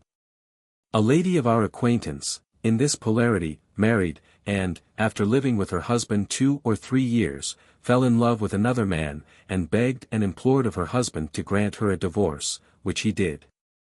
And as soon as she had married the other, she was sorry, and more anxious than before to break the bond, and return to her former allegiance. To these persons love is a strong, restless, ideal passion, which creates a constant desire for some unattainable condition. They should realize that the trouble is mainly in their own unbalanced love nature, and discipline themselves to make the most of life as they find it, and not be so anxious to jump, so to speak, from the frying pan into the fire. This polarity gives increased liability to affections of the nervous system, making the nerves highly sensitive. Mothers, while nursing, are apt to have considerable trouble with their breasts. Virgo, with the moon in Virgo, Virgo. This nature is produced by a restful, harmonious, and satisfied love condition on the part of the parents. It gives the child great love of harmony and nature. Powerful love and sex endowments, great purity and self-control in sex matters, and uncommon faithfulness. Their vitality frequently exceeds their own needs or ability to use, and they are natural sustainers and suppliers of vitality to those with whom they are intimately related. Apart from their great devotion in love, they are independent and self-reliant characters. They have insight amounting often to the gift of foreknowledge, and frequently thoughts come to them, like audible words, imparting knowledge of what is to come. Their organic qualities, as a rule, are very fine. This polarity intensifies the keen sensibilities of Virgo. To such persons, surroundings of beauty, harmony, and love are indispensable. It makes them polite, gives love of refinement, tendency to art, admiration for persons of distinction and for those who dress distinctly different from others, provided there is an air of superiority accompanying them. They are more fine and delicate in their taste, touch, and general habits than others, and have a natural dread of anything irregular, coarse, or obscene. This polarity leaves the diseases of the Virgo nature to act itself out according to circumstances.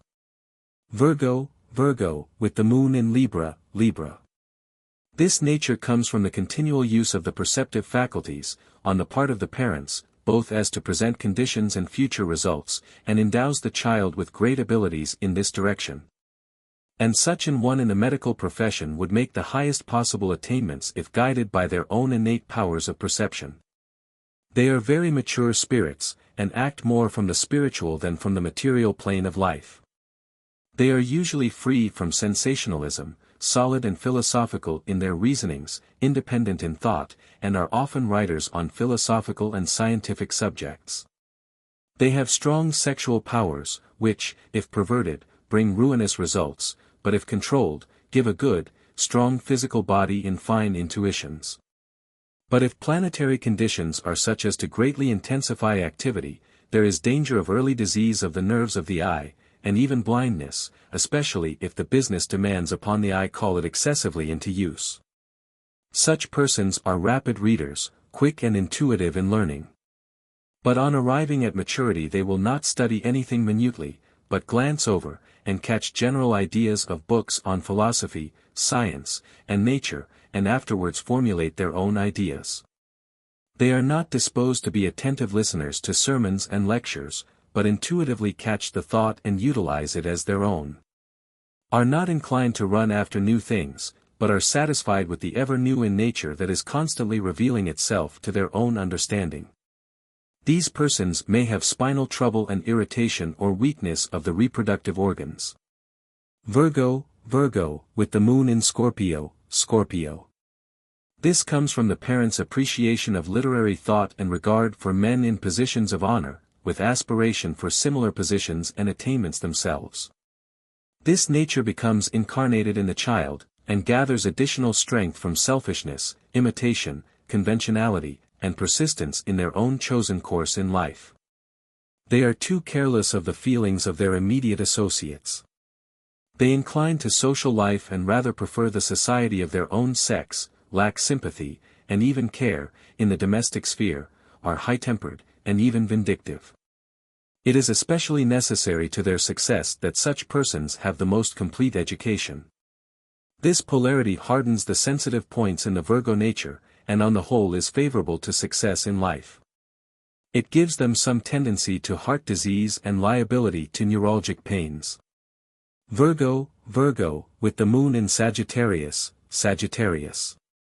This comes from a vigorous, healthy condition and strong, active executive powers on the part of the parents, and endows the child with an exceedingly quick and active body and mind, and an intensity of power unequaled in any other polarity. They concentrate all their powers of body and mind upon whatever they decide to do, and often push it forward to an extreme far beyond reason. In fact, these persons are only susceptible to the reason of others when they are exhausted, unless planets give modification. They have great love of the executive, and delight in physical and mental activity, and would soon sicken and die if forced to be inactive. They are apt to be bossy, and to speak more harshly than they mean. We might almost suppose they spoke and then thought afterwards, and often cause offense, when not intended, by their hasty speech. They love to come before the public with their mental and physical abilities, and are often teachers of the laws of hygiene, and mental and moral philosophy, teaching from their intuitions rather than from their classical knowledge. Their extremely active executive mind is apt to characterize whatever they do, and they often jump at conclusions, being so quick and impulsive in their nature as to lead them to seek results by the shortest of possible methods. This polarity gives a tendency to religious and spiritual thought. It increases the liability to diseases of the digestive organs, and gives some tendency to sciatica and nerve difficulties in general. Virgo, with the moon in Capricorn, Capricorn. This nature arises from the parent's love of business attainments and financial proficiency, or love of and attention to music, art, or pursuit of public honors. It gives the child fine business qualifications and musical talents. Makes a thorough practical mind, fond of business, society, music, and public entertainments, inclines to late suppers and general gratification of the senses. It is not easy for such to recognize the necessity of restraining their feelings or moderating their habits. They are apt to generalize rather than enter into minutiae. Are very independent in character, opposed to restraint or control in any direction. They lack domestic qualifications and only have regard for them from necessity. But it should be remembered that planetary conditions may so change this as to make it scarcely perceptible, save as they may observe it in their own interior impulses. They lack conjugality, yet love to have a home, and require that it shall be fine and elegant. Desire to be recognized in that home as sovereign, being served by others, and demanding obedience, comfort, beauty, elegance, and art. This polarity increases the liability of the digestive organs to disease. Virgo, with the moon in Aquarius, Aquarius. This polarity arises from a state of mental exhilaration on the part of the parents over successful efforts at pleasing associates or the public. It gives the child mental and physical harmony, love of society, order, etc. Which qualities if turned into a business direction would give them superior tact and adaptability to please, and well fit them for trade or mechanical and musical pursuits, in which they would be likely to excel. Their minds and bodies are active and intellects bright, and they have much control over persons with whom they associate. They are inclined to politics, but have little discrimination between friends and strangers. They have fair love of home, a wide range of business talent, and are best adapted to city life. The polarity gives liability to nervousness, also to rheumatism. Virgo, with the moon in Pisces, Pisces. This arises from the parent's attraction to, and enjoyment of, persistent application to some technical or detailed pursuit, and produces in the child a close, practical business mind, good mechanical ability, industry, adaptation to literary pursuits, and a desire to obtain and utilize knowledge in various ways, but mainly in the everyday uses of life. It gives some restlessness and a love of variety. This polarity is apt to produce a dissatisfied feeling in the married life, making them restless and irritable at home, which arises from the existence of an ideal not formulated or easily attained if it was. They will love power and personal respect, and be sensitive to blame. When planetary conditions are unfavorable, their restlessness induces desire for travel. This polarity has a tendency to increase Virgo's liability to diseases of the head and lower limbs. Chapter 12. The 12 Polarities of Libra. Libra, with the moon in Aries, Aries. This nature is produced by a condition of intensified and determined will on the part of the parents, and produces in the child a strong will and remarkable power of self-control under all circumstances, superior ability to conceal their thoughts, feelings, and emotions, and great psychological power, enabling them to control others by a single word, and to put great intensity into their speech. While not practically inclined to be head and controller, yet they are firm and reliable in all positions. The mental faculties of Libra are somewhat increased and illuminated by this polarity, and all its powers are enlarged and intensified. It somewhat increases the liability to the diseases common to Libra, with a tendency to uterine displacements in women. It slightly militates against conjugality. Libra, with the moon in Taurus, Taurus. This nature results from peculiar mental conditions existing in the mind of the father in the way of a satisfied feeling at the natural order of things. The child will be quiet, harmonious, and persistent in business. This intensifies the continuity of Libra, and gives carefulness, patience, and perseverance, with great tenacity in whatever they judge to be right. It increases the sensitiveness of Libra, and makes one more susceptible to the mental and moral influence of others, gives love of honor, integrity of purpose, and aids them in adapting themselves to surrounding conditions. Gives a desire to be alone in the communion of nature, and some qualification for the medical profession, and the natural sciences, for it turns the intuitive nature of Libra more toward philosophy and science. Children of this polarity need little restraint, but should be most liberally educated in every department of life. The polarity gives a disposition to hygienic habits. There is, however, a necessity that they should be careful in maintaining their own selfhood, and controlling their natural sensitiveness as much as possible. The polarity indicates liability to diseases of the lymphatic system. Libra, with the moon in Gemini, Gemini. This polarity is produced by unsatisfactory conditions or surroundings, with obstacles in the way of the prosperity of the parents.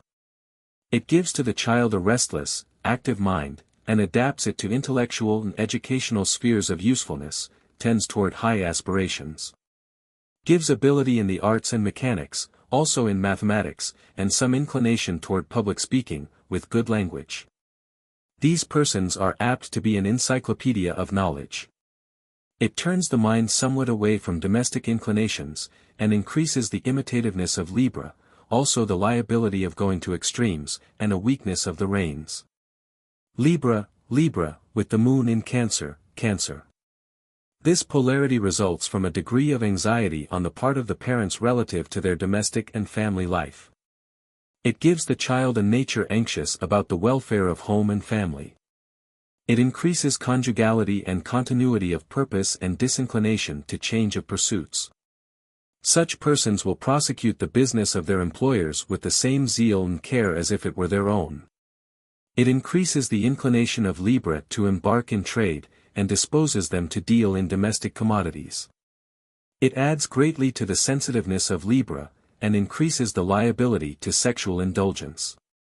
This polarity indicates a tendency to weakness of the chest and lungs. Libra, with the moon in Leo, Leo. This nature results from the absorption of one of the parents in the sensations and emotions of love, and such children are governed almost wholly by their intuitions and feelings, reason being subordinate. Their conjugal love is controlled largely by their passional nature, yet they possess the strongest love nature of any except Leo. Their parental love is so strong that the loss of children sometimes unbalances their mind. It gives great inclination towards spiritualism, and opens the spiritual vision, so that these visions and their intuitions are the controlling powers. It is hard for them to take cognizance of the realities of this world, for, being governed by the love nature, pushed on by strong passional tendencies, their mind opens out into an ideal world, characterized by these two natures, first in power, love, second, passion. These children need great care and education in the practical uses of life. Parents should be very watchful concerning secret vices, and should begin to educate them early, and throw around them a rigid law of usefulness in everything they do, thus keeping the intellectual faculties active. This polarity gives liability to weakness and diseases of the heart. Libra, with the moon in Virgo, Virgo. This nature is frequently produced by the father's mind being intensely active on mathematical problems, and gives to the child an intensely active, critical mind, accurate in all the pursuits of Libra's nature.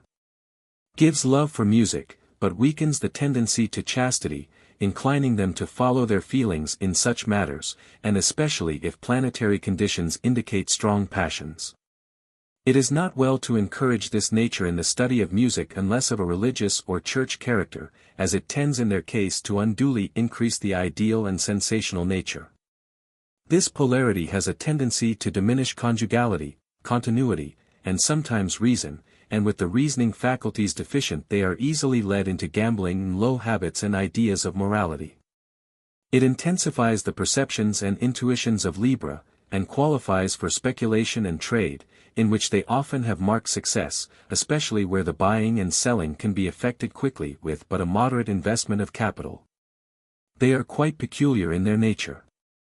This polarity intensifies the liabilities to diseases of the kidneys and reins, and sometimes to indigestion. Libra, with the moon in Libra.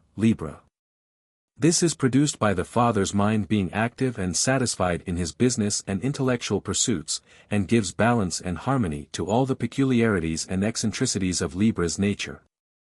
So that there is less liability of being misled or controlled by other minds, will have clear, bright intellect, and practical business qualities. The conjugality of Libra is increased and the liability to sexual indulgence lessened, as well as the imitative quality. They are not much inclined to seek the society of others, as they dwell largely within their own selfhood, being best satisfied within the circle of their own home and business and being usually successful therein.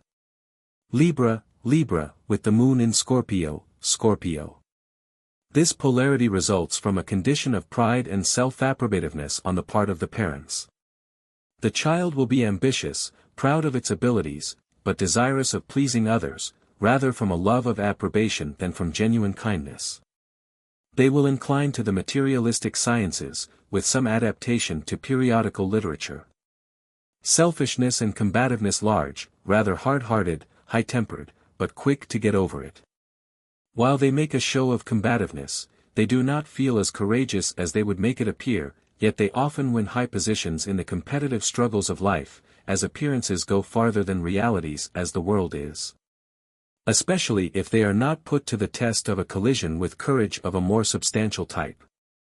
Should be educated for a literary or legal career unless planetary conditions are specially unfavorable. They have considerable self-control over the sex nature. This polarity indicates a tendency to difficulties of the heart. Libra, with the moon in Sagittarius. This polarity comes from an excited, active, and combative condition in the parents, and the child's tendencies will depend on whether they were intellectual and reasoning or otherwise. There are two natures in this polarity, one with the reflective small and perceptives large, with large conscientiousness, which is really the law nature and the driving power in the individual. This nature is the incarnation of activity and excitability. They are natural speculators, but are in danger of being led into bad company and profligate habits, gambling, etc. They have inordinate love of excitement, and, unless carefully trained to usefulness, will be sure to die a premature death. Only by the greatest care on the part of the parents can such children be made useful members of society. Education alone will not suffice, but they should have careful drill in ethics and the practice of morals, and useful but moderate exercise, with a time for rest and recreation, in which they should be trained to hold all their faculties in a restful quiet, which is for them a difficult thing to do. But this course should be faithfully pursued, that they may be made useful members of society and saved from a destructive and dangerous career. The other class in this polarity have large reasoning powers and intensely active brains. Are quick to learn and readily commit to memory. They should have a good education in all directions. They are strongly inclined to public speaking, but as every faculty of their nature is active, great care in their education and training is absolutely necessary, for according as they are trained so will they go. This polarity greatly increases the tendency to diseases common to Libra and gives some tendency to paralysis. Libra, with the moon in Capricorn. This polarity comes from a well-balanced business mind on the part of the parents, and gives to the child strong business tendencies and professional adaptations. They have good, clear general ideas in all directions, are governed by intuition, and have the ability to be successful in almost any pursuit. Have musical talent and strong feelings of sympathy and kindness. They have more tendency to mental than physical pleasures, and are more adapted to a general than to a special business or profession.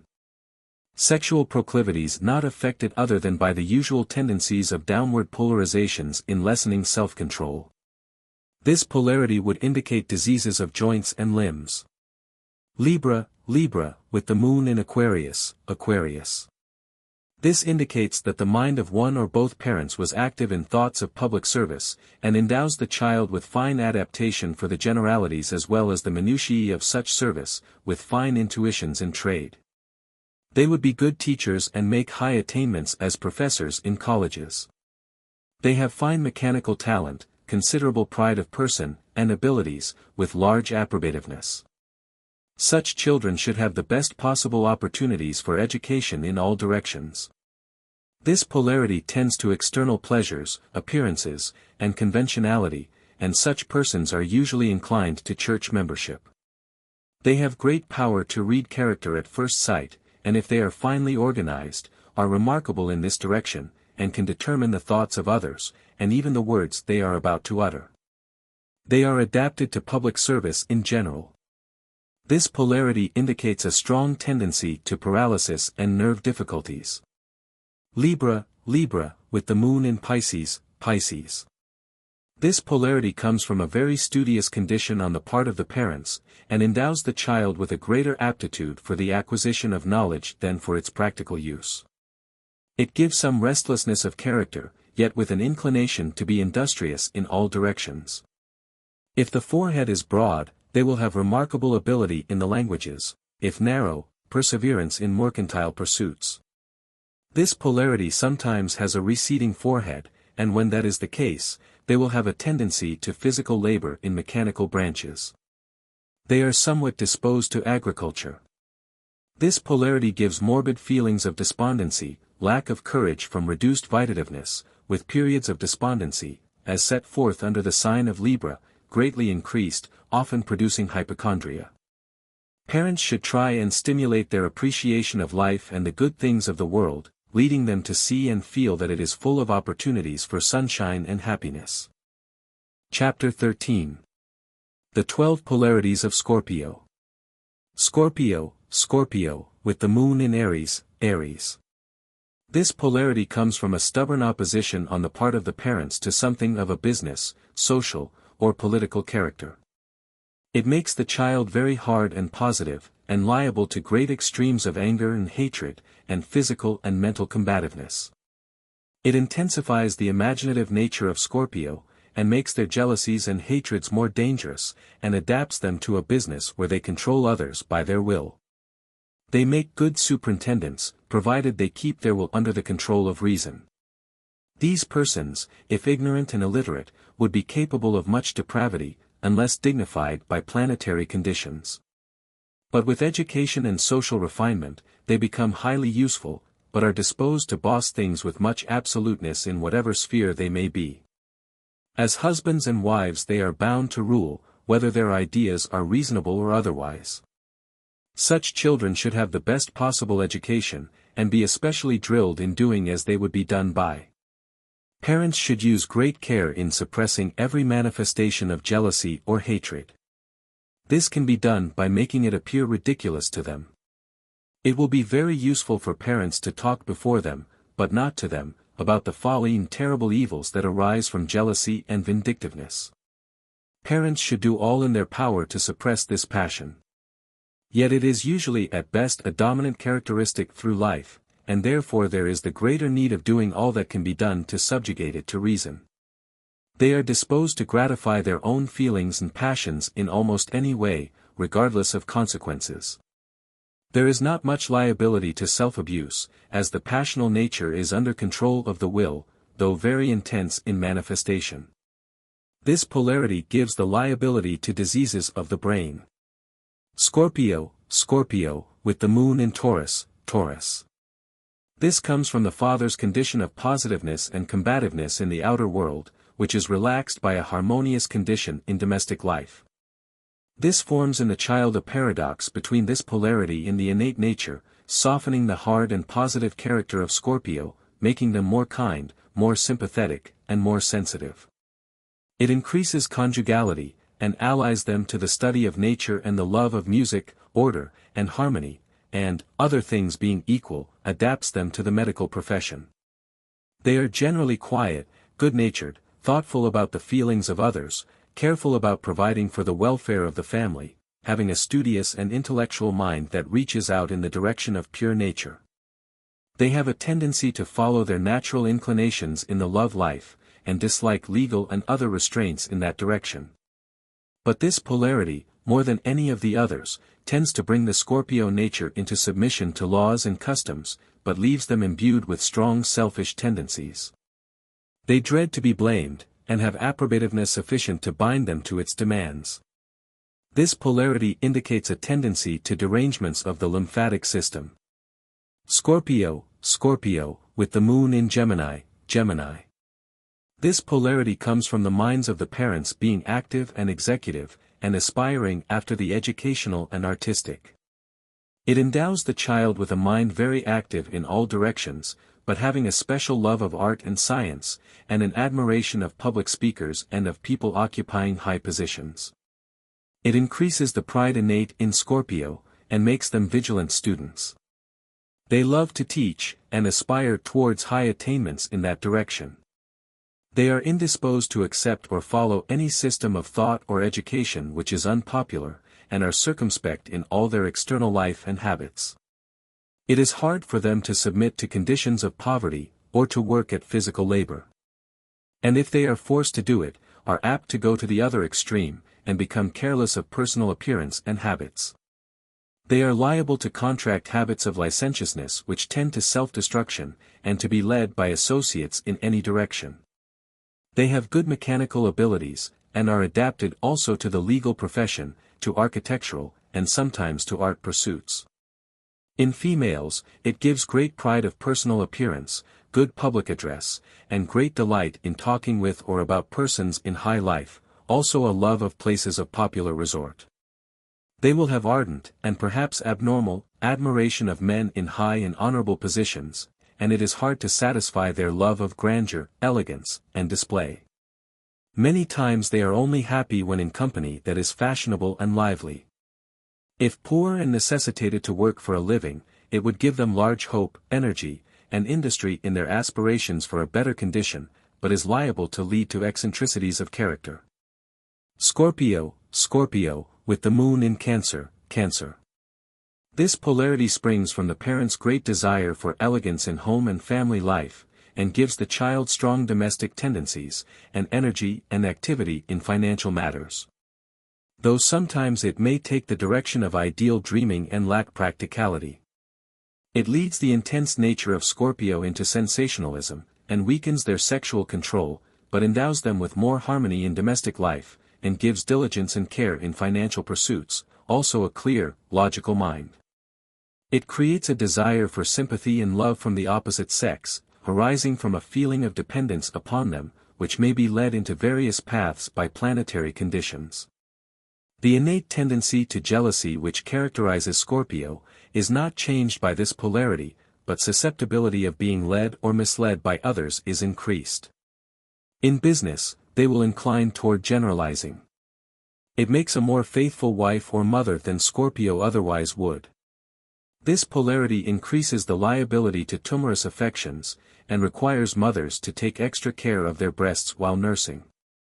Scorpio, with the moon in Leo. This polarity comes from the parents' intense love of the opposite sex, controlled by the passional nature, and produces an ardent and intense nature in the child, who will act from and be governed by the feelings and emotions, which are very intense.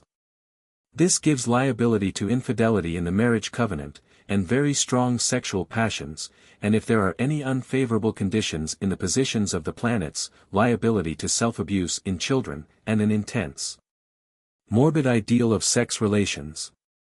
And once started in this wrong direction, it is very difficult to turn them from it, thus their health and happiness may be ruined thereby.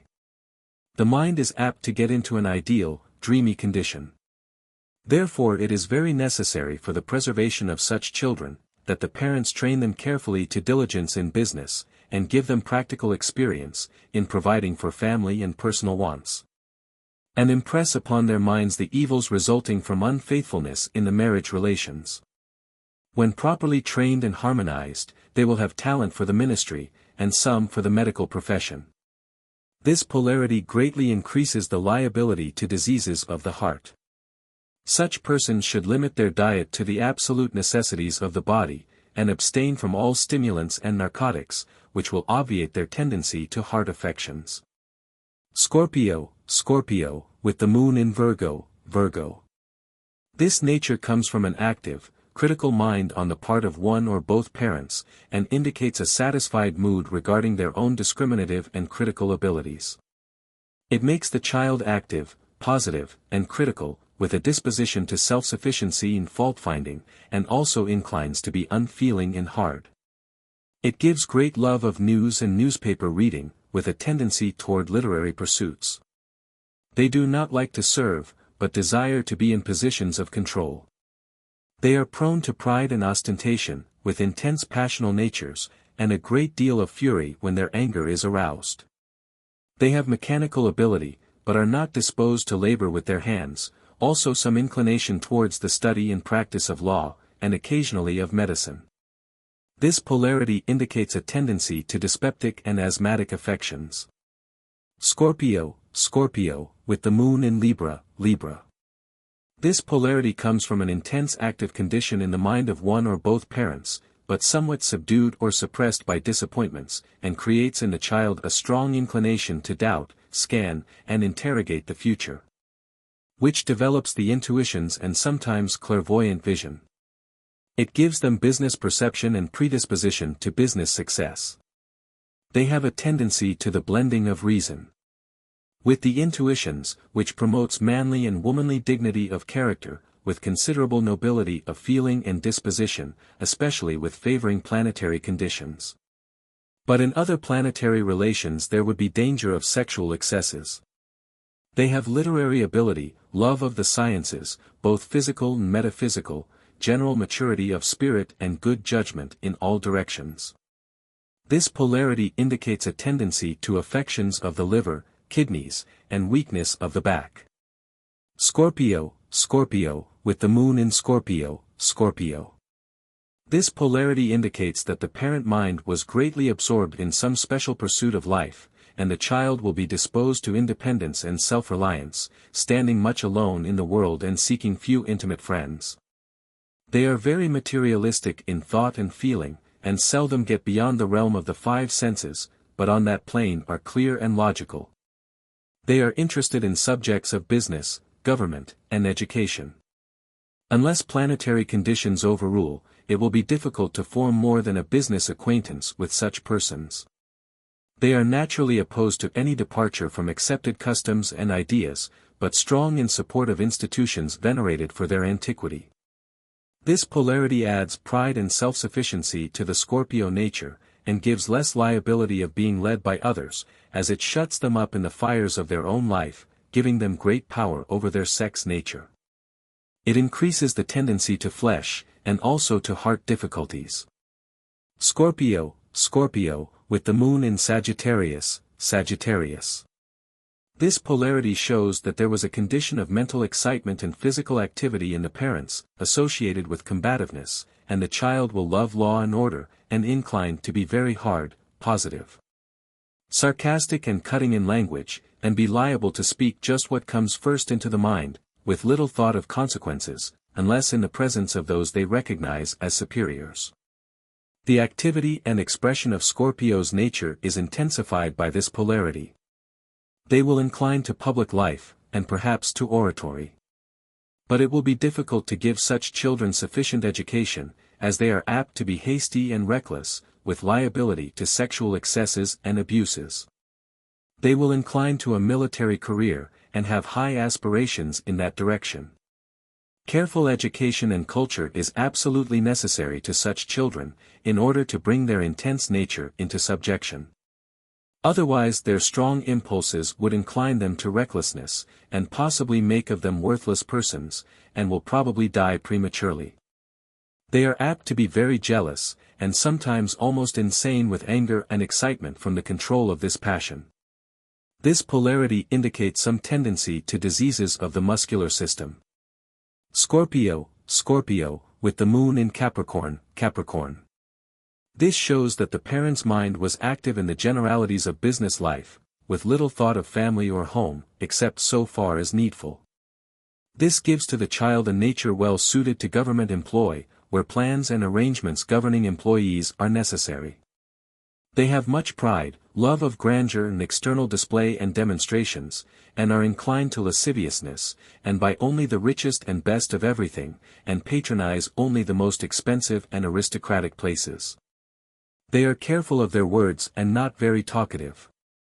They study hard so as to be thoroughly proficient in whatever they engage, following out rigidly set rules and customs. They love music, but usually lack power in its expression. Are not very well suited to the domestic sphere.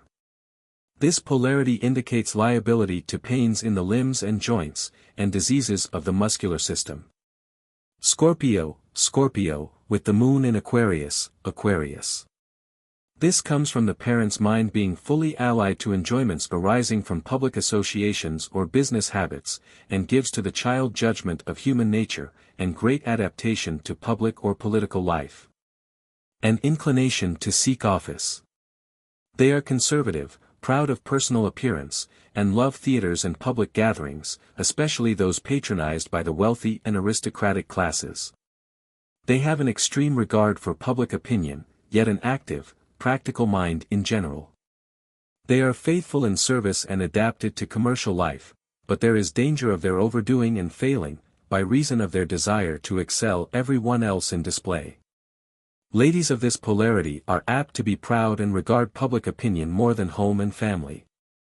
Are inclined to value external appearance more than real worth, and prize an article more for its cost than for its intrinsic value.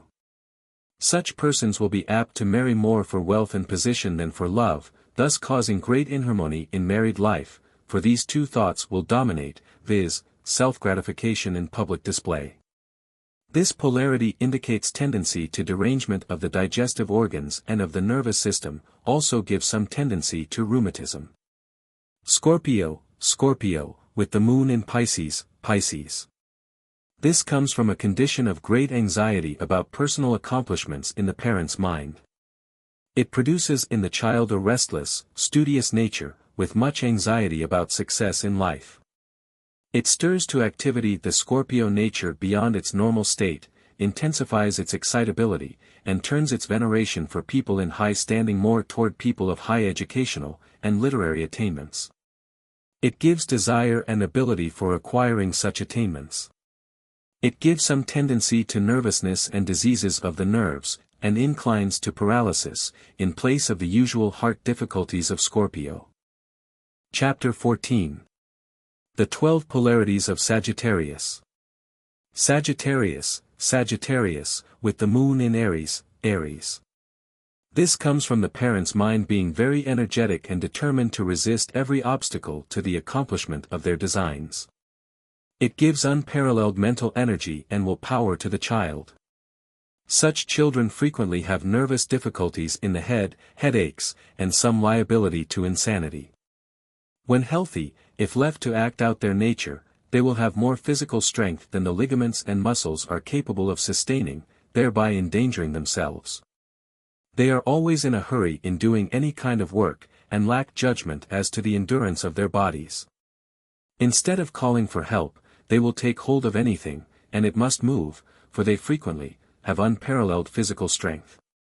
Special care should be taken by the parents of such children to teach them to cultivate in themselves carefulness of self, easy, quiet movements, more thoughtfulness and less activity. A constant restraint should be kept over their activity and excitability, yet it is necessary to the health and happiness of these persons that they keep physically active as long as they live. If they, from whatever cause, retire from business and cease their activity, they become morbid, unreasonable, exacting, and very discontented, disposed to find fault when there is no good reason for it. The above is a characteristic belonging to the basic principle of the Sagittarius nature, and applies most emphatically to this polarity. Sagittarius, Sagittarius, with the moon in Taurus, Taurus. This frequently comes from an active, anxious condition relating to the health of someone under the parent's care, and produces in the child much thoughtfulness for others, kindness, sympathy, a desire to help those that are suffering, and a natural inclination for hygienic habits. It gives some adaptability to the medical profession, and makes of ladies first-class cooks and nurses and careful housewives. Such persons are liable to go to extremes when their sympathies regarding others are excited.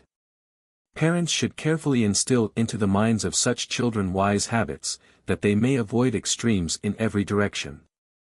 It makes a person very sensitive, rather indisposed to meeting others in public places, and strangers in general.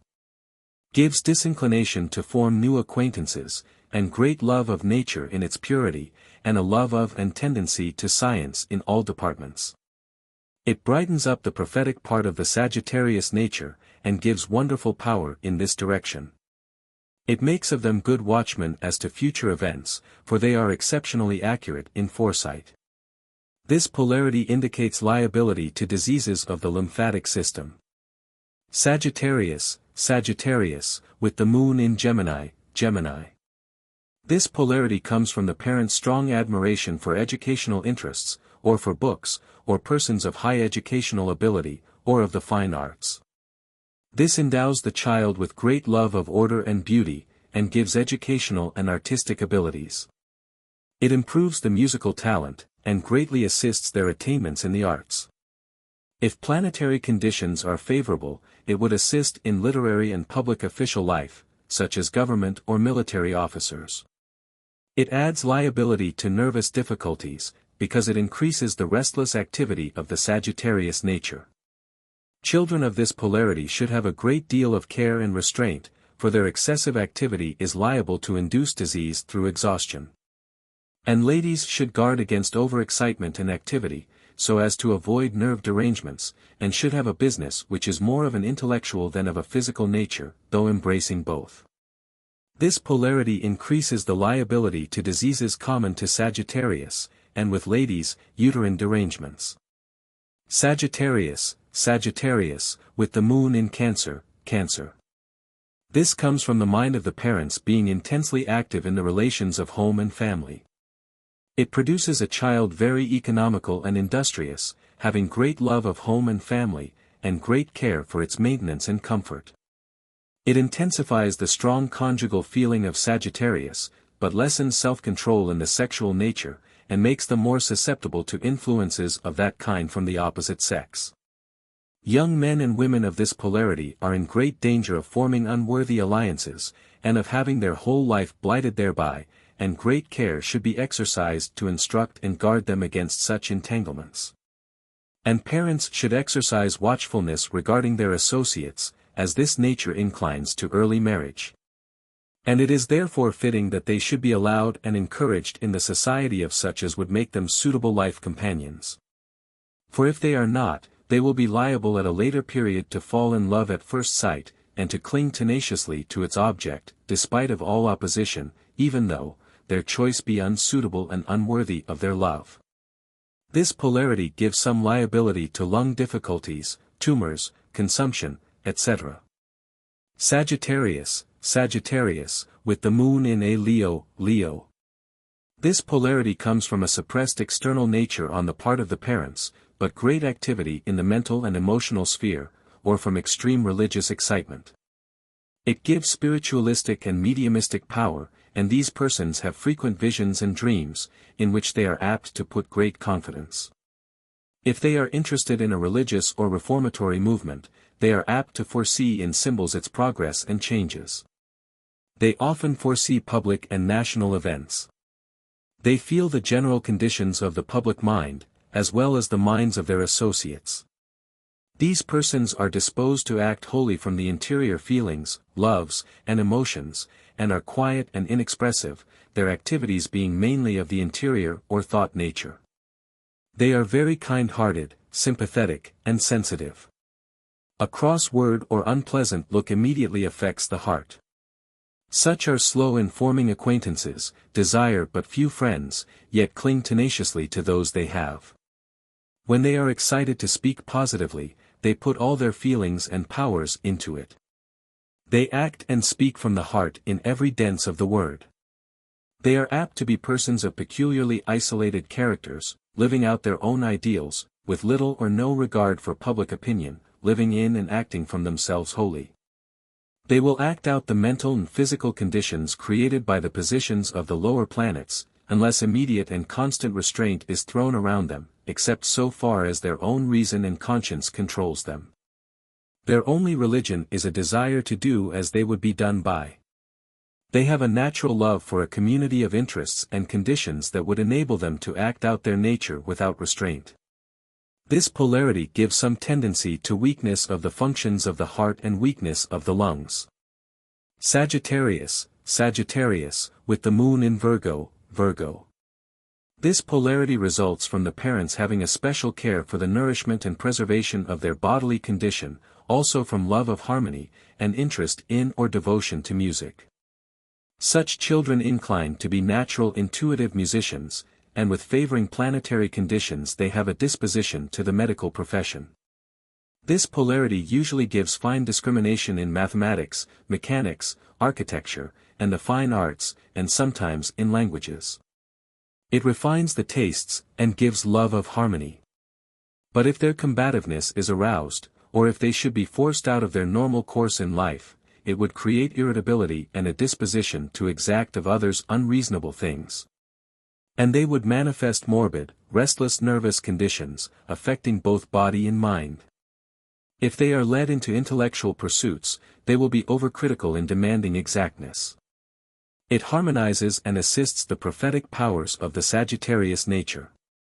It gives them somewhat of a materialistic and executive tendency, but if turned into occult or spiritualistic channels, it will assist in that direction. This polarity indicates a tendency to weakness of the digestive system. Sagittarius, with the moon in Libra. This polarity comes from a strong desire on the part of the parents to foresee and know the future in some direction.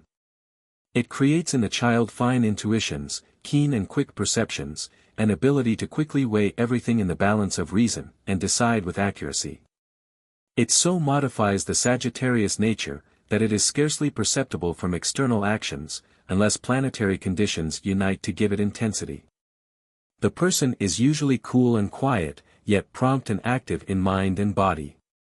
It gives a fine business mind, with adaptability to thought, education, and science, and maintains the independence of the Sagittarius nature. If planetary conditions contribute a strong sex passion, it then lends its force in that direction.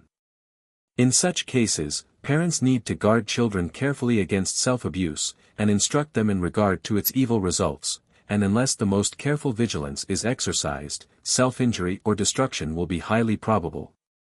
The first symptom of activity in this direction is a disposition to sleep excessively, with excited activity when awake, and general recklessness of habits. They will also have a ravenous and enormous appetite. In this case useful physical labor is necessary, and exciting music should be prohibited. This polarity gives some tendency to liver derangements and weakness of back and kidneys. Sagittarius, with the moon in Scorpio. This polarity springs from the parent's pride of personal ability and success, and endows the child with a positive, determined character, a great deal of pride, and considerable conventionality. A disposition to be hard and sarcastic in language, and very external in thought and action. Persons of this polarity incline to be laboring men and women, with a great ideal of attainment and personal ability, yet lack that judgment and reliability that would give success in such attainments. They have a high temper and large combativeness, and young men, unless of very fine organic quality, are apt to be belligerent. They are strong and impetuous, have a kind heart, but are unable to express it. They are easily led by associates into almost anything. Careful culture and refinement are necessary to this nature. Persons of this polarity have great power to resist disease. Sagittarius, with the moon in Sagittarius. This results from a harmonious and active mind and body on the part of the parents. It makes the child well-balanced, free, independent, liberal, and rather careless, yet prompt and industrious. It gives harmonious balance to the mental and physical powers, with a mind clear and decisive, and well adapted to almost any pursuit indicated by planetary conditions. They are little affected by surroundings, have large continuity, and are faithful in domestic life. This polarity gives no liability to disease other than those peculiar to the Sagittarius nature. Sagittarius, with the moon in Capricorn. This indicates that the parent's mind was very active in prosecuting some business. It produces a child with an excellent business mind, abounding in plans and schemes, and adapts them more for general principles than minutiae, and turns them away from social and domestic thoughts and inclinations. It gives high aspirations in a business direction, and a disposition to make everything bend to that end. This polarity gives great love of music, though gentlemen are not apt to follow it as a profession, while ladies are. It gives love of grandeur and elegance, but decreases conjugality somewhat, yet if they marry, they are apt to turn everything into business channels. It gives order and harmony to the mechanical abilities. If the planets lead them to art, it will give taste and refinement and grandeur in that direction. It increases the liability to weakness of the lungs, and such persons should be careful to keep a good appetite. Sagittarius, with the moon in Aquarius. This comes from the parent's disposition to please society and the public. It gives a child great ability to deal with the public, keen perceptions and intuitions in business, and adapts the person to quickly form pleasant and profitable acquaintances. Such persons are specially adapted to fill positions as salesmen or business agents, and usually are very successful in money-making. But need a consort to help them keep it, for unless they take extra care to restrain the sexual feelings, which are very strong, they will be apt to blur or impair their intuitional faculties. When by overconfidence in business associates and unwise investments they will come to grief. They are constantly liable to overexert themselves physically, and if there is more than one planet in Cancer will be liable to have consumption. It is hard to bind these persons to a narrow sphere of use. The concentrated language of the nature of this polarity is a public business executor, and ladies of this polarity could never be satisfied with a mere domestic life, therefore, they should always have a business education. This polarity indicates some liability to rheumatic troubles, and increases the tendency to diseases common to the Sagittarius nature. Sagittarius, with the moon in Pisces. There are two conditions in the parent's mind which produce this polarity, one where mechanical thought is active, the other, where the mind is both studious and restless. The child will be anxious and careful in whatever direction his attention is turned. They are usually faithful and industrious, but inclined to be worrisome, fretful, and restless in all conditions of servitude. This may extend to the conjugal relation, yet they are faithful to the marriage vow. They are hard-working mechanics, and not inclined to many changes. If planetary conditions should turn their minds to study, they will be hard students. Yet it is seldom that Sagittarius, under any polarity, makes practical students who excel in literary professions. It gives an inclination to concentrate their energies to a more limited sphere than any other polarity. Such children should have a first-class education. It indicates tendency to nervous affections and brain diseases. Chapter 15. The 12 Polarities of Capricorn. Capricorn, with the moon in Aries.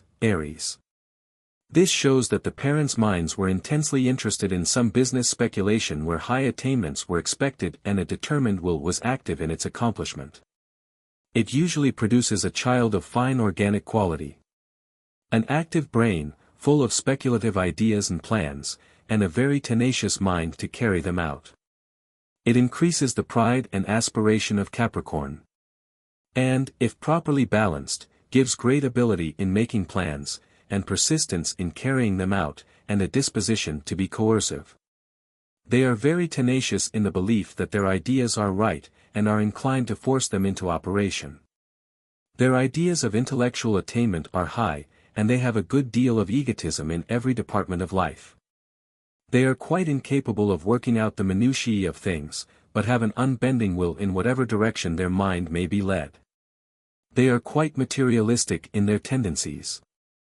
This polarity increases the musical talent and ideality, and gives aversion to being bound by law, rule, or custom, further than inclination sanctions, also tenacity in everything they undertake. This polarity would indicate tendency to nerve and brain difficulties. Capricorn, with the moon in Taurus, Taurus. This polarity is usually due to high parental aspirations toward the medical profession. It gives the child a very persistent mind, with conservative ideas of church principles and social customs. It gives sanguine and ardent feelings, an inclination and adaptation to a medical course of study. They are very sensitive to the mental conditions of others, and have good perceptions of future events, and will have spiritualistic tendencies unless planetary or other conditions prevent. They incline to follow their feelings, and usually lack proper sexual control. When the mental nature predominates, they are apt to be earnest and zealous in educational interests and everything relating to the elevation of humanity, with tendencies to found institutions making new departures in the culture of mind and body. This polarity gives tendency to affections of the lymphatic system. Capricorn, with the moon in Gemini, Gemini. This indicates that the parent's mind was exalted through attainments in educational or oratorical directions, and gives the child a very studious and intensely active mind. It contributes to the love of science, literature, and oratory, and sets the Capricorn nature at work organizing and laying plans in those directions. It often creates ideals beyond their capability of execution and sometimes what would be called air castles. It gives good language and increases their ability for public speaking, and aids largely in musical attainments, but inclines them to dissatisfaction in the domestic circle. This polarity indicates a tendency to nerve and bronchial affections. Capricorn, with the moon in Cancer, Cancer. This polarity arises from high aspirations and encouraging prospects on the part of the parents regarding the attainment of elegance and grandeur in their home life and surroundings. It turns the mind of the child into similar channels, giving high aspirations for beauty, elegance, and grandeur in their domestic life, and brilliant accomplishments in their companion and children. It increases the economical tendencies, sometimes inclining to parsimoniousness, but always imparting a prudential and somewhat selfish regard for self, home, and family. It aids Capricorn in the minutiae of business life and trade. It increases the susceptibilities of the sex nature, and if planetary conditions are strong in that direction, will frequently lead to sexual abuses. Parents should therefore use great care in properly warning and instructing these children. It adds to the mechanical abilities, and in some cases in connection with planetary influence it so changes the Capricorn nature that it appears more like Cancer. There is indicated by this polarity some liability to diseases of the stomach and lungs. Capricorn, with the moon in Leo, Leo. This polarity comes from the parents' high ideals of success, with inclination to gratify the appetites and passions, but sometimes from zealous religious convictions or devoted love on the part of the negative parent. It turns the child's mind into an ideal world, and inclines them to be led by the feelings, appetites, and passions in all directions, and to be restless under control or self-restraint. They are spontaneous in their actions, and ardent and zealous in everything they do, unless counterbalanced by planetary conditions. Parents should exercise the greatest vigilance over children of this polarity, and instruct and guard them in every way, especially impressing them with the sacredness of the sex function. When this nature is brought under intellectual restraints or aided by planetary conditions, it gives a bright, kind, and philanthropic person, zealous in good works, and full of plans for the protection of the poor and needy. They are apt to be too liberal with their money for their own good. They have adaptation to the ministry, with great zeal and devotion to their calling. This polarity affects the circulatory system and somewhat the digestive organs. Capricorn, with the moon in Virgo, Virgo. This usually results from the parent's mind being elated over musical success or attainments. It endows the child with great love of harmony, beauty, and elegance, so that they are apt to live in an ideal world, far beyond the average attainment in this, yet they love to sit in quiet meditation in commune with this ideal. They are apt to be unhappy in marriage from failing to realize the love, harmony, and happiness they have ideally pictured themselves. The polarity weakens the sexual nature, but increases its activity when this inclination is dominant. The four leading characteristics of this nature, which are determined by planetary conditions, are, first, sex inclination, second, intuition, third, harmony, fourth, discrimination. These persons are fine judges of the qualities of things, and also have poetic and artistic tendencies and abilities, and sometimes incline to novel writing. If planetary conditions predispose to educational pursuits, they will have excellent analytical and mathematical abilities, and often fitness for the study and practice of medicine. This polarity indicates a tendency to weakness of the digestive organs. Capricorn, with the moon in Libra, This results from an elated feeling on the part of the positive parent, whose mind from some cause had been turned into the interior and spiritual to interrogate the future. It produces a child with the usual active brain of Capricorn, and turns all that activity into the interior and intuitive faculties.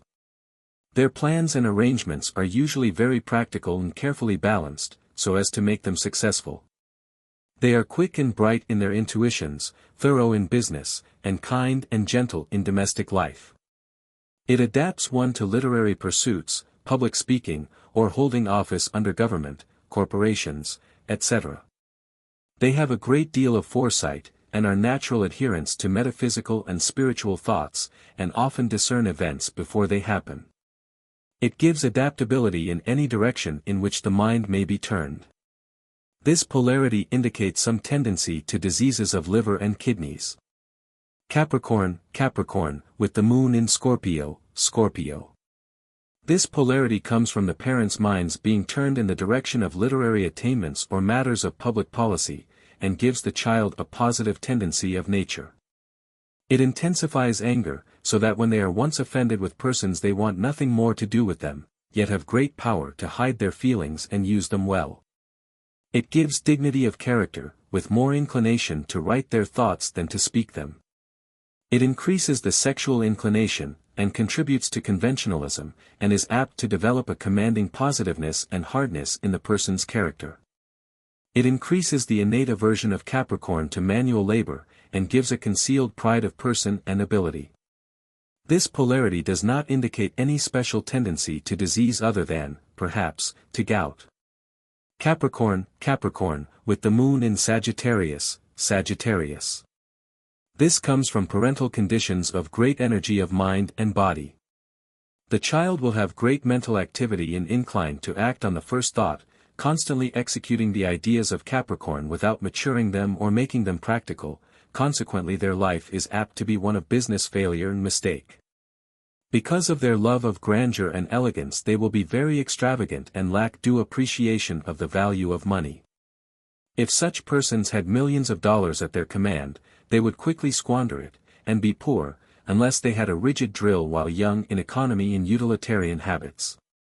Parents should make industry and economy the most prominent ideas in the education of such children, otherwise they will be full of wild, speculative plans that will amount to nothing. It gives love of music, musical talent, and oratory. It makes them kind and full of good works, yet they like to have those works known and appreciated. It gives great activity to the sexual nature, and liabilities to abuse in that direction, also restlessness and dissatisfaction in the domestic relations. They are inclined to be boss, ever seeking to command rather than to serve. Their liability to disease is mainly a tendency to affections of the muscular system.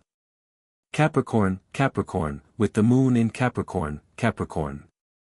This polarity comes from well-regulated, successful, and all-absorbing business pursuits on the part of the parents. It gives the child a clear, active brain and continuity of purpose to carry forward whatever they begin. They are not adapted to physical labor, as the sign depends upon the head, and adapts them to general business plans, management, etc. It gives great love of order, harmony, and elegance, and qualifications to maintain such surroundings. It makes them very independent, and indisposed to confidential or intimate friendships. They are like a star standing alone and shining from its own apparently self-generated light, which is wholly turned upon business and educational subjects. It gives power of self-control in sexual and all other directions. Family life with such is a secondary consideration, yet they are disposed to make things harmonious in that direction, but ladies of this polarity would do well not to marry unless they can marry wealthy. For unless greatly aided by favorable planetary conditions, they would not be satisfied with the duties of domestic life. This nature is favorably inclined toward the church and accepted religious opinions, but is disposed to oppose progressive religious ideas.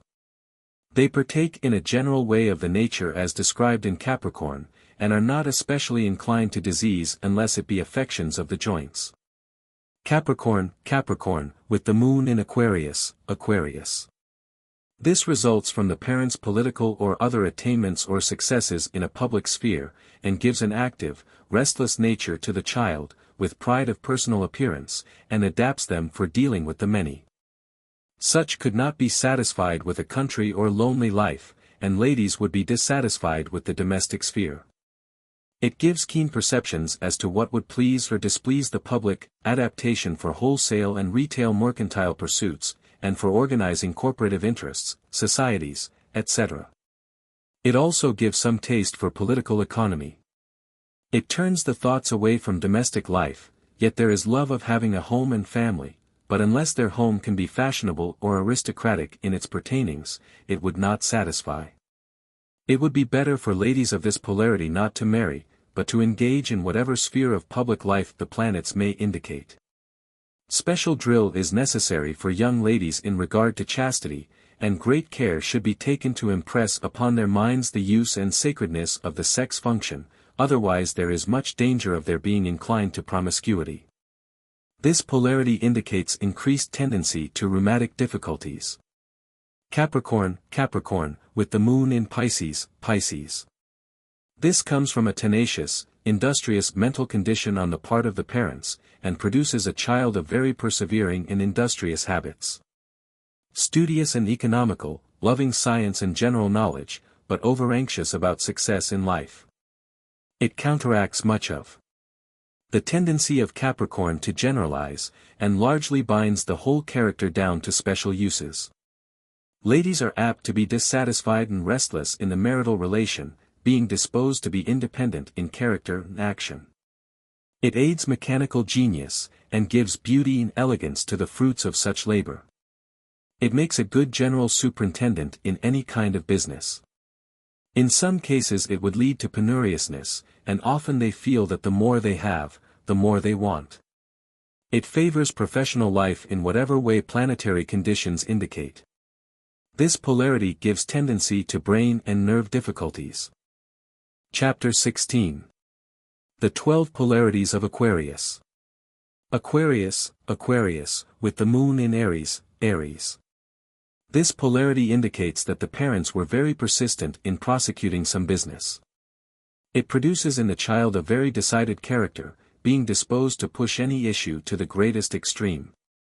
It makes a stubborn, quiet nature, indisposed to communicate their plans and ideas to others, and inclined to control in whatever sphere they are in. Ladies are disposed to lead in the home and domestic life, or else have their own sphere of business occupation. It gives great self-control in every department of life, especially in the sexual nature. This polarity indicates a tendency to neuralgic and brain difficulties. Aquarius, with the moon in Taurus. This results from the parent's strong admiration of nature in its varied forms, and creates in the child a love of farming and agricultural interests, love of animals, and a disposition to deal in stock. As they will be good judges of cattle and horses. If planetary conditions take them into the professions, they incline to the medical, and enjoy a medical course of study. It makes one exceedingly sensitive to physical and mental surroundings, and gives unparalleled ability to judge of human and animal nature. They are very active and practical in business, and industrious in all the minutiae of life. They are loving and harmonious companions, and very faithful and devoted wives, overanxious about those under their care and about having abundant supplies for the needs of life. It increases the liabilities to rheumatic and nerve difficulties, also to indigestion. Aquarius, with the moon in Gemini. This polarity shows that the parents were very active in business life, tending to intellectual uses. This gives the child a love of intellectual pursuits, good language, and inclination toward public speaking. They will be interested in educational matters and political affairs. Will have mechanical skill and love to excel in whatever they undertake. As students they are quick to comprehend, but not apt to adopt a confining literary profession. Ladies of this polarity are very industrious and economical housewives, carrying their neatness and care to inconvenient extremes. They are adapted to the pursuit of millinery, dressmaking, trade in fancy goods, and similar occupations, having refinement and order in all they do. The polarity increases the nervous tendencies of Aquarius. Aquarius, with the moon in Cancer. This comes from the parents' overanxiety and care for the maintenance of home and family. It produces a child very nervous and sensitive. Great care has to be taken of such children, in order to raise them. They ought not to be nursed by old people, or by persons of a lower or grosser nature than the parents. They are very susceptible to the diseased conditions of others, and will be through life. They will be very industrious and economical, carrying their economy into the very smallest things, and hoarding up and saving everything. It weakens self-control in the sexual nature, so that they are liable to be led by associates into abuses and excesses in that direction. They have great firmness, yet are easily led if their inclinations coincide. Ladies make over-devoted wives, especially in the direction of economizing and providing. It contributes to the love of knowledge in whatever direction the planets may indicate or lead the mind. This polarity gives some tendency to diseases of the chest, tumorous affections, etc. Aquarius, with the moon in Leo. This polarity comes from the parents' deep and spontaneous love nature. It produces a child of great kindness and sympathy, having a devotion amounting almost to worship in the love relations, very zealous in religion, best adapted for country and farm life, as they are too tender-hearted for city dealing. They are liable to be deceived and misled in love affairs, and to have their lives blighted by infidelity in others. It gives activity to their love nature, either in conjugality or promiscuity. They are liable to make mistakes from being overzealous, and will be in danger of nervous dyspepsia, palpitation and rheumatism of the heart and other cardiac difficulties. Such persons are easily led by associates, and are susceptible to psychological control, and are liable to extremes, being at times very positive in having their own way, and then again easily led by others. And especially if their own inclination should partially coincide. Aquarius, with the moon in Virgo. This polarity shows that the minds of the parents were turned to the consideration and study of hygiene and of nature. It gives the child a clear, logical mind, faithfulness in service. Pride of personal abilities, sensitiveness in regard to the opinions of others, fine mechanical abilities, adaptation to trade, love of farming, with kindness to animals. The polarity also gives a tendency to the study of anatomy, physiology, and hygiene, and carefulness in their diet and habits. Their handwriting inclines to be clear and plain, using but few words, yet making those few express a great deal. They are also disposed to make critical and clear points in their arguments and reasonings. They have large ideality, good mathematical talents, are economical and saving, and sometimes penurious. Under some circumstances they might incline to Epicurean habits. They have a strong sex nature, but great power of self-control, and make faithful husbands and wives. Parents should, so far as practicable, avoid the punishment of such children. Teach them the right course of life, in a kind and sympathetic manner, and they will rarely depart from it. This polarity inclines to the practical uses of life in every department. It gives great vitativeness. But when the vitality is depleted, they are liable to nervous diseases of the digestive system.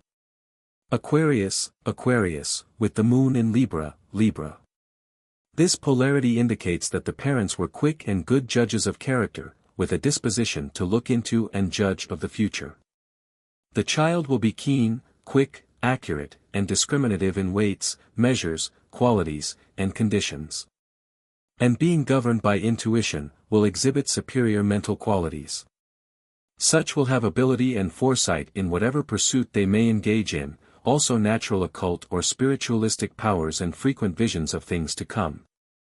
This polarity indicates a tendency to diseases of the reproductive organs, liver, and reins.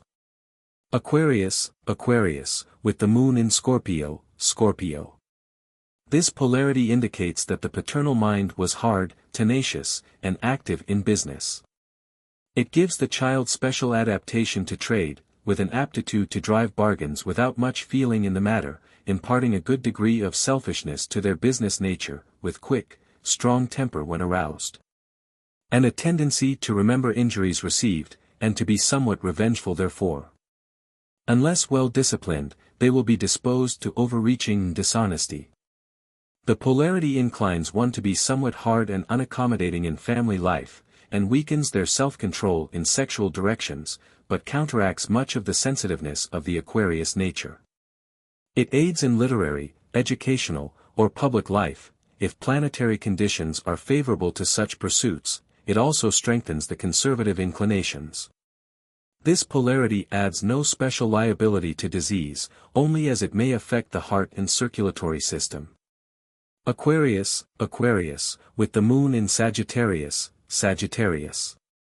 This polarity results from the minds of the parents being much occupied in the executive part of their nature, and engaged or interested in matters pertaining to public meetings, speaking, etc. It makes the child intensely active in physical or mental pursuits, and leads them to speak and act without due thought or preparation, in short, to be too hasty and premature for their own good, and very liable to overdo whatever they undertake. They have a keen conventional sense of right and wrong, an active religious nature, and adaptation to public speaking and the ministry. Are also predisposed toward political economy. It gives fine mechanical abilities and assists in the sphere of art. This nature will be industrious in whatever department they engage, but incline more to be executive than studious. They have great concentrativeness and intense excitability, which extends to combativeness and the sex activities. It increases the love of home and family, and gives a desire to be loved, cared for, and caressed. It makes devoted wives, neat and orderly in everything they do. Parents should exercise a careful restraint over the activities of these children, establishing a rule of life and drill to secure regular periods of rest, the observance of which should be rigidly enforced. They should be taught to control their hasty speech, and to consider more carefully their language and abrupt manner, and to be more self-containing, restrained, and conservative of their energies, which they are so prone to waste in excessive and ill-considered action, often to the extent of their own destruction. They should be especially instructed and impressed regarding the terrible consequences of the abuse of the sex function. And great method and persistency must be employed to induce and encourage them to study, otherwise they are apt to fail in the acquisition of even an ordinary education. The polarity indicates a tendency to rheumatic and muscular diseases. Aquarius, with the moon in Capricorn. This polarity indicates that the parents were deeply interested or engaged in the endeavor to bring some musical or other general interest or business idea before the people. It makes the child active, nervous, and excitable in both brain and body.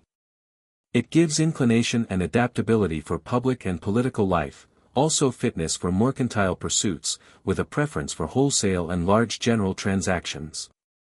Such persons, whether men or women, would be uneasy and dissatisfied, unless in some sphere affording opportunities for great activity of both mind and body.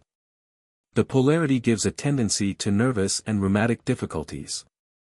Aquarius, with the moon in Aquarius.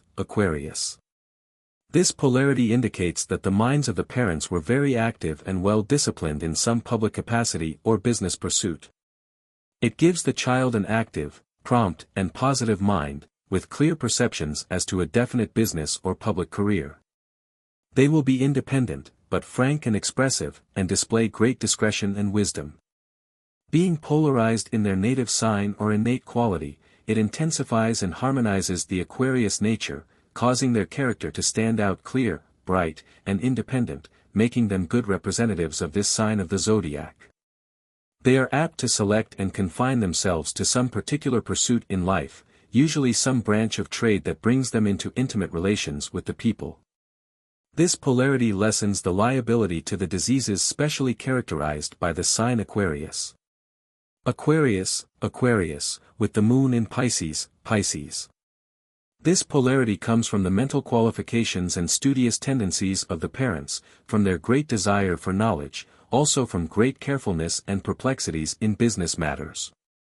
It gives the child great perseverance, activity, and carefulness, adapting them to mental rather than physical labor. They will love books and incline to literary pursuits.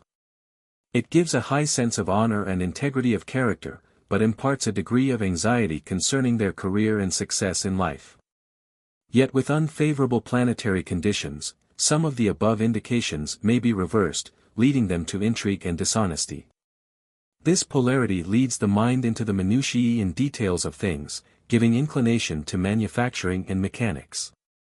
It usually gives a sense and habit of economy. But if inverted or obstructed in its natural expression, it may lead to recklessness of character. This polarity indicates a tendency to nervous debility. Chapter 17. The 12 Polarities of Pisces. Pisces, with the moon in Aries, Aries. This polarity is the result of determined but somewhat inharmonious conditions on the part of the parents. It produces an active, restless, but very determined nature in the child, who will be self-willed, headstrong, positive, and hard to govern, can be coaxed more easily than driven. This polarity adds somewhat to the love of knowledge common to Pisces, gives strength, self-reliance, and self-control, yet there is danger of overdoing and weakening the nervous system, on account of the high tension of this nature. And especially is this true of females. Parents should restrain such children, and while very young train them to habits of moderation, and also impress upon their minds the importance of taking care of the body. This polarity increases the liability of brain difficulties and uterine displacements. Pisces, with the moon in Taurus, Taurus. This polarity springs from a combative disposition on the part of the parents where there is external conformity and submission caused by an internal desire to do what is right. It produces a child who appears externally quiet and easy, yet who is interiorly active, with strong desires and feelings, intense love of nature, and adaptation to the medical profession and natural sciences. It intensifies the natural honor and integrity of the Pisces nature, making them considerate of the welfare of others as well as of their own. It gives adaptation to agricultural and floral pursuits. Makes them very persistent in all things, with an intellectual bias of mind. They are hygienic by nature, but subject at times to melancholy. Parents should give such children every opportunity for reasonable enjoyment, and encourage them in social exercise, as they are inclined to be old men and women while yet young. Therefore parents should strive to counteract that tendency in order to promote their physical growth and preserve them in the spontaneity and joyousness of childhood. They are very sensitive to the spheres of others and to surrounding conditions, and on that account often isolate themselves from the world, choosing some quiet occupation where they can remain in obscurity. Finding their chief pleasure in quiet musings and the study of nature and books. These persons might easily incline to the idea and study of alchemy as entertained by the ancients. They are not apt to marry, yet have great love of the opposite sex, and would be kind and sympathetic if harmoniously mated. Their mind is turned to the interior of self and nature. This polarity indicates good vitativeness, with some liability to diseases of the lymphatic system. Pisces, with the moon in Gemini, Gemini. This polarity comes from a measure of inharmony on the part of the parents, which is largely on account of an overdevotion to investigation and study. It creates in the child a great love of knowledge and disposition to usefulness, giving mechanical ability, also a tendency to the arts and sciences, and an inclination to public speaking. It intensifies the activities of the Pisces nature, and, if they are restrained, they are liable to melancholy, morbid broodings and dyspepsia. It lessens their continuity, and increases the anxious, worrying nature.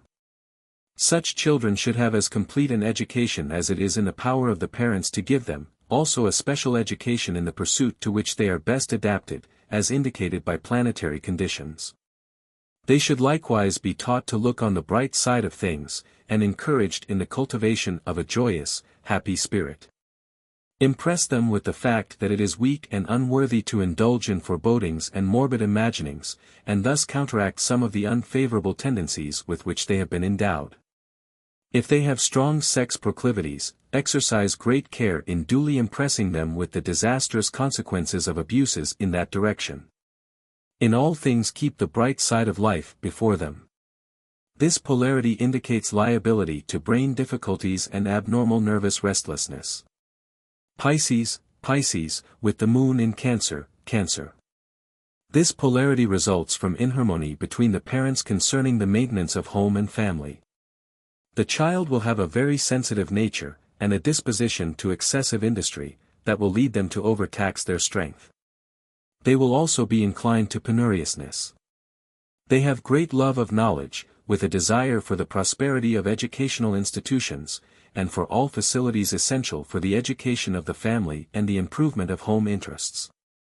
They tend to generalize rather than enter into the minutiae of things, but will have fitness for mechanical and manufacturing interests, and possibly to agricultural pursuits.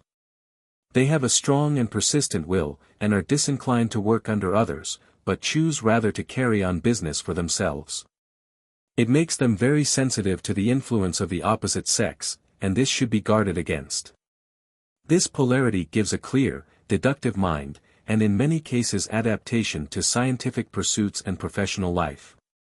It gives some liability to inflammation of the digestive organs, tumorous affection, also to neuralgia and nervous diseases. Pisces, with the moon in Leo. This polarity springs from inharmony between the parents, mainly on account of the lack of a due expression of love on the part of one or both. It usually gives the child an abundance of sex power, and consequently great vitality, and greater inclination to conjugality than sex relations. They will have a high ideal of unity, love, and harmony, and strong disposition towards a soul union. If this is realized, it will give them great intellectual and spiritual power, and a disposition to work for the elevation of humanity, and to promote the common good in all ways. They are studious and inclined to Oriental and metaphysical philosophies, and to the occult sciences in general. They are, however, liable to mistakes in the bestowal of their love and friendship, being kind-hearted, fraternal, and confiding, and disappointments in this direction, and also in financial matters, may invert their good qualities, making them penurious, excitable, and morbidly sensitive, getting easily irritated or angry at opposition and failure. The selfish and grasping side of their nature then becomes dominant. This nature inclines somewhat to isolation and to extremes in directions governed by unfavorable planetary conditions. There would be in this polarity some tendency to dissipation on account of discouragement. They would also be liable to diseases of the heart. Pisces, with the moon in Virgo. This polarity usually results from disagreement between the parents in matters pertaining to the treatment of the sick, methods of cooking, or from lack of discrimination and order. This gives the child a love for mathematical problems and abstruse subjects in general. They are inclined to be positive and exacting, and are very difficult to please.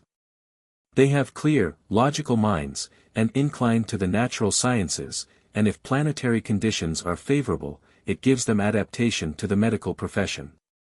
They have a tendency to agriculture and fine intuitions relative to the raising of children, domestic animals, etc., other things being favorable, it adds inspirational power. Such children should have special care in their education, and be trained to that occupation to which they are best suited, as indicated by planetary conditions. They should be warned against selfishness, and impressed with the importance of rendering their home life harmonious and happy. Planetary conditions may aid them in artistic and musical attainments or lead them into sexual excesses. Their liability as relates to disease would be a tendency to dyspepsia.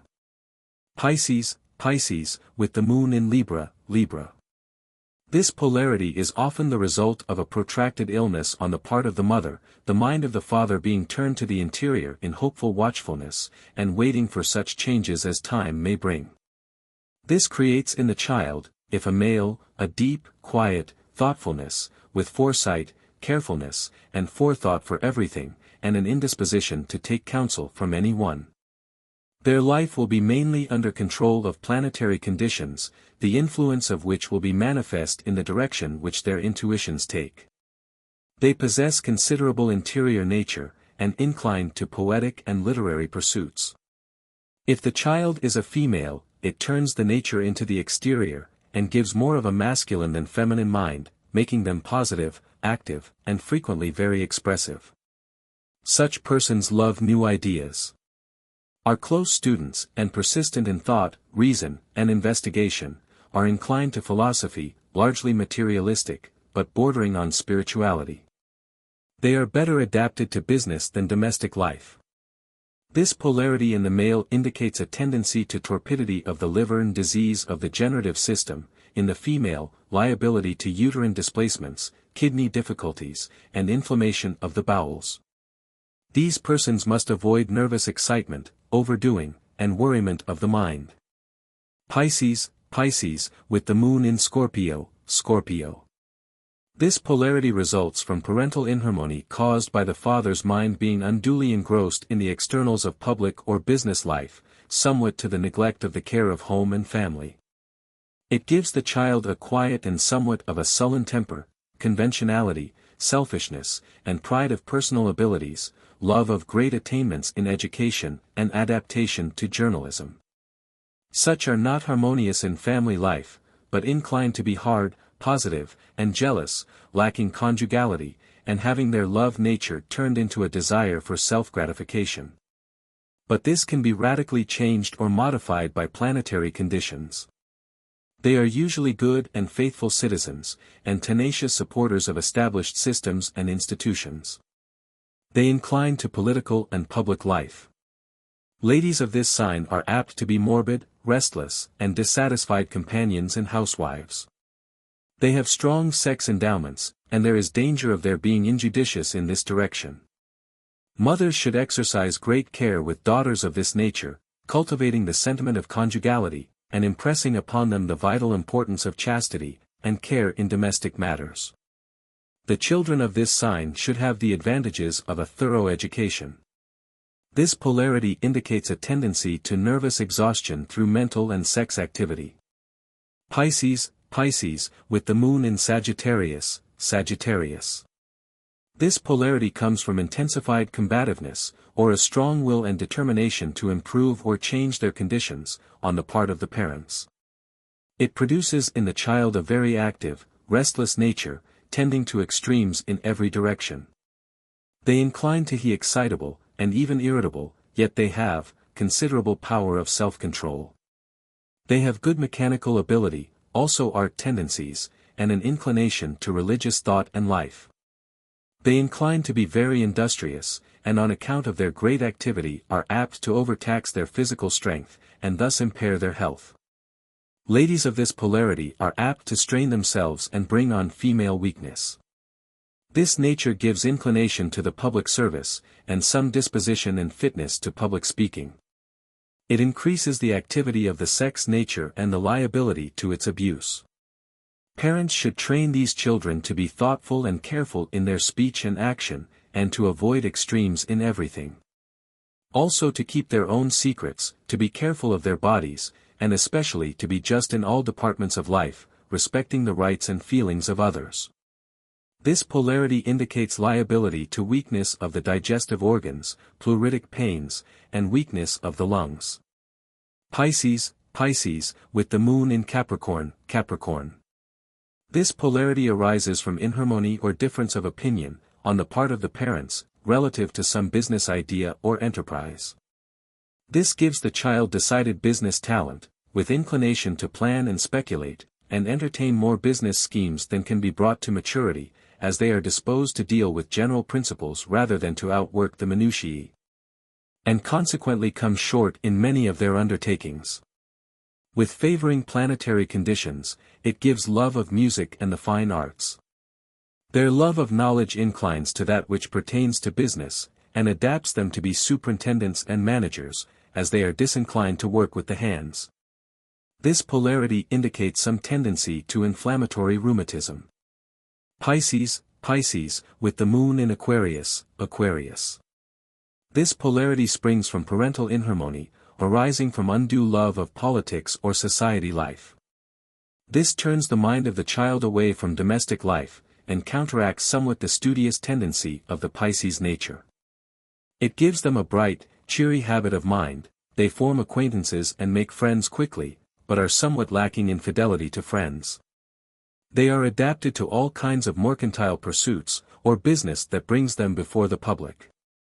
They make good business agents and traveling salesmen.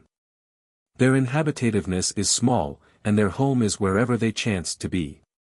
Under some planetary conditions they would incline to professional life. Ladies of this nature do not take kindly to the confinement of domestic duties. This polarity indicates a tendency to nervous and rheumatic difficulties. Pisces, with the moon in Pisces. This arises either from a restless, struggling condition on the part of the father, or from his entire indifference to the opposition of the wife, or vice versa. This polarity causes the Pisces nature to stand out distinctly, but largely shut up within its own sphere. It somewhat increases the morbid, anxious tendencies of Pisces, and gives a disinclination to launch out into new ventures. It gives activity and perseverance in whatever is undertaken, but lack of confidence in their own powers and abilities. The pursuits to which they are best adapted would be determined by planetary conditions. This polarity frequently gives morbid sex inclinations, and parents should have a care to warn such children of the serious consequences which always follow the abuse of this function. They should also have a thorough business education in the direction indicated by planetary conditions. Their liabilities to disease arise more through melancholy and fear of disease and death, than from any other cause. They are inclined to be troubled with dyspepsia, derangement of the liver and spleen, neuralgia, and pleuritic, but these are mainly produced by melancholic imaginings. They should cultivate hope and cheerfulness, which will add much to the comfort of the many years they are likely to spend on earth, as they frequently live to a great age. Chapter 18. The Planets. We shall treat of the planets as centers of specific creative forces and mental elements. Solar biology agrees with phrenology in ascribing to every part of the body its due and correspondent amount of mental force. Thus each of the 12 departments of the body has its own mental element, which finds its head in the solar plexus, or gray spot of brain matter, located at the spinal column, in the rear of the stomach, which rules digestion, and is also the seat of the intuitive faculty, and center from which the body is built up and maintained. The organs of the cranium are also brought into existence through the agency of the solar plexus, as a necessary agent for the selection of proper food for the building up and control of the body in its physical relations.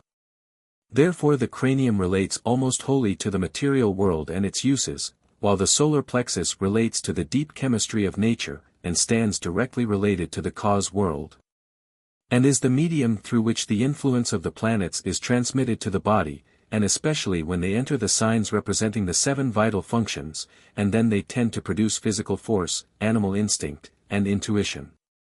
The animal world has in these functions only 2 active principles, viz., physical strength and instinct. The latter leads them to act as a delicate electrovital instrument or machine that is responsive to the creative forces acting through it. Man has the 3rd principle, developed into what we call intuition, which faculty instructs the brain or intelligent principle of his mind, and not only impels him to act in harmony with nature, but brings into activity the spirit of wisdom, and frequently enables him to understand why he thus acts. Wisdom is the point of unity between the reasoning faculty, in the cranium, and the intuitive, in the solar plexus. And the more perfect harmony we find between those two principles, the more perfect will be the unfoldment of the person, and the more certain their success in whatever pursuit their intuition leads them to embrace. In delineating character, if we find a nature that is derived from the most positive parent, which nature is designated by the signs in which the sun and moon were at birth, to be wholly in the external or physical signs, and the planets to be in the internal or 7 vital signs or functions of the body, we may safely say there is antagonism between the exterior and interior natures, and one will be apt to subjugate the other. And usually the exterior will subjugate the interior, and cause it to serve in the sensations only as a physical power.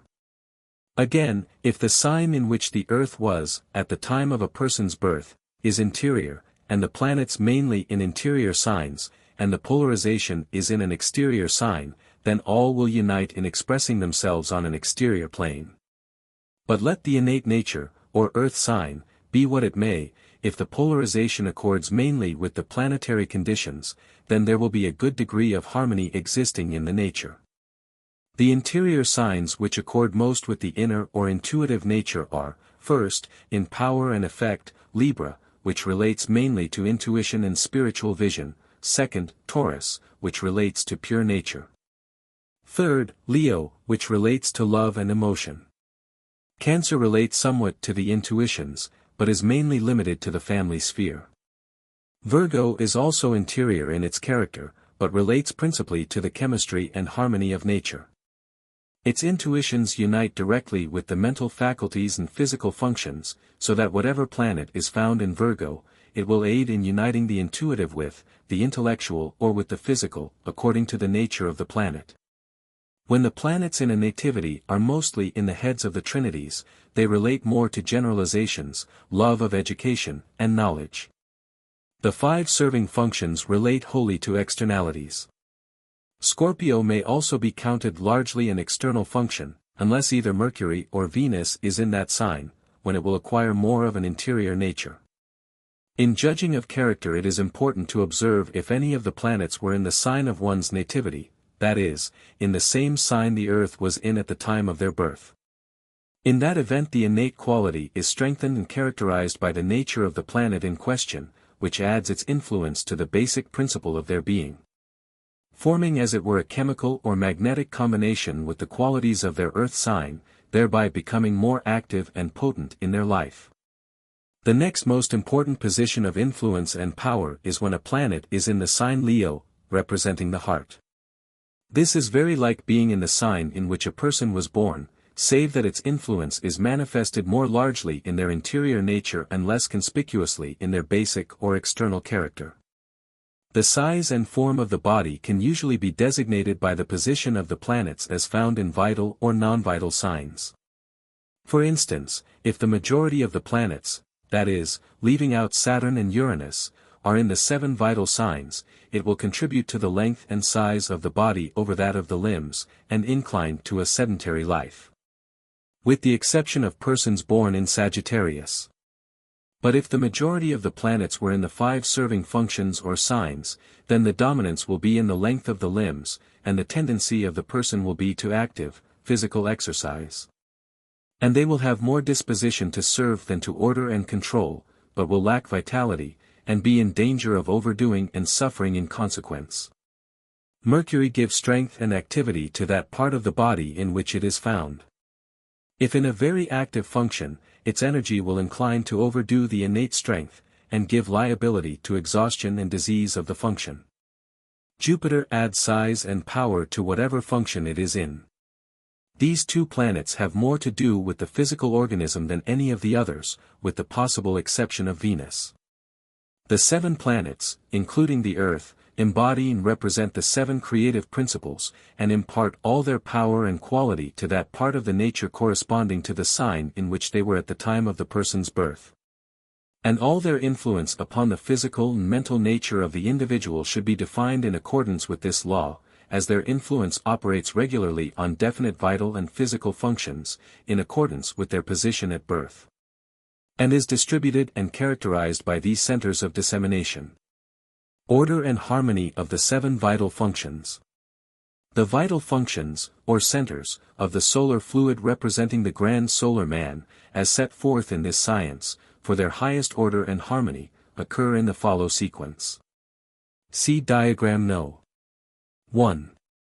Mercury in Libra, Libra. Mars in Cancer, Cancer. Venus in Virgo, Virgo. Jupiter in Gemini, Gemini. Earth in Leo, Leo. Saturn in Taurus, Taurus. Uranus in Aries, Aries. The more nearly the planets are found, in any nativity, in the above order, the more harmonious will the nature be, and could a man or woman be found with the planets in this order, we might expect to see a perfect man or woman. See diagram number 6. When a planet is in the same sign with the Earth at a child's birth, then it may be said to rule the life and character more fully than it could in any other way, and should be set down as controlling the innate nature. And also as controlling that function of the body as well, thus giving it a double power.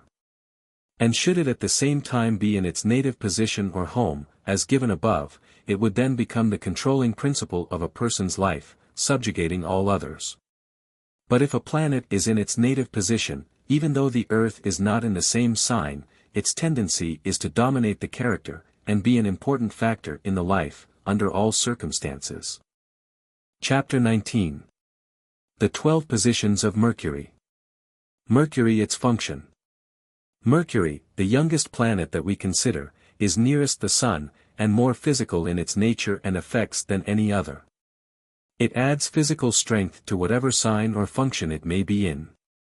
Its qualities are, first, those of the conserved sexual or reproductive elements, second, physical strength, third, its mental characteristics, which are materialistic. Mercury controls all that pertains to sex desire, and many marriages occur through the attractions of this planet. For instance, a person having Mercury in the sign in which one of the opposite sex was born, will be liable to strong sex attraction in that direction. Again, if a person had Mercury in Scorpio, they would perceive those of the opposite sex born in that sign as liable to be attracted to them. The sex impulses often lay hold of and carry the love nature captive, and thus many marriages are consummated, but love of this kind is not apt to be lasting, and therefore these marriages are seldom harmonious and happy ones.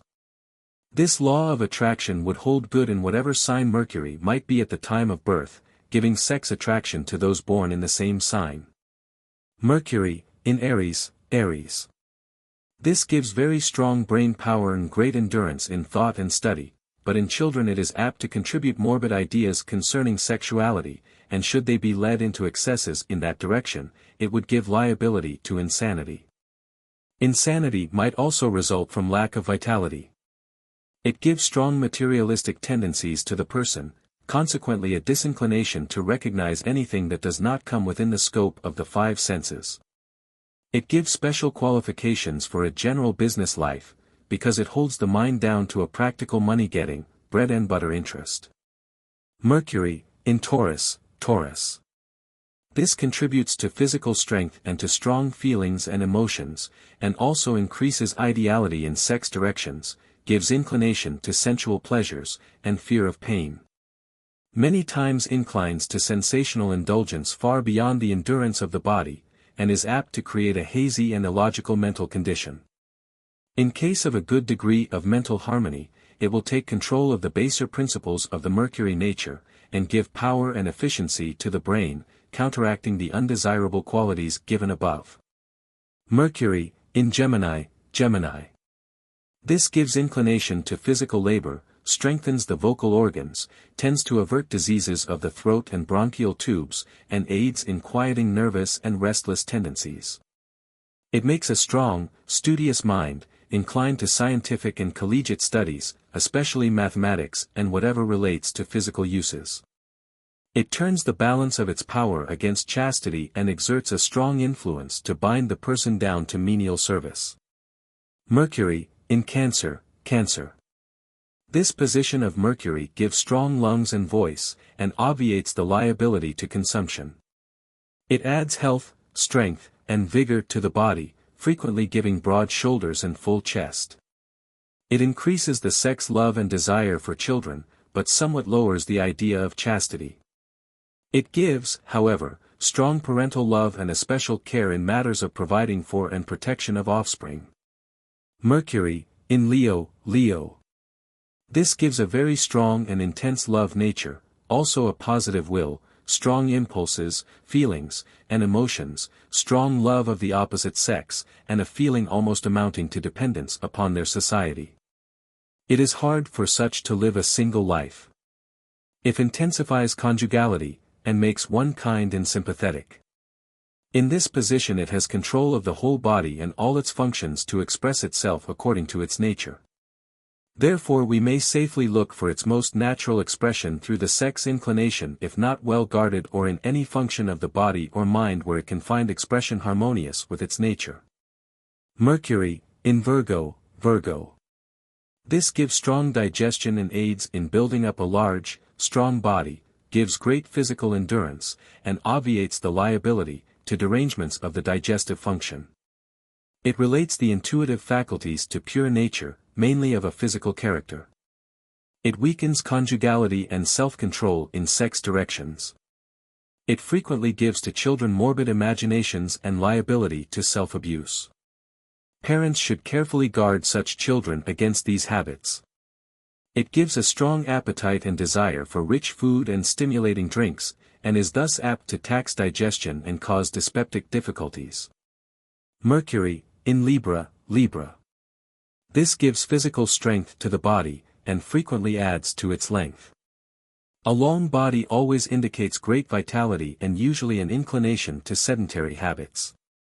It gives a special strength to the reins, and strength and activity to the sex nature, with some inclination to excesses. It is liable to produce female weaknesses where girls did not have proper opportunity to develop the muscles of the body by exercise and play. It gives power to the perceptive faculties, and frequently materialistic tendencies. Such persons are apt to reason from externalities unless otherwise counteracted. This being Mercury's native and home position, it therefore exerts its full normal power over the system. Mercury, in Scorpio. This position of Mercury gives great vitality and strength of the reproductive system. It adds no particular incentive to indulgence, but gives power and endurance and strength and vivacity to the whole body, obviating liability to weakness or disease of the reproductive organs. Though there is liability through activity of this function of exhausting the vitality of the system and thus bringing on general debility, and often a special weakness of the innate function corresponding to the sign in which they were born. Mercury, in Sagittarius. This gives strength to the muscles and motor nerves, and intensifies the activity of the whole body, also gives inclination to the use of the muscular system in some active pursuit. It makes them vigorous in all their executive tendencies, and counteracts liability to rheumatic and nerve difficulties. It increases the combative nature and the ardor and zeal of life, giving them strong sex attractions and inclinations, and also adding strength to the muscular system. Mercury, in Capricorn. This gives great activity to the body, love of locomotion, travel, etc. It tends strongly to the sex passion, and consequently lessens the purity and sacredness of the domestic relations. It gives strong economical business tendencies, with love of labor and its rewards, and usually makes a practical business character. It obviates the liability to disease of the lower limbs. Mercury, in Aquarius. This strengthens the general nerve system, and also militates against conjugality, and inclines to license rather than restraint. Parents should take great care to impress upon the minds of such children the sacredness of the sex function. It gives pride of external appearance and show, and great restlessness and activity. It strengthens the sensatory nerves, gives strong business qualities, tendency to physical labor, and active bodily habits. Mercury, in Pisces. This gives great love of activity and inclination to walk and be on the feet a great deal. Children as soon as they learn to walk are apt to run away from home. They are very liable to overdo in running and walking and to lack continuity and endurance. It increases the activity of the sex nature and detracts from its sacredness. These persons are apt to have large feet. It decreases inhabitativeness and gives love of travel. Chapter 20. The 12 Positions of Venus. Female sign, Venus its function. This planet embodies the nature of pure conjugal love. It has in its composition the elements of beauty, elegance, faithfulness, and devotion. It is in the function of the pure and divine instincts, and these ennobling qualities are contributed in degree according to the receptivity of the function of the body in which the planet is found. Venus serves faithfully whatever sign or function she is united to. So if the planet is in an educational or business department, she gives her power and energy to those pursuits, even to leaving the conjugal and domestic sphere to the sway of other planetary influences. Her nature being that of love, she is readily turned into the service of dominant functions, and therefore even unites in strengthening and intensifying the passions if they are controlling forces. Venus is therefore a choice gift, and, like riches and many other blessings of life, proves a benefit or injury according to the use one makes of it. Venus is accountable for many marriages through the natural attraction, produced from its presence in signs corresponding to those in which persons of the opposite sex were born, as illustrated in Mercury. As its influence on the love nature causes an appreciation and love for the corresponding principle in others. These marriages are more apt to be harmonious than those caused by the attractions of any other planet. Female sign, Venus, in Aries, Aries. This position of Venus contributes ideality, and gives a high ideal of the love life, but frequently produces a dreamy mental state, tending away from practical, everyday life. Their ideal is so exquisite that it frequently causes disappointment and unhappiness in marriage. It intensifies conjugality, but such persons frequently live a single life from inability to find a companion who meets their ideal requirements. It contributes to the mental qualifications requisite to proficiency in music, art, poetry, novel writing, etc., but adaptation to such pursuits will be mainly determined by other planetary positions. Female sign, Venus, in Taurus, Taurus. This position of Venus idealizes the mind in all matters pertaining to the sensations and affections, frequently giving strong, ardent love. But, having its origin in the sensational nature, it is not always enduring, especially when the person is born in a sign or function lacking constancy. It gives a keen sense of pain and pleasure, and, if abnormal conditions exist in the nature of the person, it is apt to create morbid fancies of derangement and disease. It gives strong likes and dislikes. Also a love of nature, with a disposition to the study of its phenomena and adaptation to agricultural thought and life. Female sign, Venus, in Gemini, Gemini. This position gives great love of study, scientific and scholastic, and tendencies toward materialism. It qualifies such persons for teachers, and sometimes speakers. It turns the love away from the domestic and sexual nature into the intellectual and educational spheres. Female sign, Venus, in Cancer, Cancer. This concentrates the love nature upon home, family, and children, and is apt to unite its forces with Mars and create an excessive love of home and family. It intensifies the sensitiveness of the innate nature, and is apt to give an intense love for children generally, and all the characteristics given under the sign Cancer. Female sign, Venus, in Leo, Leo. This gives the most intense conjugal love, without any direct alliance to mere sex passion. It gives a very strong, ardent, emotional, and even zealous nature, and imparts love of beauty, harmony, and refinement to the spontaneous love attributes. But we must remember that all these good qualities may be inverted by inharmonious conditions or by the natural inclinations of a person. To illustrate, one possessing these choice qualities may meet obstacles and evil and treachery in so many ways, that the law of self-preservation would assert itself, and convert these finer and nobler qualities into their direct opposites. In which case, the greater the prior good, the more conspicuous would the evil appear. Female sign, Venus, in Virgo, Virgo.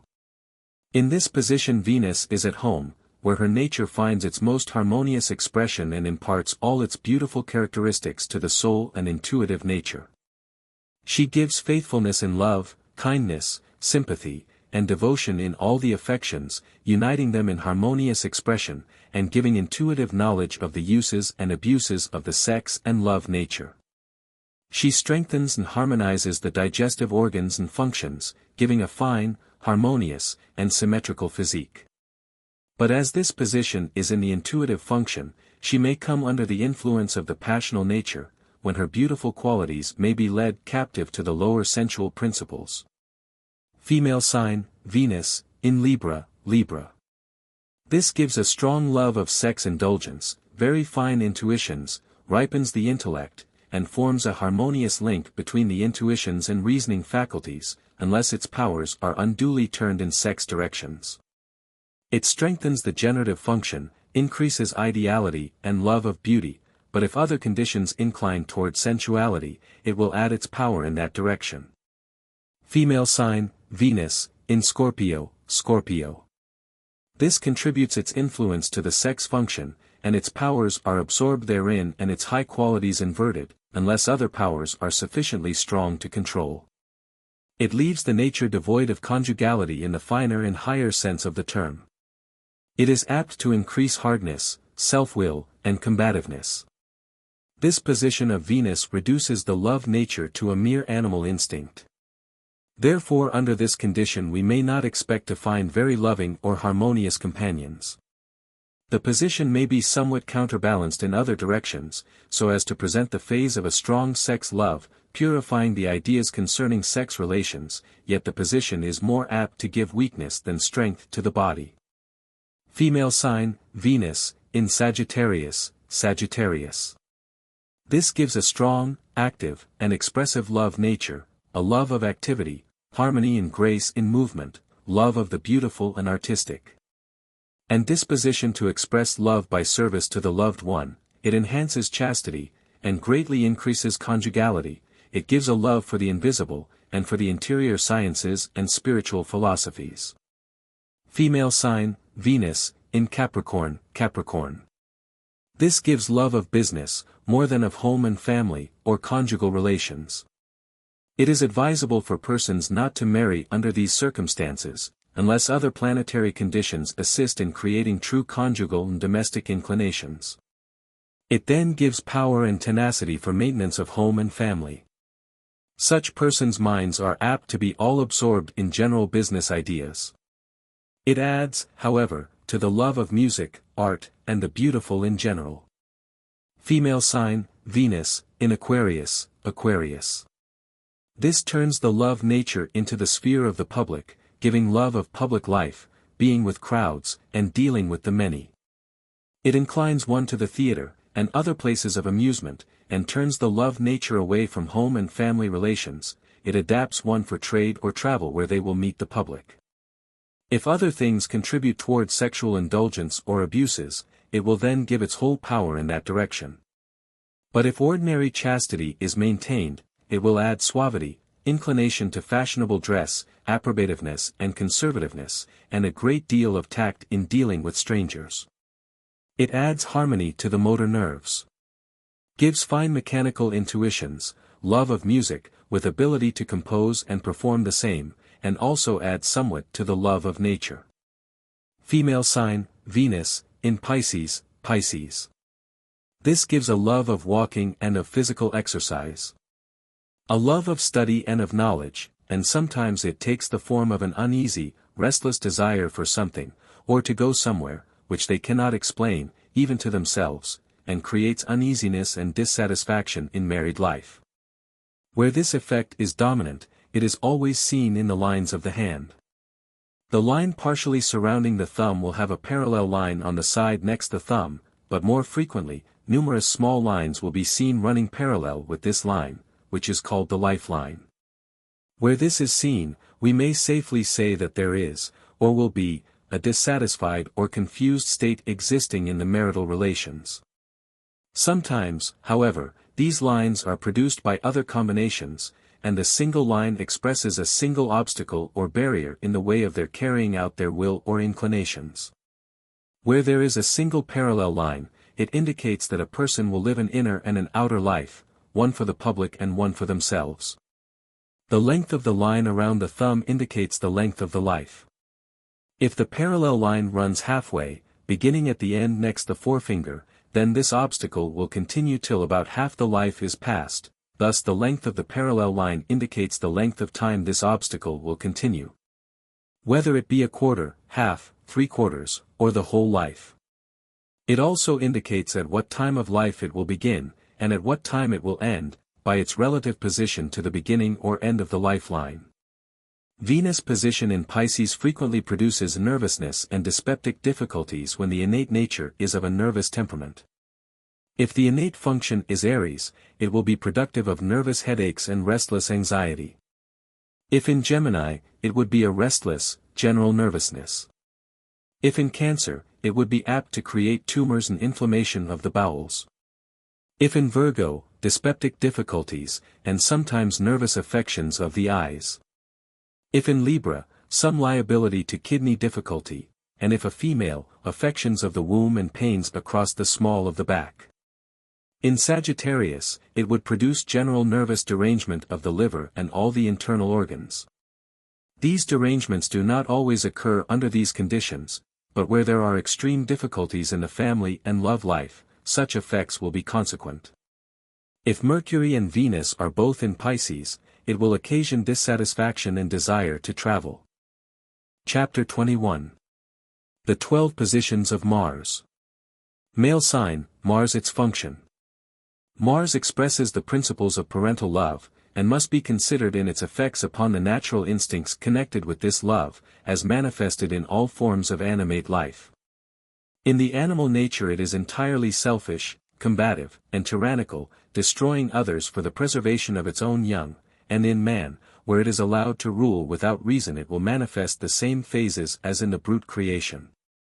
So that while it embodies and expresses the elements of love, carefulness, and maternal protection and preservation, it also manifests hatred, combativeness, and antagonism when its interests are disturbed or threatened.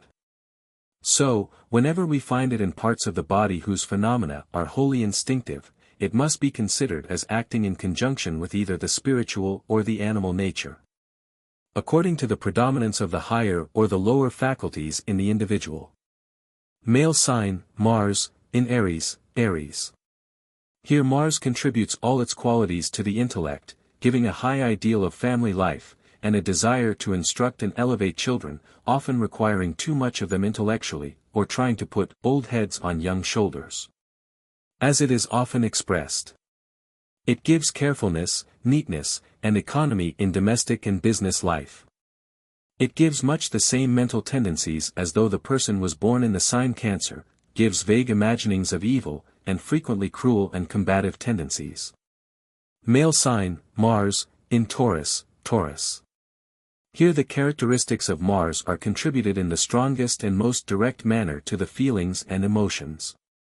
And while giving a strong love for their own children, such love will be largely characterized by the animal instincts.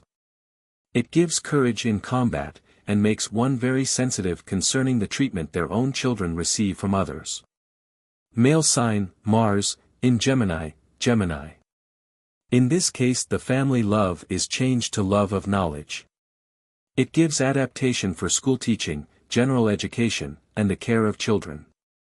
It also gives love of beauty, culture, and refinement in children, and love of scientific knowledge in the direction of home and domestic uses, and sometimes is extended to scientific pursuits. Male sign, Mars, in Cancer, Cancer. This is its native home, where it gives the strongest parental love, and love of children in general. It greatly increases the domestic qualities, and often overpowers other strong tendencies, subjugating them to the domestic life. And, if the nature is fine, it will modify and elevate the lower animal tendencies associated with it. It gives love of agricultural life and stock raising. Male sign, Mars, in Leo, Leo. This makes the parental love deep, strong, and enduring, and, in case of the death of a child, is apt to affect the parent's health. Such parents are apt to be overindulgent with their children, and should heed the words of Solomon in this matter. It turns the ideal of a family life into the love channels and awakens all the finer sensibilities, and thus may be caused to contribute its nature to whatever leading characteristics the nativity may possess. Being feminine in quality, it will add fineness to the male nature. It gives some tendency to the occult sciences and to spirituality. It often causes irritable and combative tendencies, and in organisms where these conditions are dominant it will find its fullest expression in that direction. It will frequently cause a feeling of restlessness and dissatisfaction in one's nature, and in many cases contribute to cause dyspeptic and other difficulties, according to the innate nature or sign in which the person is born. Male sign, Mars, in Virgo, Virgo.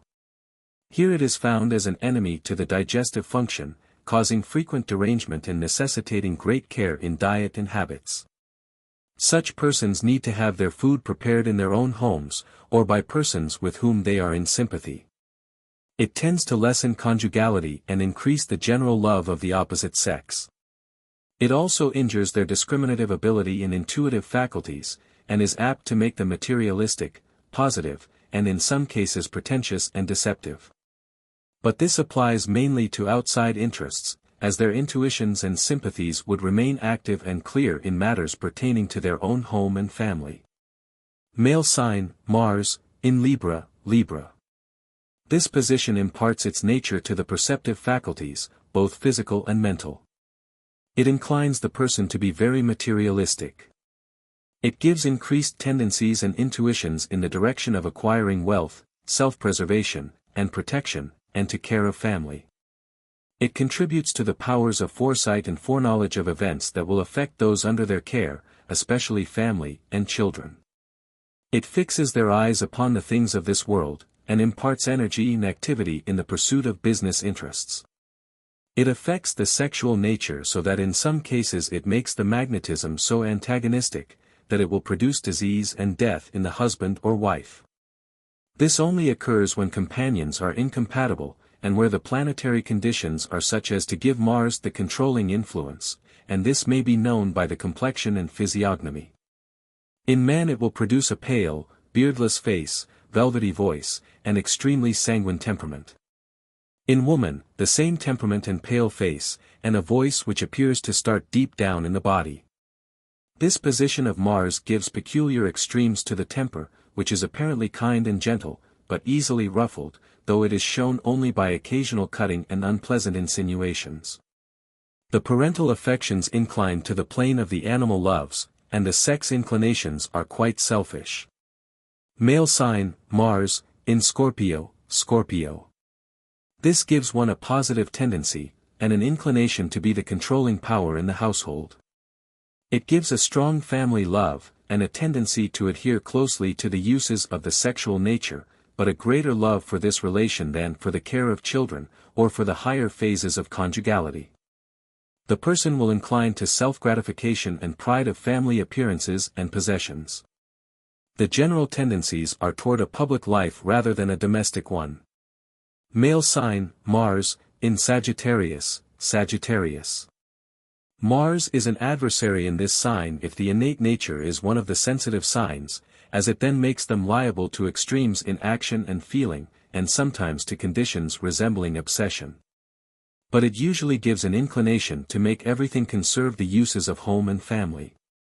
When there are other conditions that aid in increasing the family loves, it makes one a servant to their own children. But they are apt to neglect their education, and if acquisitiveness is large, require them to work to increase the store of this world's goods when they ought to be at school. This position, as a rule, inclines parents to be too impatient, exacting and severe with their children and to use the rod too frequently.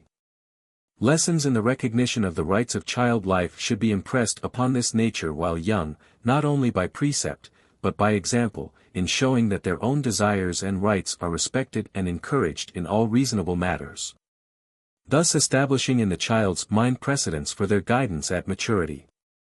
Mars, in this sign, contributes a great deal of the law nature and disposition. So these persons will be apt to stand up for their rights, they also incline to be governed by rule and law in mechanical matters, in which they are apt to have good abilities, with a tendency to the manufacture of domestic goods. Male sign, Mars, in Capricorn, Capricorn. This gives a great love for the care of children, with special adaptation for teaching, and, if a female, for the position of a matron of an asylum or other institution for the young. It often enslaves parents to their children, giving an inclination to serve them altogether too much. It also gives some inclination to domestic science and love of education. Male sign, Mars, in Aquarius, Aquarius. This gives a love for the motto, "The world is my family." It turns the loves largely away from the family to the public, militating against conjugality, giving a love of travel and inclination for meeting strangers and associating familiarly with them. If other conditions have produced family love, it will give great pride of appearance and show in one's children, also regard for external personal appearance, custom, and conventionality. Male sign, Mars, in Pisces, Pisces. This gives a restless dissatisfaction, and often creates antagonism in domestic life, through peculiar tendencies and exacting requirements. So that such lives frequently becomes burdensome and their homes broken up, though the person may in other matters be naturally kind and loving. It gives uncertainty of feeling, with disinclination to marriage, yet a disposition to yield to and serve a companion, but liability to be attracted to those who are more or less antagonistic. In such cases we often find small lines running parallel with the lifeline, extending partly around the thumb, which are expressive of the above domestic conditions. It ordinarily gives fidelity in marriage. But when inverted, uses its power in the opposite direction. It gives faithfulness to children, but turns the family love largely into channels of knowledge, giving studious tendencies and some adaptation to writing. It also gives love of travel, with liability to periods of melancholy. Chapter 22. The 12 positions of Jupiter. Jupiter, its function. Jupiter's prominent characteristics are size and strength, as it is the largest planet in the solar system, being 1,400 times larger than the Earth. It imparts love of grandeur, harmony, art, music, beauty, and physical excellence. It also contributes refining and spiritualizing qualities and lofty and grand aspirations. In reading character, these principles are added and combined with the innate principles of the sign in which the planet is found at birth. So the planet's nature will be manifested in that part of the body which this sign represents, and be dependent on the uses of that function for means of expression. Therefore we must consider that special part of the body as controlling, and the principles of Jupiter as serving. So that the above results obtain only under favorable conditions. But when these conditions are strongly opposed by the innate nature, the polarity, and the other planetary conditions, it may so restrain the influence of Jupiter, as to prevent its manifesting itself to any great extent. Jupiter, in Aries, Aries. In this position Jupiter contributes its nature to the intellectual faculties, imparting an appreciation of the sublime, the imposing, the magnificent, and stately, elegance, beauty, and symmetry being sought and appreciated. These qualities may readily blend with, and be modified by, other conditions, but they are pretty sure to have a feeling of pride and self-importance. And if not properly balanced in other directions, their exalted ideas may lead into various forms of extravagance. Should they take the direction of mental aspiration, it might lead them to great heights. But it requires very harmonious conditions in other directions, or a very careful education, for a person to become a wholly useful member of society, with Jupiter in Aries. Jupiter, in Taurus, Taurus. This intensifies the sensational nature, making a person quiet and inexpressive, feeling more than they say, though they may have clear, well-defined language. It strengthens the sexual powers, giving great vitality to the physical body, fine sensations, great love of the physical organism, fear of death or pain, and impatience under suffering. It contributes love of personal abilities, and of excellence and purity in life, yet gives some inclination to self-gratification. It enters into all the inner feelings, sensations, and intuitions, but its whole nature is very easily controlled by a leading tendency of character, so that all that has been said above may assume one phase or another. According to the control of some leading characteristic. If a person is born in Scorpio, it will give pride, self-esteem, and dignity, which are leading features of that sign. If in Gemini or Sagittarius, it imparts quiet energy and high aspirations, thus to each sign it will contribute of its nature, though often dominated by other leading planetary conditions. Jupiter, in Gemini, Gemini. This gives high aspirations after knowledge of all kinds, receptivity of new thought, and illumination and exaltation of the mind, especially in the direction of great undertakings and attainments in life. It gives energy and perseverance in surmounting difficulties, even to the extent of feeling that nothing is impossible of accomplishment. In the active, intellectual mind it develops images of greatness and grandeur apparently original with them, toward which they aspire and labor. It often gives abundance and elegance in language, and is a strong incentive to public speaking. Where this is the only business tendency appearing, and the innate nature is also adapted, we may safely say that such persons are natural orators. This position of Jupiter gives breadth to the chest and strength to the voice, and being in its natural home position, it controls the interior characteristics, and may be considered the controlling planet. Jupiter, in Cancer, Cancer. This characterizes the love of home, with all the greatness and grandeur, elegance and beauty, of Jupiter's great nature. It often creates dissatisfaction in the home life, from the fact that they will never be able to make it sufficiently magnificent to suit their ideal. It gives great love of refinement, adds faithfulness and love in the conjugal relations, and strong attachment to children. It frequently gives suavity, also activity, to the desire to amass wealth, and strengthens the lungs and chest. It sometimes, however, overpowers the vitativeness, and gives tendency to consumption. Jupiter, in Leo, Leo. This gives pride of person, reputation, or position in life, and dignity and harmony of action to the whole body. Frequently producing an easy, gliding motion in walking. It gives love of elegant and harmonious surroundings, making it very difficult for such an one to live in poverty. It expresses the fact that such persons belong to a natural aristocracy. It gives very great love of music, frequently making one an intuitive musician. It spiritualizes the mental tendencies, makes one very sensitive to surroundings. Contributes strong lung powers, and a desire for large, spacious rooms in their dwellings, open, airy surroundings, with plenty of sunlight, and imparts health and vitality to the body. This position obviates all liability to diseases of the respiratory and circulatory system. In cases of vital exhaustion, however, the heart would be affected, but this would be due to other causes. With persons born in signs giving liability to paralysis, if they have an oversupply of vitality, might produce sudden stroke, and would also increase the liability of those born in Scorpio to heart disease. Jupiter, in Virgo, Virgo. This position of Jupiter gives powerful digestion, also a love of rich and highly seasoned food in great abundance and variety. It would also give the qualifications of a first-class cook. It aids in building up a strong body, giving great endurance and tenacity of life, and a love and appreciation of all its good things.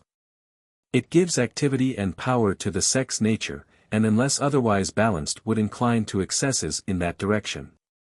It gives to the intuitions mechanical order and discrimination, and therefore fitness for any branch of art or mechanics. Also aptitude to refined educational pursuits. Jupiter, in Libra, Libra. This position usually gives a strong physical body, and especially a strong back, and great sex power. It controls the perceptions in the direction of art, order, harmony, and executive ability, and is apt to create too high an ideal of the sex life in the minds of children. In females it obviates liability to the many local weaknesses peculiar to the sex, save to exhaustion from overactivity, from which cause derangement would be induced. Jupiter, in Scorpio, Scorpio. This gives strength to the sex function. Contributes to pride and conventionality, adapts the person for public life, creates in the mind an exalted ideal of the sex function, and sometimes disregard for the marriage covenant. Being in the source of physical life, it elevates and dignifies that function. Jupiter, in Sagittarius, Sagittarius. This gives extreme executive ability, and tendency to overdo, and lay out more work for themselves and others than it is possible to accomplish. Such persons are usually found with a rather weak constitution, because of this over-executive tendency. As Sagittarius has mechanical and ideal characteristics, Jupiter tends to increase their mechanical, ideal, poetic, and artistic qualities. It gives grace and beauty to the muscular action, and a special tendency to sculpture. Jupiter, in Capricorn, Capricorn. This position of Jupiter enlarges business ideals, and gives a person conceptions of a new and grander order of things relative to social and domestic life. It creates a dissatisfaction with the old business and social conditions, and tends toward eccentricities, but when properly balanced and governed, it inclines the business life in the direction of music and art. But is apt to lead to larger business undertakings than they can successfully manage. Jupiter, in Aquarius, Aquarius. This creates an ideal of great business organizations and undertakings with and among the people. It gives strong love of public life and associations and inclination to politics. In the physical, it inclines one to be active on the feet, and imparts strength to the muscles of the lower limbs. Jupiter, in Pisces, Pisces. This gives a person strong feet, with a disposition for their active use.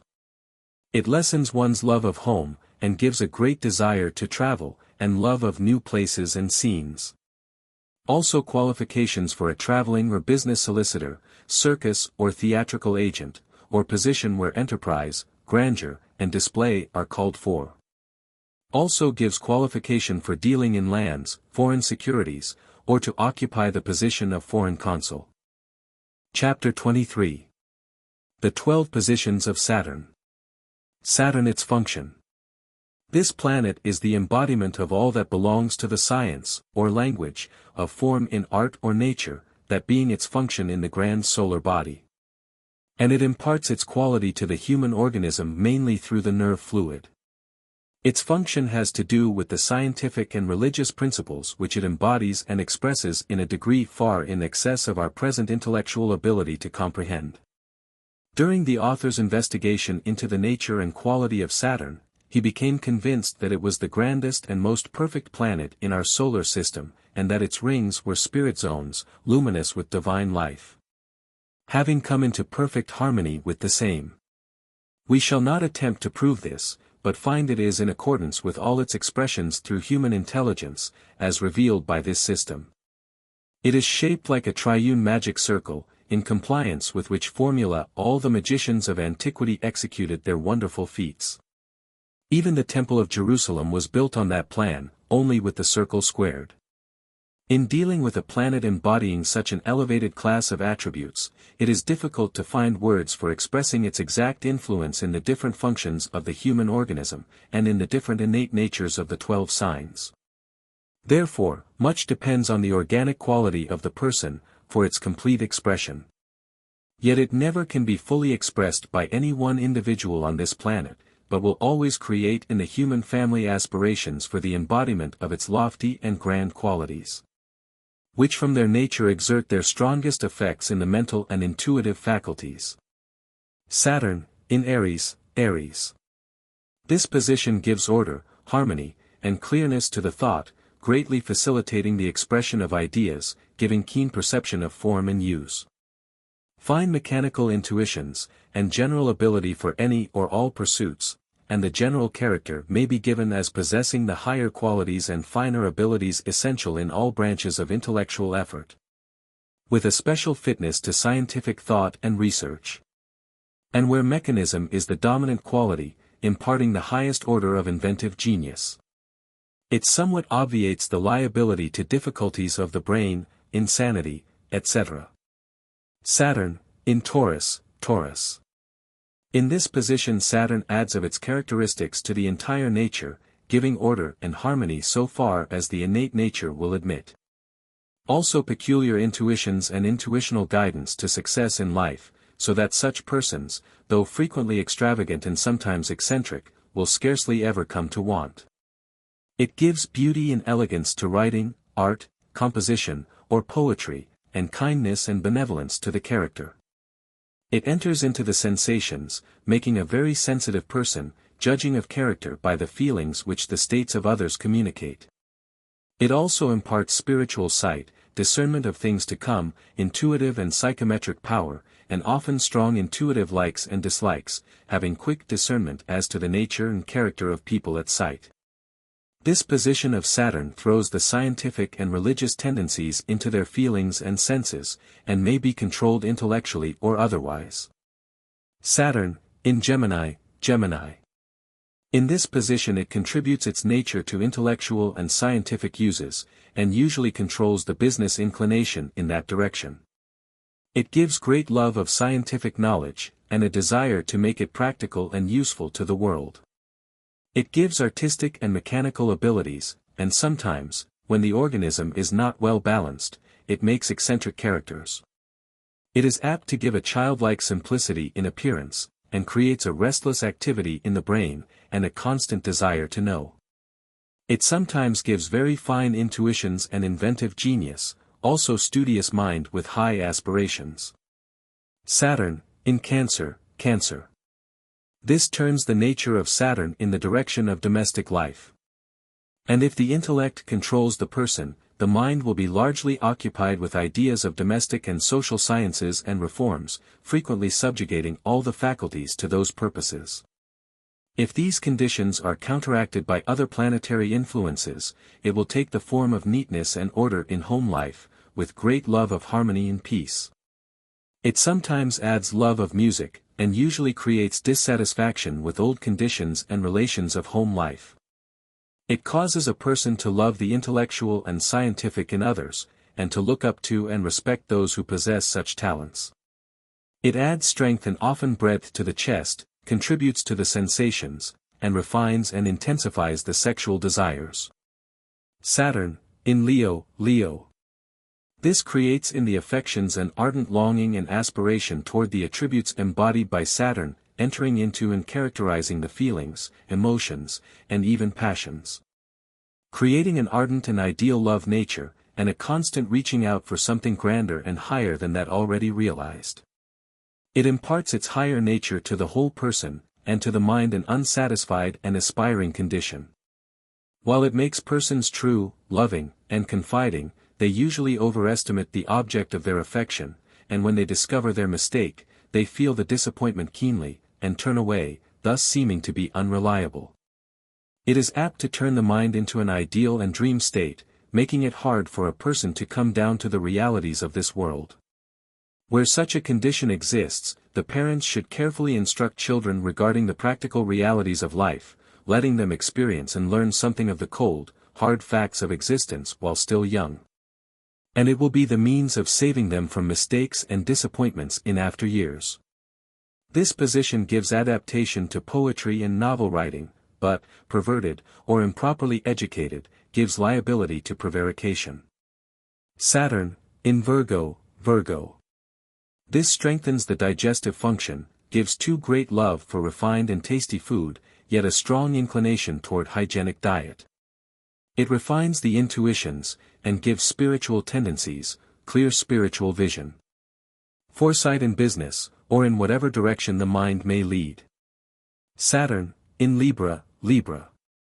This is quite a harmonious position, and contributes spiritual and intuitive power, inclining to visions, which are usually symbolic forms represented by the nature of men, birds, beasts, reptiles, insects, earth, air, water. And all forms of nature expressive of quality and use. It also contributes to every department of mechanical genius, gives expression to the eye and strength to the vocal and sexual organs. In the higher order of humanity it gives intuitions concerning a nobler state of social and domestic life. But when confined in lower conditions, it gives inclination to licentiousness, it contributes order and harmony to the mental faculties in general.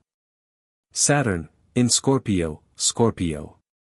As Scorpio is the generator of life and mental power in the organism, Saturn contributes here some of its general characteristics to every function of the mind, but in a very limited degree. especially while this function is kept on the lower plane of generation and sensual gratification.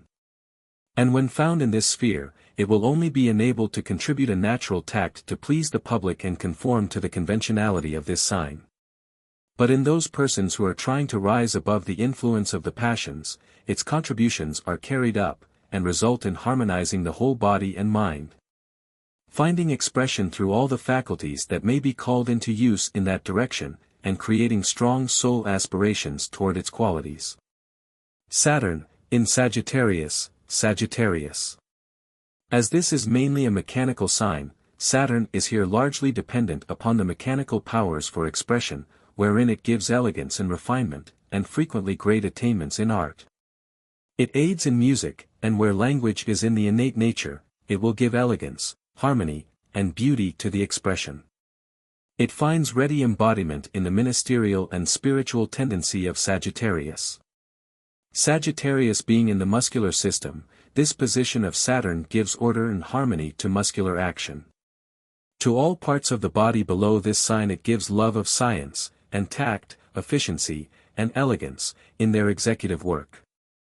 Saturn, in Capricorn, Capricorn. This gives adaptation for religious and scientific professions.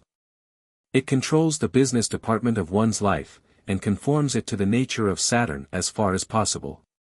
If other conditions lead toward trade, it will give inclination to deal in fine goods, with good judgment as to quality of the same, also neatness, elegance, and order in all they do. It makes them sensitive to anything coarse, gross, or sensual. It creates a love of the spiritual, with aspirations toward the same. It frequently gives special endowment for mechanical pursuits, intuitive musical power, and great inventive genius pertaining to the finer principles and elements of nature. Saturn, in Aquarius, Aquarius. Herein it affects the nerves of sense, and gives love of activity and motion, love of beauty and elegance in the same, love for the theater and adaptation to the stage, large approbativeness, pride of personal appearance, and power to please others. It creates fine sensibilities, and where the innate nature is sensitive, sometimes even inclines one to shrink away from the world. It readily unites with other conditions in adapting one for public service in all directions, and harmonizes with all that belongs to art, elegance, and beauty. It endows the Aquarius nature with a somewhat servile fear of public opinion. Saturn, in Pisces, Pisces. This gives physical activity, love of travel, and sometimes tendency to melancholy. In studious natures it increases their capabilities of learning from teachers or books. It adds to the mechanical abilities, and in scientific natures contributes to their love of experiment and research. This position of Saturn is somewhat remote from the vital functions, as Pisces belongs to the understanding of the material world, and therefore its expression would be dependent upon the materialistic mind, and as this planet embodies all the elements of order and harmony, which are the two main attributes of life, health, and happiness, therefore it follows that the person would lack this order and harmony, except so far as the nature of Pisces is able to utilize it. We must constantly remember, in delineating character, to give due regard to this principle in the several uses of the different signs in which Saturn appears. For the expression of its attributes will be dependent on the function of the particular sign in which it is found. In this position it would therefore contribute love of music, dancing, and the harmonious movements and manifestations of nature. Chapter 24. The 12 positions of Uranus, or Herschel. Uranus its function. This is the farthest from the Sun of any planet we use. Its influence is almost entirely of a metaphysical character. Therefore, in dealing with this planet, we find that it affects the physical body only in the sublimated life forces, preparing them for the higher metaphysical uses. Its real nature and influence cannot be fully expressed by any organism on this planet, therefore it produces very strange effects upon the mind and life, and its influence is less potent than that of any other planet, except when it is in the life. That is, in conjunction with the Earth at the time of birth. It is also potent in Libra and Scorpio. For as it revolves in an opposite direction from the other planets, it also acts in an opposite direction upon the life forces, turning the sex inclinations away from expression in that function, and directing them upward for the uses of the brain. The same is true, more or less, in all the signs and functions, for it serves as a depolarizer, turning the forces away from the animal, toward the spiritual. Uranus, in Aries, Aries. This stirs the mind to activity, and gives a clear idea of the unseen, a love for the spiritual, and a desire for philosophical and metaphysical research and the study of causes. It leads the mental tendencies almost entirely in that direction. Uranus, in Taurus, Taurus. This gives very fine psychometrical abilities, enabling those who are highly unfolded to feel and perceive the physical and mental conditions of others, and even to read their thoughts. But to those who are controlled by their physical nature, it will create carelessness in regard to dress and personal appearance, a love for the antique, for weird music and amusements, an inclination toward fortune-telling, and faith in mysterious predictions. Uranus, in Gemini, Gemini. This imparts a desire to study and deal with the finer forces in nature, and a disposition towards the occult philosophies. It gives to speakers strong metaphysical characteristics in all their thoughts and sayings, an inclination to teach the laws of mind. Uranus, in Cancer, Cancer. This gives a person very peculiar, weird, and unexplainable fancies relating to domestic life, and frequently a desire to possess antique and strange pictures. This is liable to be controlled in almost any direction. Therefore we must be guided by other conditions in deciding what tendency it would give the life. It is liable to create antagonistic conditions in domestic relations, which, though suppressed, will usually generate in the system tumorous diseases, which are apt to prove fatal. Such persons ought to be very careful never to enter into the more sacred conjugal relations, unless there is perfect harmony between both parties. Uranus, in Leo, Leo. This turns all the mental and intuitive inclinations largely toward the spiritual and metaphysical. It gives an active, imaginative mind, keen and discriminative in its tendencies, refines the feelings and emotions, and gives love of elegance and refinement in every department of life. In case of inverted or abnormal sex proclivities, it gives tendency toward vague imaginings and prevarication. Uranus, in Virgo, Virgo. This affects the digestive organs unfavorably, making the person oversensitive to the mental conditions of those who are near them at meal time. It gives a strong desire for refined and pure qualities of food, and a liability to many diseases and abnormalities arising from antagonistic and inharmonious conditions while eating. It gives a desire for the study of anatomy, physiology, and hygiene, and in the finer and more cultivated organisms it imparts fine metaphysical intuitions. It also creates strong aspirations toward the unseen and unknown. Uranus, in Libra, Libra. This position is in harmony with its nature in all particulars. It brightens the perceptive faculties, giving spiritual visions, foresight, and peculiar dreams. It lessens the desire for sexual indulgence, and greatly strengthens the generative organs, causing the person to conserve the potencies and elements within the body, thus vitalizing, energizing, and refining their whole being. Uranus, in Scorpio, Scorpio.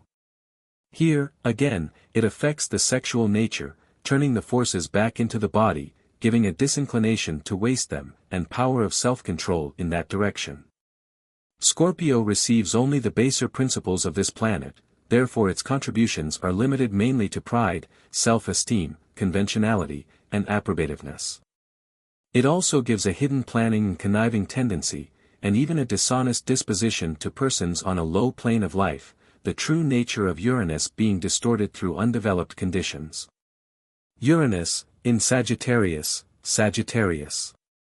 In this position it slightly improves the mechanical talents of Sagittarius.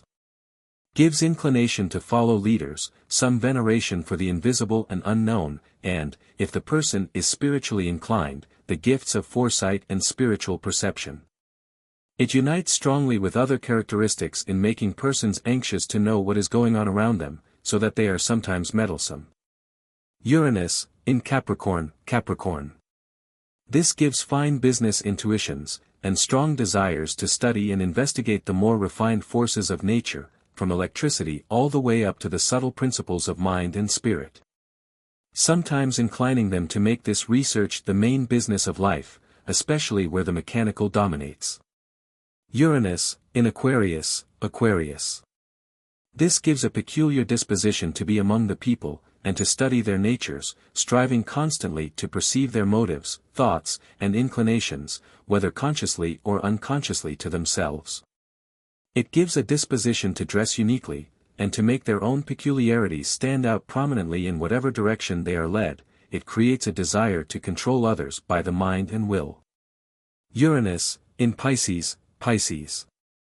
This imparts a strong desire to study and investigate everything relating to the unseen forces in the universe, and increases the person's secretiveness, and gives a restless activity to the mind. It may give love of study in almost any direction. And if the tendency is downward, toward the base and sensual, it will give licentious and intemperate inclinations, and a subtle and deceptive disposition. Chapter 25. Parental Conditions. The practical part of this science is to give us knowledge of our strong and weak points of character, so that we may use our strong points in the sphere of their uses, and protect and strengthen the weak ones. In our contact and combat with domestic, social, and business life. To ward off disease. And also to know what principles exist within ourselves, and others, that lead to antagonism, for there are many persons who are conscious of unsatisfactory conditions, but who know not where to place the trouble. And thus are very prone to look for the cause in others, and not in themselves, and even to blame others wrongfully. This system gives us to know what these conditions are, and this knowledge always suggests to the intelligent mind the methods of restraining and correcting them. It is therefore necessary to give a few suggestions in that direction. For it would be impossible, in a work like this, to give a complete review of the multifarious conditions we find in human nature. For this system gives us more than 230 millions of distinct characteristics, made up in the time of one cycle of the planet Uranus, which is about 84 years. Which when multiplied into the different organic qualities and race conditions, gives us an almost unlimited variety of human types. The constant rapidity with which the thought formations are made by the changing position of the sun, moon, and different planets, and incarnated in human form, are beyond the possibility of ordinary conception. Yet the mechanism of this system is so simple that we can read and know them, not only during the one cycle of Uranus, but during all future cycles, within the space of 2,152 years. The sun is a planet, and our Earth and all the other planets are satellites to it. The sun has a zodiac, through which it travels about 1 degree every 71 2/3 years. Therefore, every 2,152 years it carries the whole solar system into another sign, or astral atmosphere, which changes the character of all the solar signs every time the sun, with its system, passes into a new sign. The sun is now 2 degrees in the sign Aquarius, Aquarius, or about 144 years in that sign, so that this system will correctly read character for the space of 2008 years, after which time it will have to be revised according to the sign Capricorn. Conflicting attributes of character. To illustrate our views of parental conditions, take Jupiter, in Pisces. Pisces. This gives great love of travel, and frequently a desire to do business with the many, and indisposition to settle down to home life. And at the same time we find that male sign, Mars, is in Cancer, Cancer, which gives the strongest possible love of home and family life. Now, if the person was born in Sagittarius, Sagittarius, Capricorn, Capricornus, or Aquarius, Aquarius, or under any executive conditions, these positions, and their nature, would be antagonistic, one to the other. The strong point in a business life would be in traveling, the strong opposition to that would be in the great love for a home and family life. Now, a person knowing that these two opposites exist in their nature, at once cast around to see how the two can be best reconciled and made use of. And as circumstances alter cases, then the circumstances surrounding the person will control the methods of bringing this about. If the business That one has been educated to confines them to the farm, store, or office, then that inclination to travel must be suppressed, so far as its physical workings go, and must always be remembered as their weak point. For such could be easily persuaded or induced to give up their business, and travel. But this weak point could be utilized, should there be an opening in a direction to transact business in various parts of the world, through agencies, and they remain at home. In such a case the business would be characterized by domestic uses. But polarization in Sagittarius, Capricorn, or Aquarius would generalize that business inclination, so as to create in the person a mental condition that would express itself in the words, "The world is my family." In this case the weak points of family life would be strengthened, as they would unite their forces with the principles of Jupiter, and would give a familiar feeling with strangers, thus the strong point would be strengthened by the weak one. And the weak one would only be such when circumstances conspired to hold such persons from their natural tendency to travel. And in such cases, which would be more common to ladies than to gentlemen, it would be apt to create in them a restless dissatisfaction with everything around them, and a feeling that everybody and everything was opposing them, thus nourishing antagonistic elements, and creating melancholy. And this in many eases would be apt to produce diseases of a varied character, and sometimes intemperance. How to control and overcome bad habits. We frequently meet with persons who have, and are conscious of having, an inherited tendency to some vice, to some mental or moral deformity, and also a desire to overcome such defect and rise into better, higher, and more satisfactory conditions of life. Where there exists an unhealthy bias in any direction, the remedy suggested would be to cultivate the opposite, keeping that ever in mind, and ever thinking and acting in the direction their intelligence teaches they should go. This thought kept active while eating, and for 1 hour after, will have a more potent effect on the system, mental and physical, than all the rest of the time. Therefore, if the vice pertains to self-indulgence, or indulgence of the sensational nature, in whatever direction, the discrimination as to what kinds and qualities of food they eat, persistently rejecting all articles that are intended merely for the gratification of the taste. Or, in other words, by studying the laws of dietetics and hygiene, and carrying out those laws most rigidly, will lay a foundation so deep and broad, in the whole nature, that a habit and structure of harmonious self-control will develop into a most beautiful ultimate, almost without conscious volition on the part of the person. Or, in other words, will develop a disposition, and even love, for the restraint of all these proclivities. At first thought, this may seem very easy of accomplishment. Yet when we sit down to table in company, many articles of food are placed before us that are deleterious, but very tempting to the appetite. With that temptation comes the solicitation of our friends to partake of this and that. If we refuse, they may ridicule and call us cranky. It always requires determination to be able to say no, and rigidly carry out the rules we have made, a determination which must be adhered to without deviation, in order to accomplish the desired result. We must remember that the friends who would ridicule us for these moral and self-improving habits would be the first to blame and ridicule us for the vices we may be trying to conquer. A course like the above is a most potent factor in making any and all great attainments in life. And whoever practices it will soon find that they have put the physical, mental, and moral nature under the control of their will, or higher nature. This done, the battle is won. This course would redeem the most dissipated drunkard. There are no prenatal conditions of disease but play be conquered through the above, by the practice of self-control, though it may sometimes be necessary to enforce it in a more heroic manner. As follows. The efficacy of fasting to overcome disease.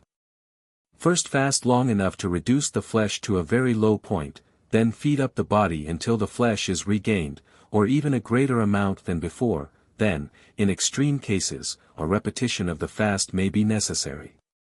Thus we may throw off the old body entirely, and create for ourselves a new one, whose nature will be wholly that of the mental conditions that are active during the process. Now there is a method by which this course may be made easy.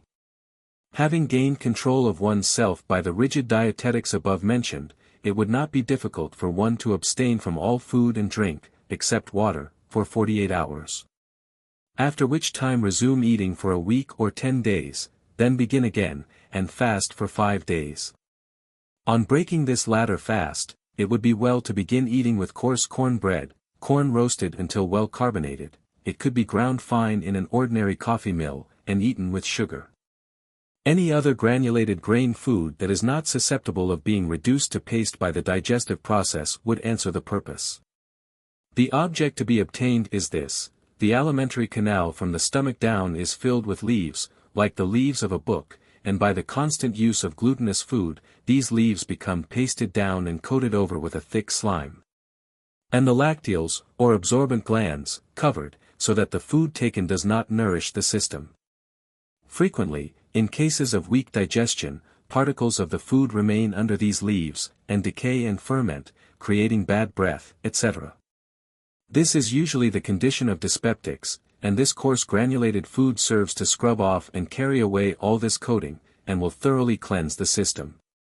It is well in connection with this granular food to use the juice of the tomato, which is also a cleansing article of food. Fasting serves to strengthen the stomach rather than to weaken it. And such a regime would cure very severe cases of dyspepsia. If it should not at first make a cure, repeating the same formula after the lapse of a month would complete the cure. This would be also effectual in the case of scrofula or eczema. But in cases of a more extreme character, after the person has gone through with the 5 days regime, they should wait 1 or 2 months, then fast about 10 or 14 days. After which time the most stubborn diseases will be entirely eradicated from the system. The best time to begin a fast would be about the time of a person's birthday. Then during the fast the person should drink nothing but pure cold water, and should put nothing into the mouth that would excite the flow of gastric juice. For anything that would carry the gastric juice to the stomach would create a gnawing sensation, and somewhat endanger dissolving the particles of the stomach. If any person should transgress this rule, or take into the stomach any fermented liquor, our advice would be to immediately commence eating. Persons whose stomachs are not very sensitive to the use of spices, peppers, etc. The most sensitive stomachs are those born in Virgo, or characterized by it, after fasting 5 days, should take about 1/4 of a teaspoonful of cayenne pepper. It may be taken in a small quantity of milk, or mixed with a small portion of flour and made into pills. Where the stomach is sensitive, we will suggest the following: take a small pinch of baking soda dissolved in a tablespoonful of water, squeeze a lemon into about 3 tablespoonfuls of water, then pour together, and drink while effervescing. This will soften the remaining food in the alimentary canal, and work it off, obviating all liability to hardening of the feces in the colon and difficulty of passage. Physicians should not give strong cathartics to persons born in the sign Virgo. The author has known of persons born in this sign, having good health otherwise, but suffering some slight derangement of the stomach, having died from the effects of 1 dose of cathartic medicine. Persons who are in a weak physical condition can restore the body to health, strength, and vigor by this course of fasting, although great care must be used under such circumstances. It would hurt no person, unless extremely weak, to fast 48 hours. This fast should be followed by the process above mentioned for cleansing the stomach and alimentary canal. But if the stomach is so weak that there is danger of the food fermenting, or if it should sour during the process, the patient should eat a little salt fish. The richer the fish the better. Fish will remove all the difficulty in that direction, and nourish and strengthen the digestive organs, for it will not, under any circumstances, ferment, and it will counteract fermentation in the stomach at any time. Such persons should not resume the fast for a longer period, until they have gained more vitality than they had previous to the first fast. And all the organs appear to be in good working order, then they can safely carry out the regime already prescribed. During the time of fasting, persons should banish all fear of injurious results, keep mind and body active, avoiding excitement or great exertion. It would be well during that time to practice light gymnastics. The physical movements belonging to the drill for voice culture as practiced by the Monroe School of Oratory is good exercise. The movements must be practiced in moderation, so as not to injure the body. And then they will keep up a harmonious action all through the system, and avoid the liability of any of the organs or muscles becoming inactive or flabby. Chapter 26. Critical periods in the life of woman. There are two critical periods in the life of woman, one, at puberty, the other, at the menopause. On reaching puberty there is a natural excitability of the sexual system, and unless girls are properly instructed by their parents as to the care of themselves, and the restraint of their impulses and passions, they are led into many dangers. And sometimes into self-abuse, thereby retarding the true development of womanhood. For all the life forces at that period are needed for the development of their physical systems to fit them for the performance of the maternal function. And if that development is checked in consequence of abuse, then, as soon as they are called upon to perform this most important function in woman's life, they will suffer from various weaknesses consequent upon this early abuse, such as prolapsus, spinal weakness, nervous debility, etc., which will render their whole life miserable, if not helpless, and perhaps entail incalculable misery upon their offspring. Another danger is, that the childish mind, on coming into this state of excitability, has no idea of the evil of indulging that passion unless instructed regarding the consequences. Their childish instincts cause them to think this function is a natural one, and they often yield to the solicitations of the opposite sex unless they have been properly taught. At this period of life, and throughout childhood, abundance of outdoor exercise is especially necessary. Nature prompts all young creatures to develop all the muscles of the body.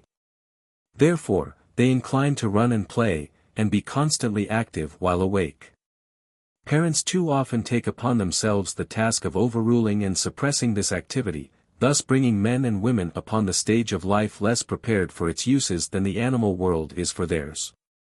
Girls, especially, are restrained in these natural muscular activities, and so, from lack of development, the muscular supports of the womb and abdomen are lax and weak, and we have in consequence a long list of uterine malpositions, lives of misery and nervous irritability, because of these suppressions of nature's promptings to exercise. It becomes necessary, in giving a correct measurement of physical and mental ability, to judge as to what extent these suppressions have affected the system, and in what directions. The second period and danger in woman's life. At the menopause the ordinary periodical waste of the system ceases, the forces are turned within, and the demand for food lessened. So, unless the appetite is carefully restrained, there will be a clogging of the system, or a surplus of vitality which may result in gout, heart disease, paralysis, trembling palsy, and many other diseases or derangements, according to the function or sign in which they were born. In reality, they have simply completed the first or natural cycle of the generative forces which has relation to the procreation of other beings. And if they have lived harmonious lives, they will still possess a life force that will enable them to live longer than they have already lived. And that, in health and vivacity, if they but regulate their diet and control their appetite, for their system is coming under new conditions, it is resting from its natural generative uses, and entering upon a stage of higher spiritual being, in which their life forces are building up their interior spiritual and soul nature, which work may go on even to the renewal of their physical bodies and the restoration of natural potency upon a higher plane. And instances are on record of the renewal of sight, hearing, and youth to all the senses, a return of the natural color to the hair, new teeth, etc. Catherine, Countess of Desmond, in Ireland, lived to the age of 140 years, and 3 times renewed her teeth, and many cases might be cited of vigor and renewal of powers at an advanced age. It must, however, be borne in mind that at this period the life forces are seeking a new equilibrium, and the habits and appetites must be adjusted to this new condition of the system. Many times ladies will say, "I don't eat anything, yet am getting fat, and don't know what to do, 'tisn't eating that makes me fat," etc. But it is a fixed law in nature, too well known to be disputed, that unless there is a food supply, flesh will decrease. But in point of fact, these persons have come into a condition where the waste is shut off, and they consequently require less food, and must regulate their appetites accordingly if they would enjoy their due measure of health and strength. Frequently where ladies are in the kitchen much, they get almost nourishment enough from the aroma of the food to supply nearly all the demands of the body. In such cases, it is only necessary to give the stomach something to work on. Therefore, a little rice, or graham mush, or fruit once a day will be sufficient. Causes of inharmony in married life. First, misunderstandings. Second, incompatibility of chemical and magnetic interchanges. Third, excess in sexual indulgence. Misunderstandings arise from difference in thoughts, sensations, and emotions. Being born in different zodiacal or solar signs, they sensate from different parts of the body corresponding to their signs. So that what gives pleasure to one, may give pain to the other, even though the best possible motives prompted the effort. Again, two opposites are usually attracted together by the law of generation. One acting entirely from the intuitive nature is incapable of giving a reason for any course of action. Such persons cannot make themselves pliable to the wishes of others, for intuition is master, and not servant. Another is governed by reason, which is the law of nature, and when those of the latter class attempt to dominate, they are apt to demand of the former class reasons for their course of action. And those who are guided by intuition, though they know they are right, are not often ready with a reason. This is apt to arouse combativeness and produce inharmony. Second, incompatibility of chemical and magnetic elements. Where the husband and wife are too much alike in the chemical and magnetic combinations of their physical bodies, both being positive, or both negative, there is no renewal of life in their systems from mutual association. There are two laws in nature, one of growth or nourishment, where like attracts like, as in the vegetable kingdom, and in food supplies for the body. The other is the law of creation, which is generation, where opposites are attracted which chemically combine to form a new organism. Vital chemistry, though in advance of inorganic chemistry, is governed by the same general law. The nourishment taken into the body to supply the life principle used in mental and physical action does not immediately become life, but only a force like that of the body, positive or negative. The positive or centrifugal force, which is electric, corresponds to the male. And when in excess, in very positive persons, it causes a restless, irritable, strained, and combative state, and is apt to overstrain and weaken that part of the body corresponding to the sign in which they were born, thus inducing disease. A positive man takes food into the body, and attracts that which is like himself, which is electric and centrifugal, and may be compared to the elements of tempests and cyclones in nature. The negative or centripetal force, which is magnetic and concentrative, corresponds to the female, and when in excess, concentrates in the body as a suffocating fullness. Ladies will often fall insensible from its effects. The food ceases to digest properly, causing loss of appetite, morbid imagination, dissatisfaction, and often general debility. But when these two opposite forces come together, where there is a proper magnetic and electric interchange between the male and female, a new life essence or element is born within their systems. There are two methods of generation. In the generation of children, the seed is not the life, but the life is in the seed. It is that subtle principle which animates the seed germ, and when the positive and negative forces unite under proper conditions, a child is the result. If there be a suitable blending of opposites, the offspring will be healthy, but if the parents are too similar in their natures, the child will be imperfect and unhealthy. We call the life force magnetism, and in the interchange between man and woman new life is born in the body when the seed is not wasted. In procreation the seed is not all thrown off, and the portion retained in the body is transmuted, and becomes a new life element in proportion to the amount retained. There is an interchange of fine magnetic and electric elements between the male and the female, sometimes sufficient to gratify all sexual desires simply by sleeping in the same bed, without further contact, and often by mere association. Persons differ greatly from each other in their elemental combinations, and association between the sexes produces varied sensations and mental conditions, according to the result of the chemical combination of the two qualities. If there is perfect physical and mental adaptation, the result will be strengthening to the body and illuminating to the mind in its normal functions. But if the combination is not adapted, the magnetic life generated will be inharmonious, and produce abnormal thoughts and actions, such as melancholy, hatred, intensified passions, worriment, irritability, and an innumerable catalogue of unpleasant conditions that are the cause of very much domestic inharmony.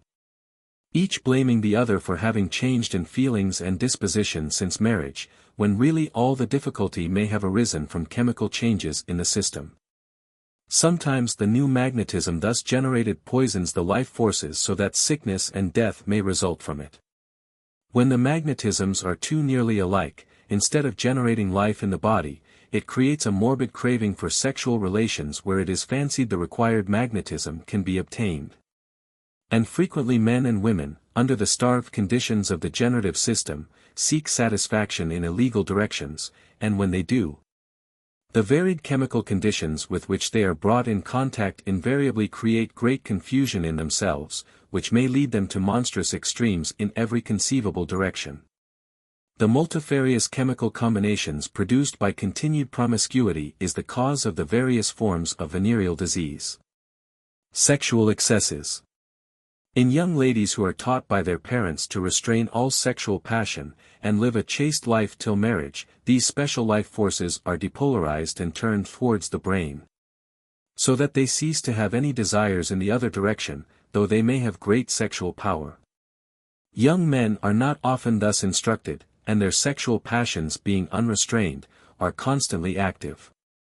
Thus, after marriage, the husband being injudicious, and not understanding the condition of the wife in regard to her latent or inactive sexual nature, forces his own abnormally excited sex activities upon her finer sensibilities, until a surfeit and revulsion occurs before her magnetic forces have time to be turned in that direction. And this revulsion may be so strong that her forces may never be thus turned, and a repulsion to all the approaches of the husband is the result. The pure-minded woman wants love, not passion, and in many cases only love will succeed in turning the forces so as to create any demand in that direction. In some cases, where man's powers in this direction are much stronger than woman's, the same result occurs.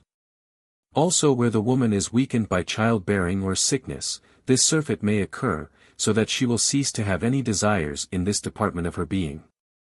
It sometimes happens that woman is the strongest or most active sexually, and this may produce greater harmony, unless the woman is very gross. For woman would be considered a monster should she seek to compel man to respond to this desire in herself, and man is no less a monster when he seeks to compel woman to gratify these desires on his part. We have heard good women say that the sound of their husbands' feet corning towards the door filled them with horror, and their hearts would sink within them from sadness. All caused by the injudicious conduct of the husband, though kind-hearted and having good intentions. No pen can portray the miseries at present existing in the world from this cause, which might be prevented by a little consideration and knowledge of the laws of life. Love is life in motion, and the sex desires are like the demands for food. And when the want is supplied, the appetite ceases. And to force a person to eat, after this, would be torture, and tenfold greater torture is produced by forced sex relations. Nor does the evil stop here. For the mental conditions of parents at conception enter into the nature of the child, who becomes an embodiment of the parent's thought at and just previous to conception. In regard to the magnetic life which is generated in the systems of the parents, we may say, that if there is antagonism existing between them when they come together in these relations, antagonistic thought will be generated in their systems, producing many forms of disease. And as the life force thus generated in the system controls the work of rebuilding the body, abnormal formations frequently result from these conflicting conditions of the life forces. Where there is anger or hatred existing at the time of such contact, demoniacal conditions are generated, often resulting in insanity in its various forms, or spirits of demons are born into the organism by this means, so that, in the words of Jesus, they are possessed of devils. At other times tumors, cancers, and cancerous conditions are produced. These malformations which are generated in the system are not always from physical sex contact. The sex nature has little discriminative power in regard to the attraction of opposite magnetism, and if the demands of this nature are not met and satisfied, They will draw the opposite magnetism or electricity from persons living in the same house, though they are repulsive and even hateful to them, and it will produce the same results in the line of malformations, only in less degree. Those who live a perfectly chaste life may, through sympathy, draw sufficient life from persons, or even from higher mental and spiritual surroundings, to largely supply the demands of the regenerative processes in their own life. For the course of life is a constant exhaust and regeneration. The very atmosphere in which we live is filled with positive and negative emanations from man and from all animate and inanimate nature. And the solar fluid, that belongs to the immediate cause realm of this world, is positive and negative in its essence. It alone is pure and free from all vicious sensuality, being an emanation from the infinite spirit of the universe. And persons may, by the law of sympathy directed by the will, draw from this higher fountain of life, and thus be united to the eternal source of all things, the Divine Father or Mother. This idea will be further elaborated in a forthcoming work on Theosophy. Chapter 27. Direction for reading character by the system of solar biology. First ascertain the day of the month the person was born, then from the following table ascertain to which of the 12 departments or functions of the body they belong.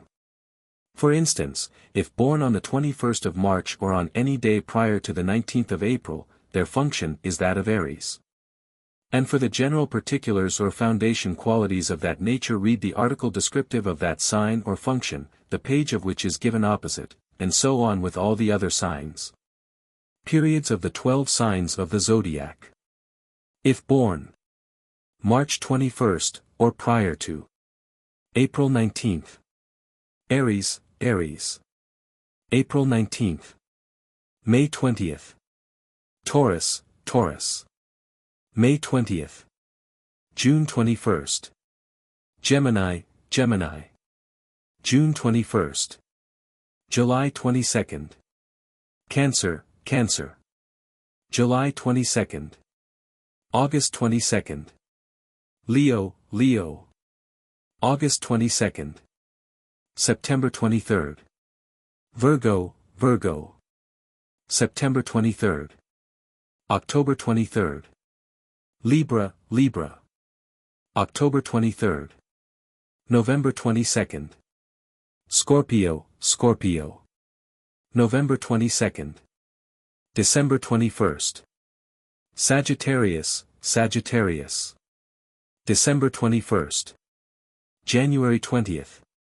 Capricorn, Capricorn. January 20th. February 19th. Aquarius, Aquarius. February 19th. March 21st. Pisces, Pisces. To find the polarity, turn to the table of ephemerides giving the positions of the moon for the year in which the person was born. It will be observed that one column is devoted to each month of the year. Take the month in which the person was born, and follow down the column until opposite the required date, the days of the month being given in the left-hand column. In this way one can ascertain the position of the moon for any day throughout the year. To illustrate, if a person was born March 21st, 1820, by following down the column from March until opposite the 21st day, we find the moon was in Gemini, Gemini. The innate quality or function being Aries, Aries, we thus learn that the person is polarized in Gemini, Gemini. Turn to the table of contents and find the page where Aries, Aries, with the moon in Gemini, Gemini, is described. Having read that, turn to the ephemerides of the planets for the same year. But ere explaining the method of finding the position of the planets, we will add a few words to guard against any misunderstanding of the moon's positions. The position of the signs in the upright columns indicates the day the moon entered a given function or sign. The mark indicates that the moon continued in the sign given above until the next following sign occurs. Thus we find that the moon entered the sign Gemini, Gemini, March 19th, and remained in that sign until March 22nd. Against which date we find the sign Cancer, Cancer. Therefore March 21st, 1820 the moon was still in Gemini, as indicated by the ditto mark. To find the position of the planets. Turning to the ephemerides of the planets for the year 1820, we find the three left-hand columns devoted to Uranus, with the character, which stands for this planet, at the head of the three columns. Against the date Jan. 1 we find the sign Gemini, and the ditto mark, indicates that Uranus remained in this sign throughout the entire year, as it takes this planet nearly 7 years to pass through one sign of the zodiac. Therefore March 21st, Uranus, was in Gemini. The three adjoining columns to the right are devoted to Saturn, whose designating character is found at the top of the column. January 1st we find this planet was in Libra. And as the table shows that it remained in this sign throughout the year, it was consequently in Libra, March 21st. Moving again to the right, we find at the top of the next threefold column, the character representing Jupiter. Against Jan. 1 we find the sign Leo, but following down the column we find that Jupiter entered Virgo, February 22nd, and remained in that sign for the balance of the year, consequently March 21st it was in Virgo. Moving again to the right, we find the character male sign, Mars. By following down the column, we find that January 26th Mars entered Aquarius, and remained in that sign until April 2nd, when it entered Pisces. Consequently March 21st it was still in Aquarius. Following down the column devoted to female sign, Venus, we find this planet entered Capricorn, March 18th and remained in that sign until April 5th, when it entered Aquarius. Consequently March 21st it was in Capricorn. It will be observed that, as we approach the Sun, the planets having shorter orbits make their changes from sign to sign much more frequently. So much so, that when we come to Mercury, we require double space to give the numerous changes it makes within a year's time. Commencing with January and following down the column, we find March 20th that Mercury entered Capricorn. The next change indicated was March 25th, when it entered Aquarius. Consequently we know that it was in Capricorn March 21st, which completes the positions of the planets for a person of the date in question. And the same method is pursued in finding their position at any other date of this or other years, a three-line column or division being devoted to each planet, with the appropriate planetary sign over the same, save in the case of Mercury, whose changes are so frequent that one column barely gives its positions for 6 months, so for the balance of the year, follow down the last right-hand column, which is the second or extra column that it has been necessary to devote to this extremely lively planet, to enable us to tabulate all its changes. In each of the three-line columns the first space is devoted to the month, the second to the day of the month, and the third to the sign or position of the planet at the specified time. With a few experiments, the positions of the moon and planets can be readily found, and in far less time than this detailed description occupies. We give below, in tabulated form, the positions as found in the above nativity, which will also serve as a suggestion of a condensed method of expressing the facts of a nativity. Position of Earth, Moon, and planets, March 21st, 1820. Circled plus, Earth. In Aries, Moon. Gemini, Uranus. Gemini. Saturn. Libra. Jupiter. Virgo.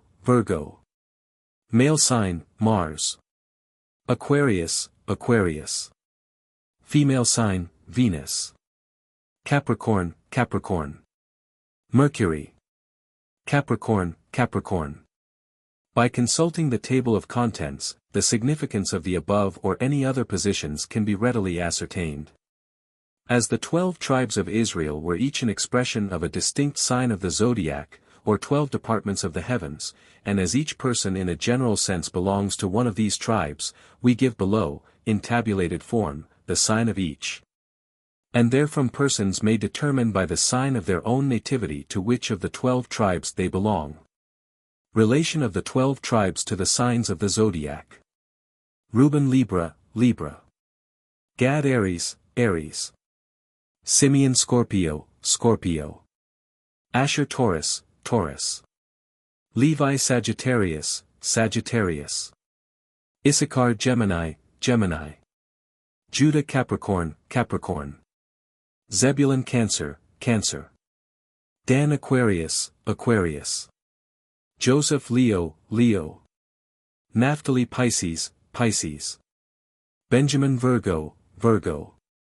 Appendix. It is the opinion of many that the material comprising the planetoids, or, as they are usually though incorrectly called, the asteroids, is the fragments of a planet which from some internal or other cause has been destroyed.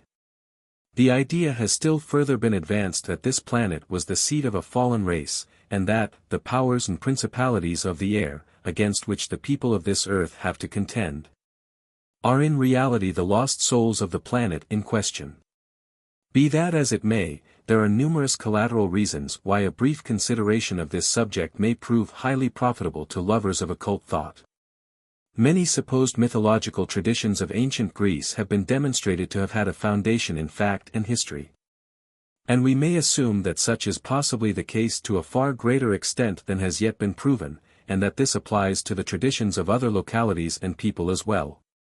And when we take into account the intuitive knowledge of the ancient people, by virtue of their being more fully in the breath of the solar fluid, we can understand how the history of other planets might in a measure become incorporated into the traditions of our own.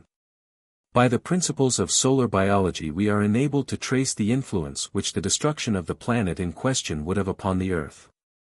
Knowing as we do that the function of our Earth in its relations to the other planets of the solar system is that of the heart, and that the planet whose probable destruction we are considering must have been in the function or department of the lungs, we inferentially see that the relation between these two planets must have been electrically and vitally intimate.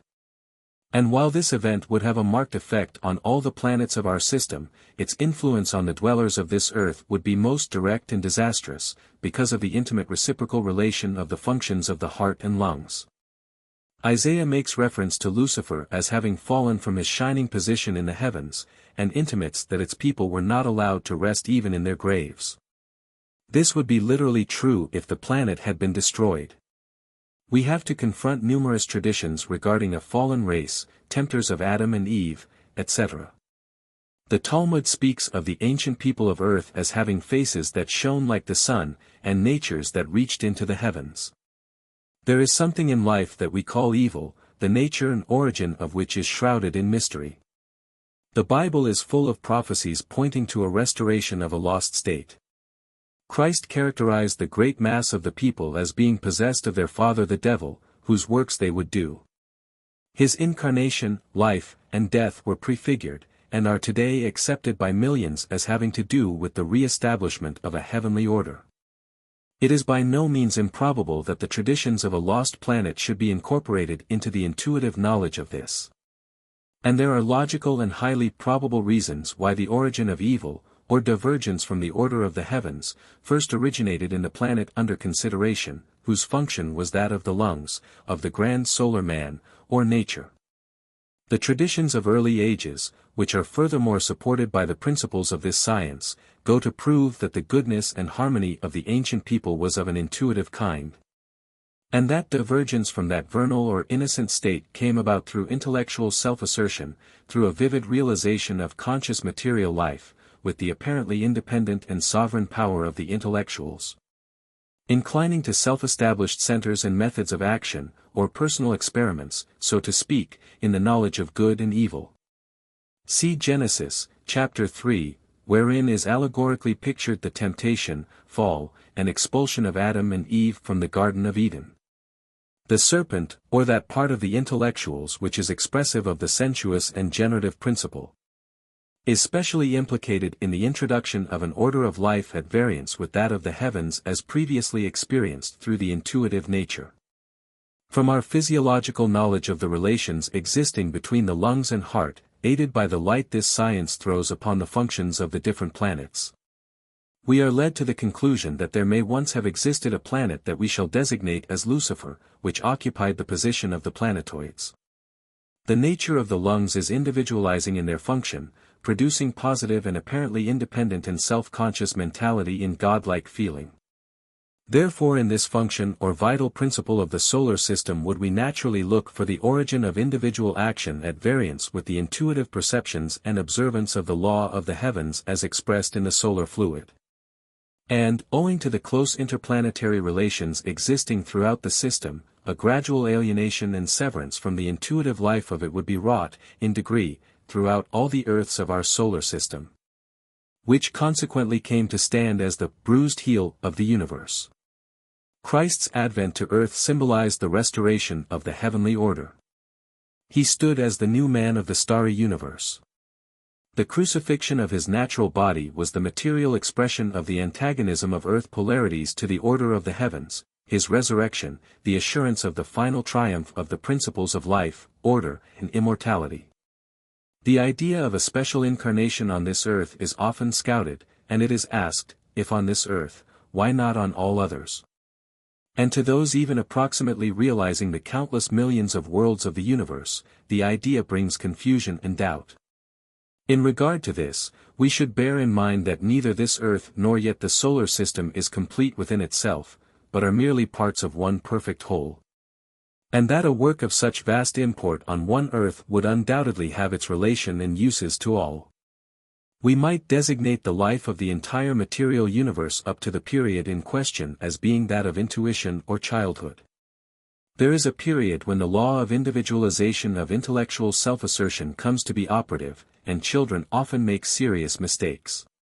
Lucifer may have been the overventuresome planet of the spheres, and for its lesson to the 90 and 9, may have been permitted to work his own self-will, even to the destruction of the planet itself. We find in Isaiah 14:12, How art thou fallen from heaven, O Lucifer, son of the morning?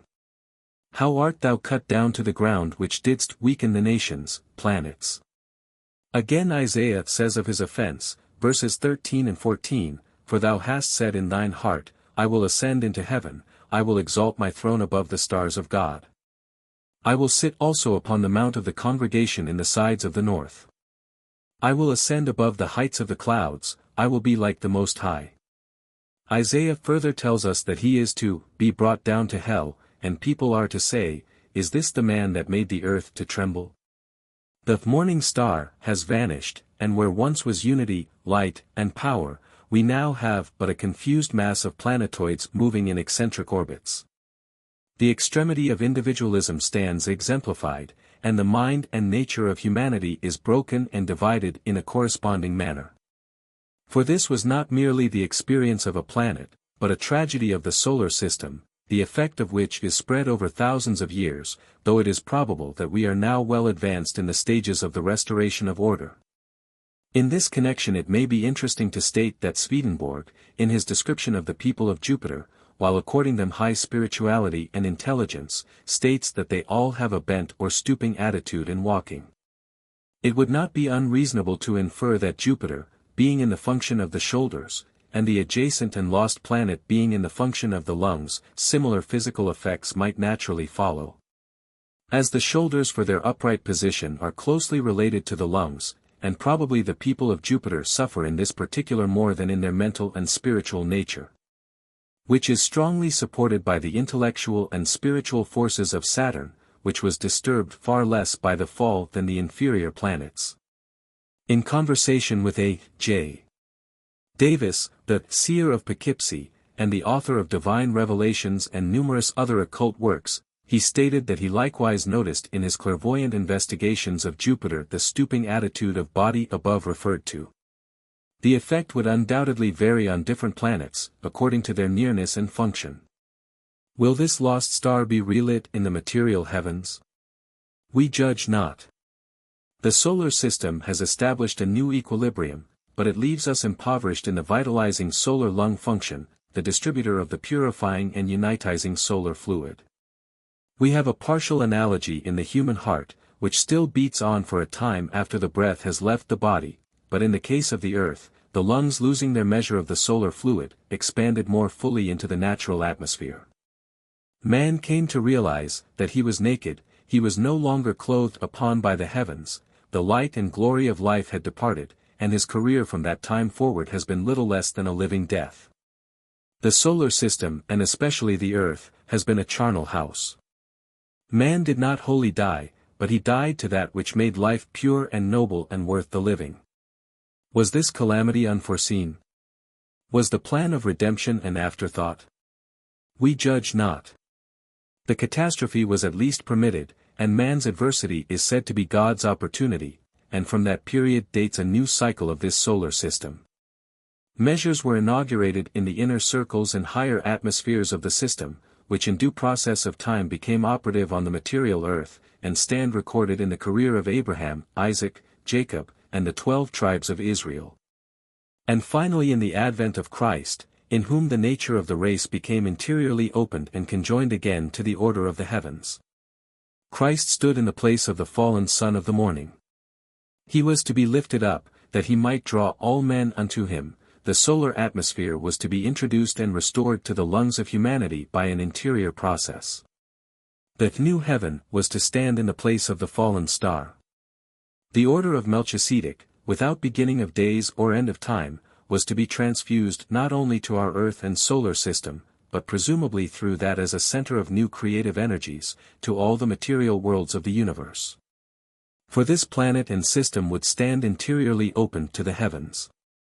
It would be spiritually conjoined in a manner differing from all others, as the heavens are present in the externals of other worlds and systems after a natural order, whereas this earth and solar system, being, so to speak, the last and least of the earths and systems of the universe, being spiritually open to the heavens, becomes the first of a new order, thus giving additional significance to the saying, the first shall be last, and the last shall be first.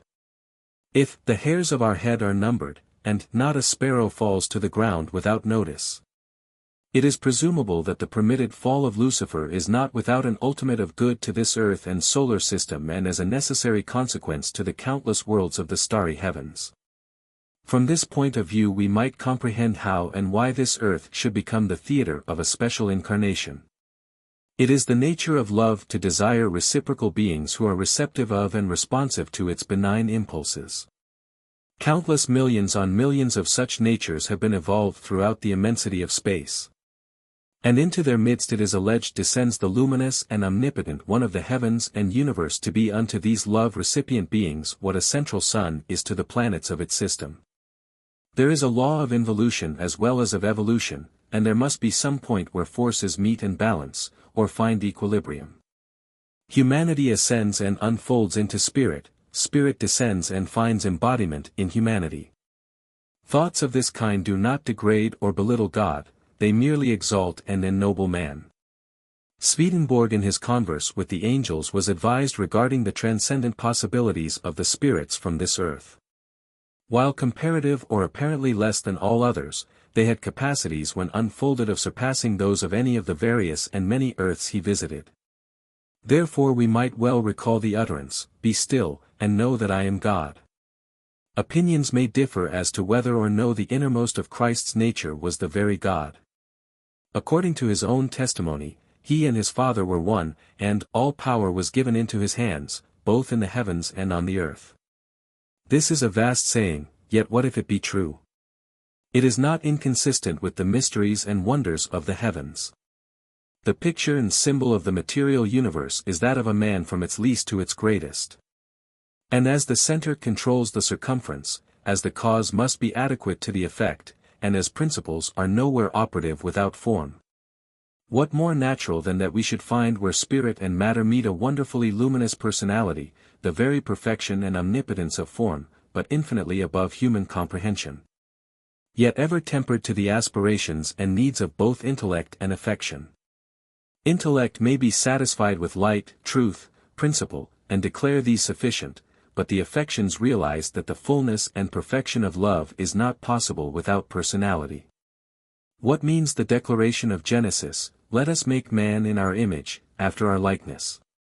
And do we not find in the interior altitudes of our being that a luminous personality is being evolved?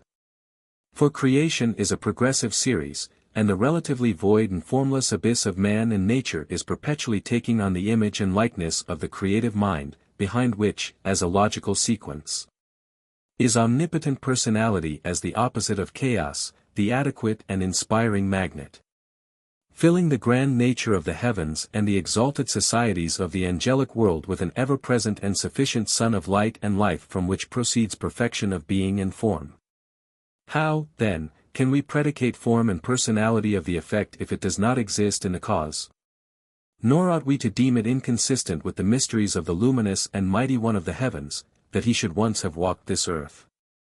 Thus gathering to himself the ultimates of earthly being, thereby conjoining the least to the greatest, and carrying aloft to the innermost altitudes of the heavens the chords of this human nature.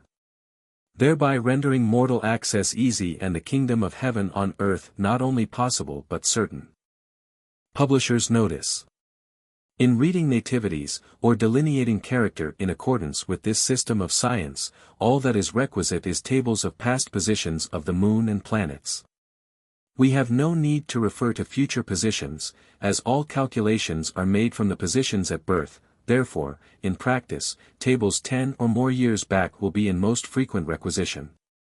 Nevertheless, those of current date will be desired for information regarding children just born, and, as time rolls on, that which was the future constantly becomes the present, and we have accordingly made provision for this contingent. And have given the positions of the planets up to the close of the 19th century. The ephemerides of the moon are not at present available beyond the close of the year 1889, but after that time it will be merely necessary each year to procure a nautical or an astrological almanac for the current year. And from that the positions of the moon can be had, and blank tables have been bound with the book for each year to complete the century, into which the moon's positions can be copied, and thus preserved in compact form. Or, by enclosing 10 cents each year to the publishers of Solar Biology, a printed table of the moon's positions, uniform with those of the work, will be forwarded by return mail. Together with a catalogue of works of a kindred nature subsequently issued. For 1900 and thereafter, enclose 25 cents for tables of both the moon and planets. Teachers, lecturers, physicians, agents, etc. The publishers desire a competent person in each city and county to take the agency of solar biology, which offers a useful, pleasant, and lucrative occupation.